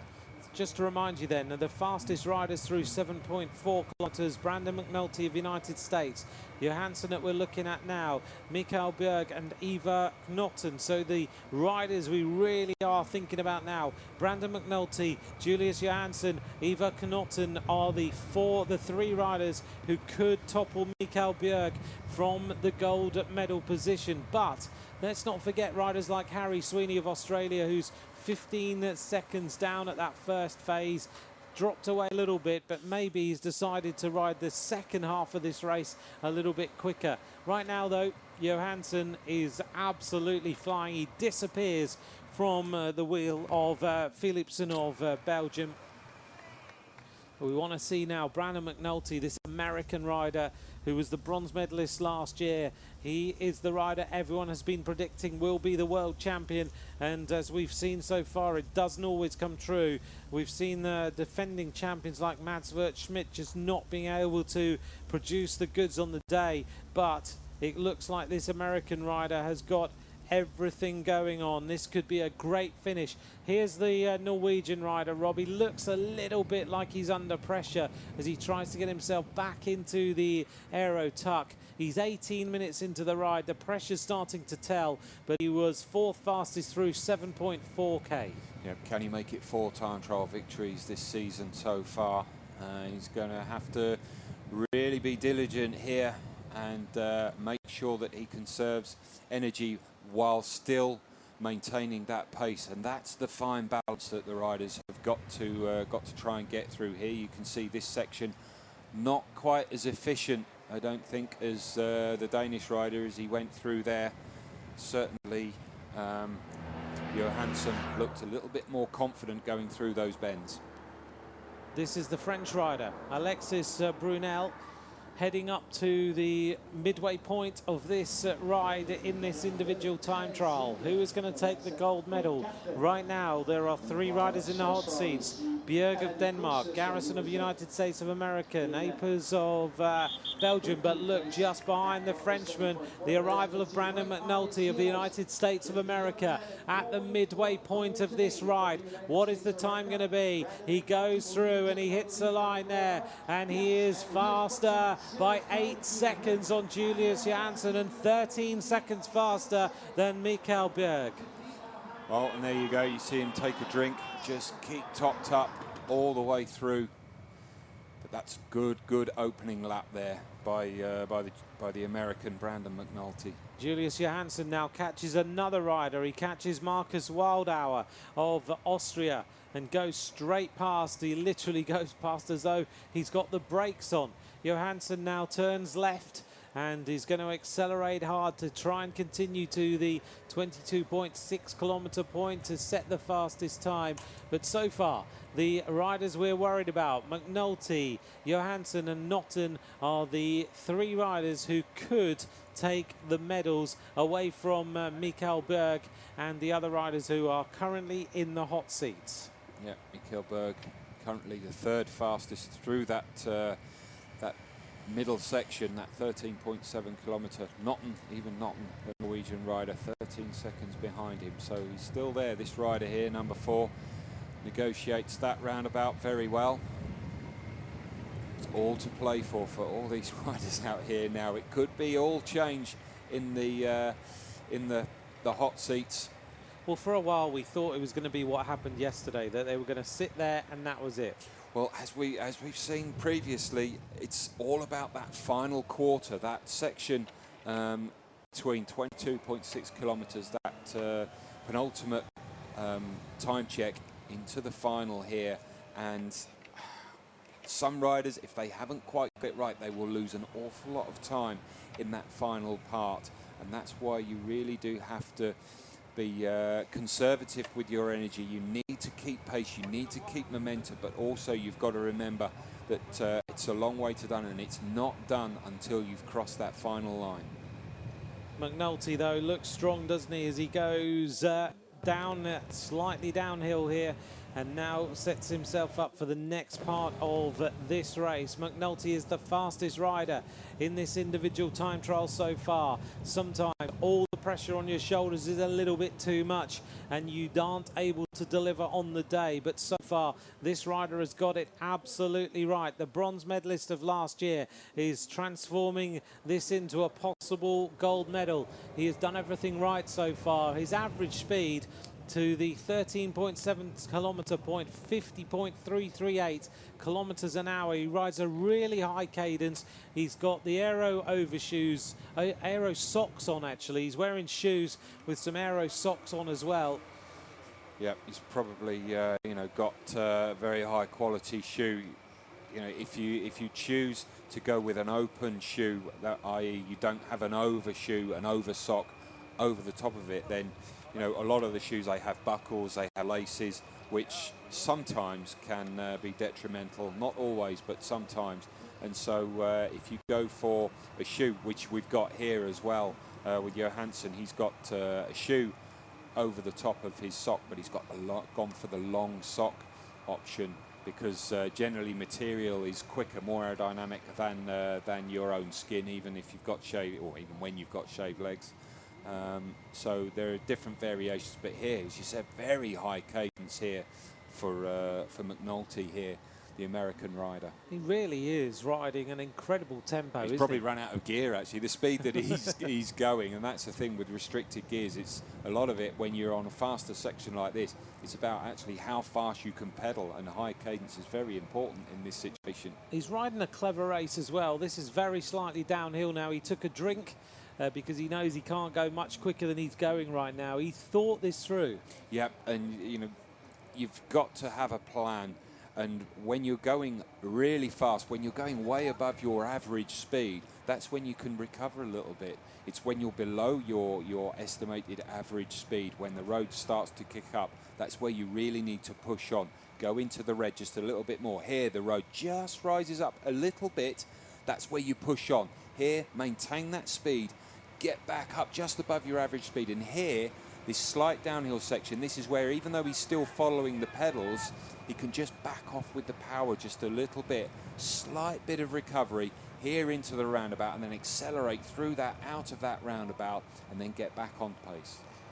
These three riders that we keep switching back and forward to, the three riders potentially right now are going to decide the medals. Brandon McNulty, United States of America. Julius Johansson of Denmark. Eva Knotten of Norway. They're the three riders who are figuring in the time splits right now. We don't see any change to that. The only other rider is Harry Sweeney of Australia, who's down in 7th place, but I think he's gone through the 22.6 kilometre split, and he's fading away a little bit now. Harry Sweeney of Australia, the 8th fastest time through the split. Here we go now. This is the next time split, and this is starting to get really interesting because Johansson has faded a little bit. 3.85 seconds down on the time of Mikael Berg, who is sitting in the gold medal position. So has he started too fast here? Well, it doesn't matter what the time checks say, the first one, the second one, or even the third one. It's all about the final time check. That's what really, really counts. Here you can see McNulty now coming up to the final 10 kilometres, and he gets another catch. It's the Swiss rider Bissinger. Bissinger, he just catches him, so that's good for him.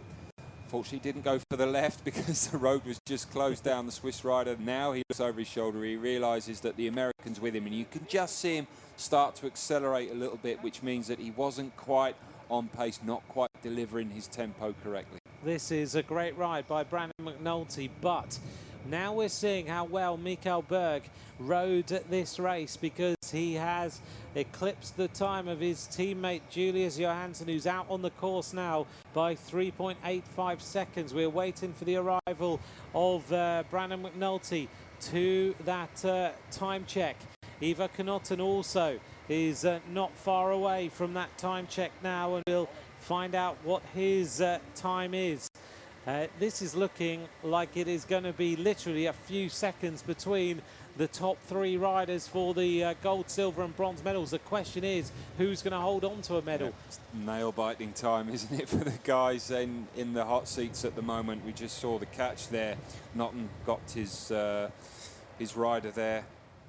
Took a big catch from Pronsky, his 2-minute man, Kazakh rider.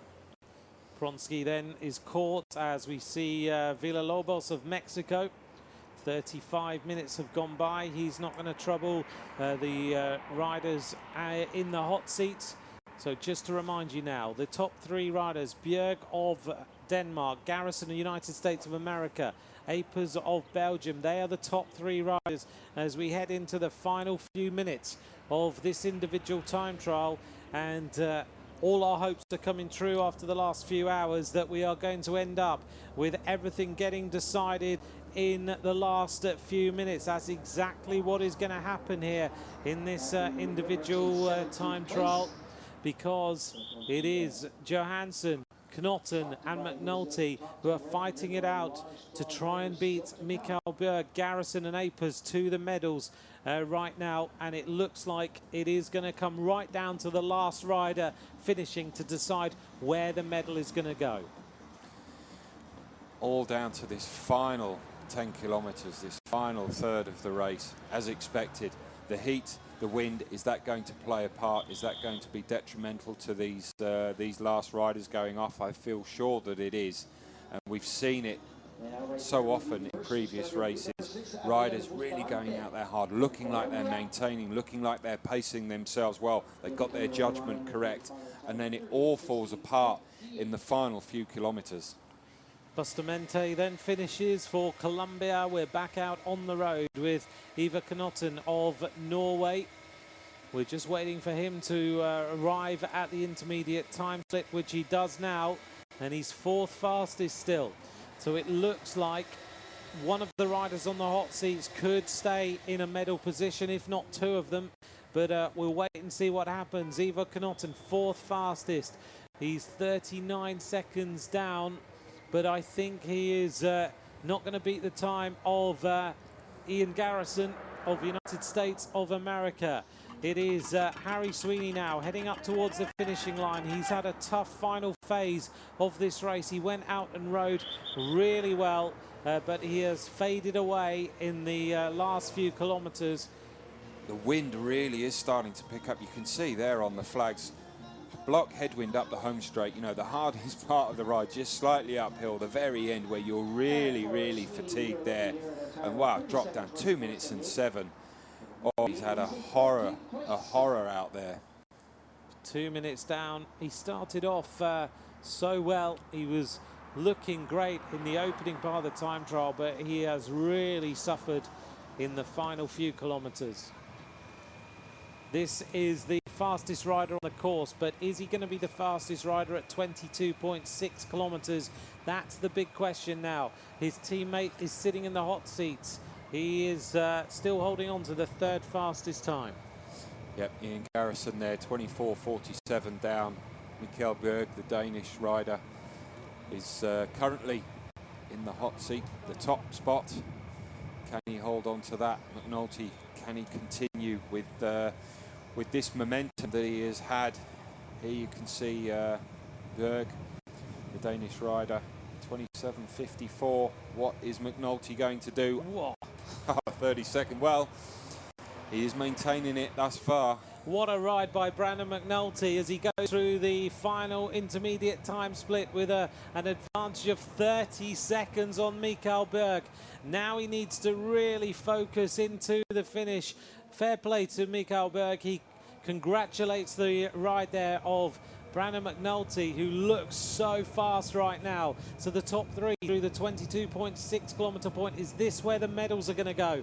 Brandon McNulty, United States of America. Mikkel Bjerg, Denmark. Julius Johansson, Denmark. But Ian Garrison, is he the possible bronze medalist? Because Johansson, to me, looks like he is starting to suffer and is fading away out of this time trial. So it's possible here that we are either going to see 2 medals to the United States or 2 medals to the Danish riders, as we see Flicker of Germany coming in now to the finish. Another rider who was 6th fastest at the opening time split, who's going to fade way outside the top 18, 19 riders. Yeah, it's completely fallen apart here for the German rider, as it has with so many others. 2 minutes and 16. I think it's fair to say his back legs completely dropped off in the second half of this race. Certainly did. He's really suffered badly over the second phase of the race, which shows you just how well Brandon McNulty is going. He's only got a few minutes of effort to go to find out if he can turn the bronze medal of last year into the gold medal of this year. This is a rider who's the danger man, who's giving this as much gas as he possibly can. Johansson now is going towards a finish, and it looks like he's not going to beat the time of Bjerg, his teammate. Nope, still got quite a way to go here up the finish. This is the long, hard section here. Really is difficult. You can see the line starting to come as they come round this big sweeping right-hand bend. Here we go, 150 meters to go now, and finally he can see that finish line, but it just can't come to him quick enough, can it? No, I think, Rob, this final part of this time trial is proving to be really difficult. Is he actually going to get in the medals here? Bjerg is still the leader. Johansson finishes 27 seconds down, having led all the way through, and still Mikkel Bjerg is in the hot seats. This is not over yet, because Ruben Apers now drops out. The top three: Bjerg of Denmark, Garrison, United States of America, Johansson in the bronze medal position. This is going to be an incredible finish here. Yep, poor old Belgium. He sat there for quite a while, Ruben Apers, and he's gone now. Julius Johansson, the Danish, takes that spot from him. Well, who's going to win this time trial? Philipsen, 37.21. So has the headwind in the final run-in going to cost these riders the medal?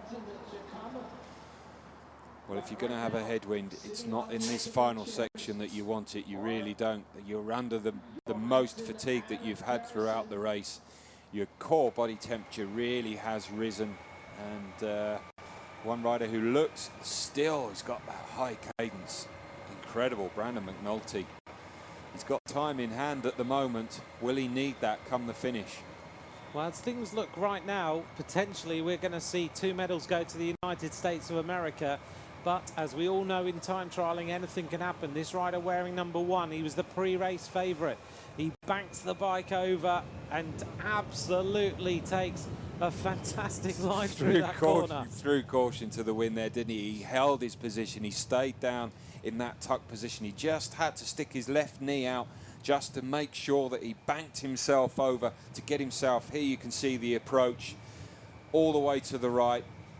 There you go, that knee just comes out just to make sure, because he spotted that barrier there on the right-hand side, got himself through. If he'd have clipped that, that would have been it. It would have been all over. But got himself round there, not holding back anything, is he?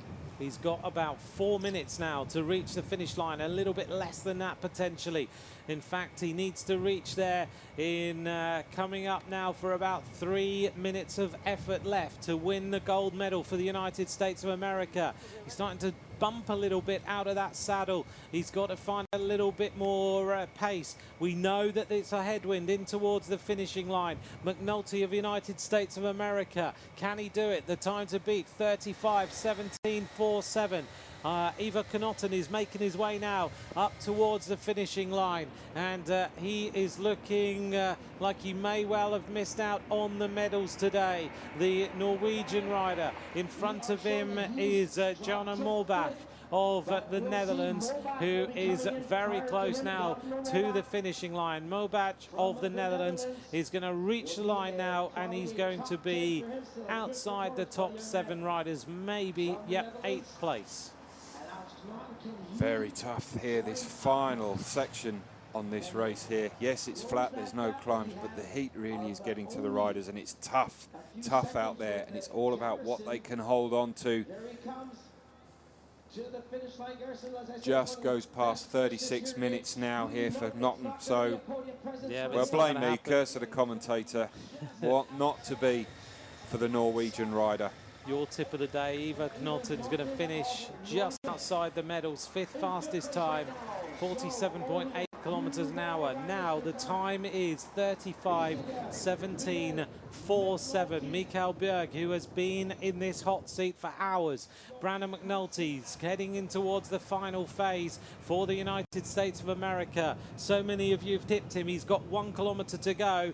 This is going to be tight, Rob. This is not absolutely definite, because we know the final uphill finish is quite tough. It's not going to be a massive win, but he looks like he's going to get close. Yeah, he did have time in hand, and he's holding that good position, holding good form. Just starts to wobble a little bit his head. He's under an awful lot of pressure, but the legs are still going round very quickly, holding extremely good cadence. Here the Kazakh rider starts to come up now towards the finish in the final 100 metres. So we've only got a few 100 metres to go to find out where is this gold medal going. Denmark currently hold it. Mikael Bjerg with a time of 35:17.47. The United States, Ian Garrison in 2nd place. Julius Johansson of Denmark in 3rd place. Brandon McNulty now can see the finishing line. It looks like he's going to do it. This has been a glorious ride by the American. He went out, he set out his stall early. He is going to hit the line now. He takes the world title. It is Brandon McNulty, 34 minutes. He urges and screams across the line. 34:42. Brandon McNulty is the world champion. What a ride by the American. Well, there you go. It certainly went to form. There were all those who were tipping McNulty. They knew what they were talking about, didn't they? And the bronze medalist lives up to expectation, and he goes 2 better, and he gets that top step. And there we go, musical chairs on the final ride. Well, you've got to feel a little bit for the, for the Danish rider there, Mikael Bjerg. He's been there for an awful long time, but ultimately he was overtaken by the better man. Well, it was a stunning ride. Brandon McNulty takes the world title for the United States of America. Behind him, Mikael Berg of Denmark. That was a thrilling ride by him in second place. Ian Garrison, United States of America. This guy's pretty happy. That hurt, didn't it? That hurt a lot. Oh, you can just see it pouring out of him. Bissiger of Switzerland coming up to the line now. Tipped by many, but he's had a horrible day. 34th place in that time trial.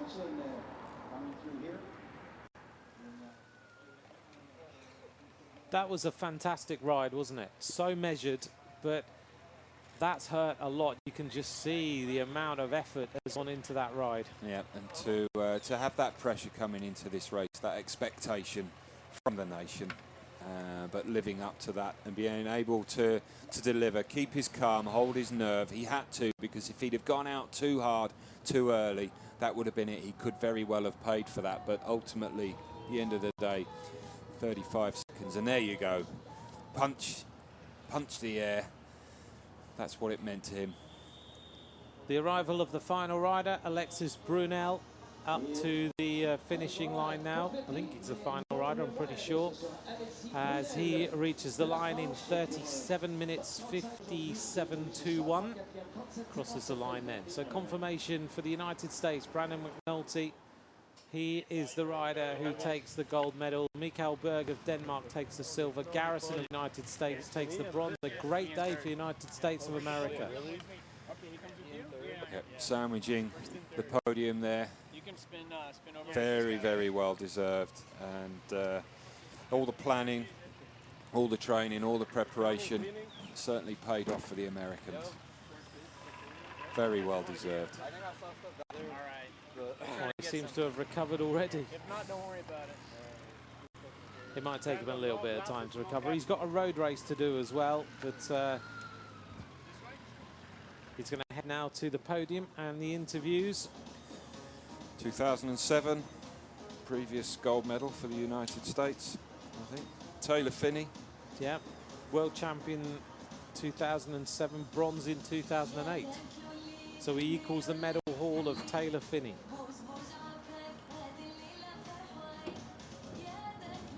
America have had a good run of wins or medals in this. Lawson Craddock, of course, bronze medalist and silver medalist previously. Phinney, world champion. So he joined some good names. Yeah, and very well deserved. Should remember Adrian Costa also taking 2 silver medals, 2015, 2014. Well, he gave that absolutely everything there. He had to get help down to the floor. He could have, he'd have hit the floor a bit sooner if he didn't have Swan Year there helping him. Nothing left in the legs. That's what we like. There's the top 10 then. Some great performances. The average speeds up at 50k an hour by these juniors. What are they going to be doing when they're on big gears riding at elite level? When they're on big man's gears. Exactly. Yeah.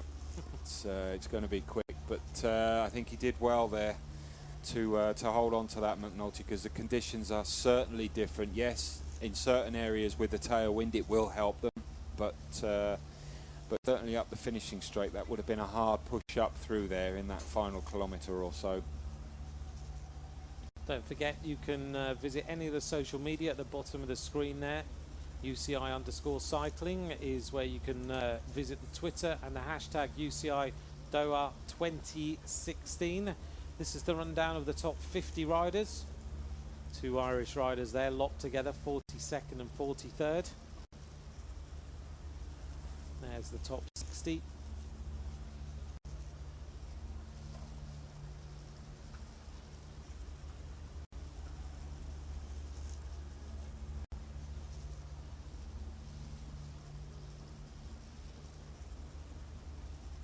Just shows how tough that run-in was with Johansson, who looked so good, just fading away that final run-in, just losing 9 seconds away from the bronze medal. It must be a very tough run-in. Yeah, it's difficult with everything, the amount of effort, the relentlessness of this course and the heat. Well, let's hear now from the new world champion. Brandon, you've won major races around the world, in Canada and Germany, but this is the big one. This is the real big one. This is a world championship title. Yeah, I mean, I've won, like you said, won big races. It's great winning those, and then this is just a whole new level of excitement and happiness. I never could have imagined what it actually felt like, but it's amazing. Can you take us through your effort, because you were flat out straight from the beginning, but you managed to keep the energy all the way to the finish line and basically thrashed everyone. Yeah, I mean, because we had a guy in the early splits, so we kind of knew what was happening. Guys were going out hard, flating, so I knew if I could stick to first split and keep up with Mikkel, the Danish guy, if I could stay on his time, and then we saw he was kind of starting to fade, so we knew if I could stick on his first split and then just hold it, that would probably be the winning ride. And so that was, once I got to the first split, I saw I was in front of his time. I was like, okay, I've got to stay with it, and I was able to. Your type of course, this one? Yeah, I think so. I mean, it's technical, which I like, and then flat, but really fast, so high leg speed, which I like, and then, I mean, the heat. I'm from Arizona, so very similar weather, so I think it was just kind of a whole perfect setup for me to win this year. Adrian Costa finished second last year, 2 years ago again. Finally, USA have that gold medal. You satisfied as well? Yeah, last 3 years we've all been trying to do this, and then to be the one that actually does it is amazing. Where do you see yourself in the future? I mean, because after a gold medal like this one, you must have ambitions. Yeah, hopefully keep going and win an elite title maybe someday, or maybe, I don't know about the tour, and not so good of a climber, but you never know how I could develop. But I mean, yeah, I just keep up, never set my bar too low, keep raising it. Gold medal. Thank you very much. Congratulations. Thank you. Well, nice interview by Brandon McNulty. Obviously, a very ambitious young guy. And rightly so. Yeah, if he's not quite the climber, then that will be, that's something that you need to be if you want to be the best in, he mentioned the Tour there. That's that's an obvious choice. That is the pinnacle of kind of pro bike racing. Obviously the Olympics and the World Championships for one-day racing, but play to your strengths. So maybe if he doesn't become quite the climber he can, doesn't necessarily mean that he is not going to become a very successful pro bike rider. And having this in your armory, being able to ride a good quality time trial, that will set him in such good stead as a pro bike rider, which we can only imagine that is going to happen. There you can see just the comedy moment for the day. But you know what, we'll let him have that, certainly, under that effort. But yeah, it's a good, it sounds like it was a good team effort as well, setting a rider out early on just to set those times, and then having your team support members being able to look and pick the race, but the numbers out of the race, pick it to pieces, riders that have gone ahead. And as he said there, he just needed to concentrate on the Danish rider there, Mikkel Berg. Keep sure of his times. Once you know that, then you can judge, and the clock doesn't lie. No, exactly. He rode a consistent race, he rode an intelligent race, and clearly wants to go a long way, and we'll see whether that happens. If we think about riders we've been mentioning all day who have previously figured in this title: Cadel Evans, Fabian Cancellara, Marcel Kittel, John Degenkolb, Finney, Kwiatkowski, Luke Durbridge, Bob Jungels, riders who have all got medals in this championship. It doesn't lie either. No, it doesn't. It's a really good shot window for the younger guys. There you can see bronze medalist Garrison, Mikkel Bjerg here, coming up to the finish. Went out there earlier on today. And then the big man, the big effort, the number one, numero uno, Brandon McNulty. He even still stopped his, managed to stop his computer. Hey, it's all in the detail. It's all in the detail. Well, he'll want to make sure he remembers every bit of that ride so that he can look at the data in the future. We're getting ready for the podium presentation now of the junior men's individual time trial.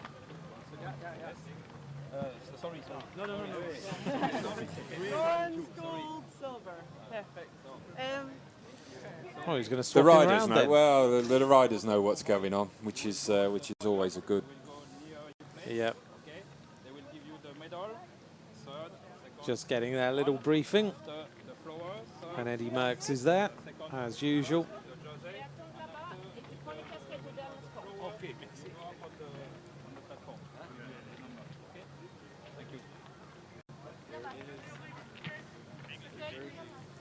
Right, a few minutes' time, they'll be presented with the medals, and the next rainbow jersey of this World Championships will be presented.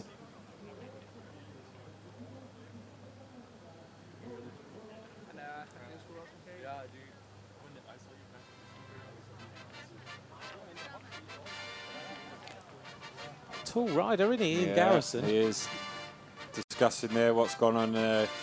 They'll be discussing it well into this evening, I'm sure.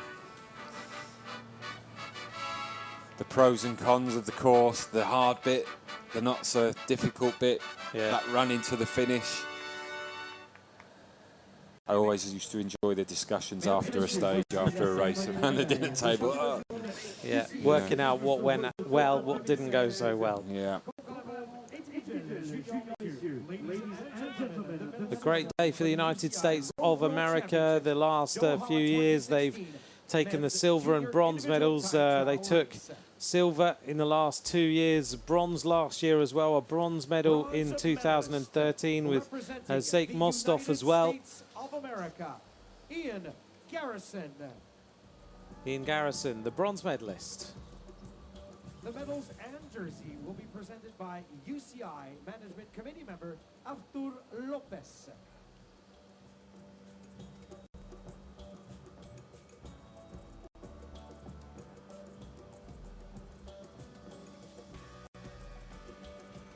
Ian Garrison very, very happy with that medal. He produced a great ride over that final part of that race. He didn't really figure until the final time split.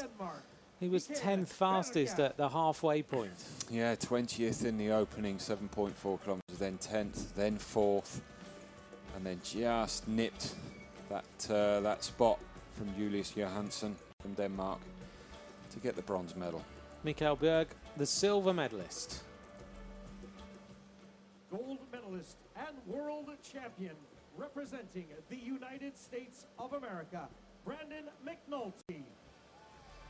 Brandon McNulty, the new world champion. A great performance by him. It's always tough to be the pre-race favourite. Sometimes it makes people crack. It didn't make him crack at all. It made him ride even quicker.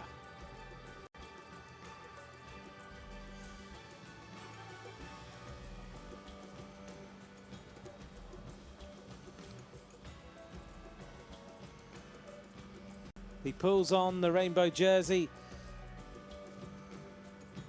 and gets the gold medal. Bit of emotion now being shown by Brandon McNulty as he realises he's the world champion. He's trying to work out how to get on the top step of the podium. He can't get up there, can he? I couldn't do that. Oh, he's going to jump back down again.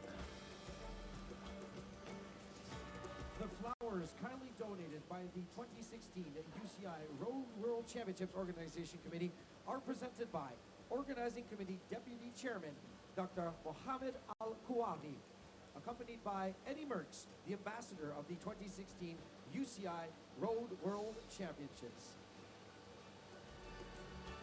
They present then the gifts and flowers.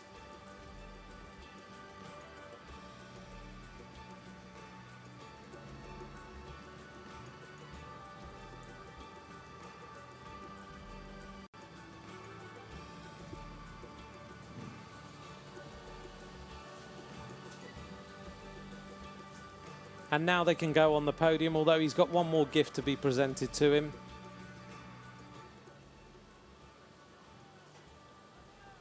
Also, we'd like to invite back our two dignitaries to present the watch kindly donated by Tissot. And the final gift presented to Brandon McNulty. before we get the national anthem of the United States of America. Et mesdames et messieurs, en l'honneur de notre champion, écoutons l'hymne national des États-Unis d'Amérique. And now, ladies and gentlemen, in honor of our world champion, let's hear the national anthem of the United States of America.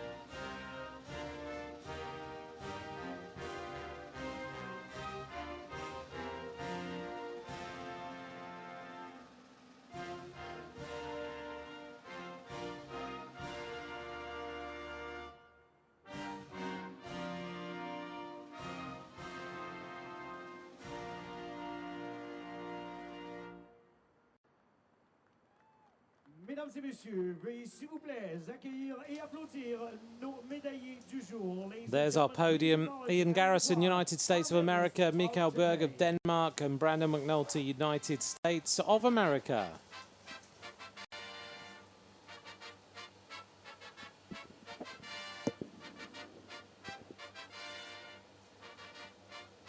Well, Rob, a great race to decide the junior world champion. Very exciting finale, and for Brandon McNulty, it doesn't get much better than that, does it?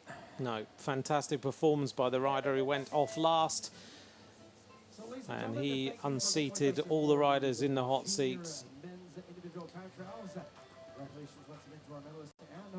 So they'll pose for the usual photographs. I think they want to sit down. The legs must be a bit sore. But as junior riders, I wonder where they'll end up in the future years, whether they'll end up emulating the riders who've won this race before. And as he said, he doesn't think he's much of a climber, but you never know how he's going to develop. Doesn't really matter. Cancellara's won it, so's Kittel, and they've won quite a few races. One or two. McNulty himself has won 3 general classifications, yellow jerseys, this year alone.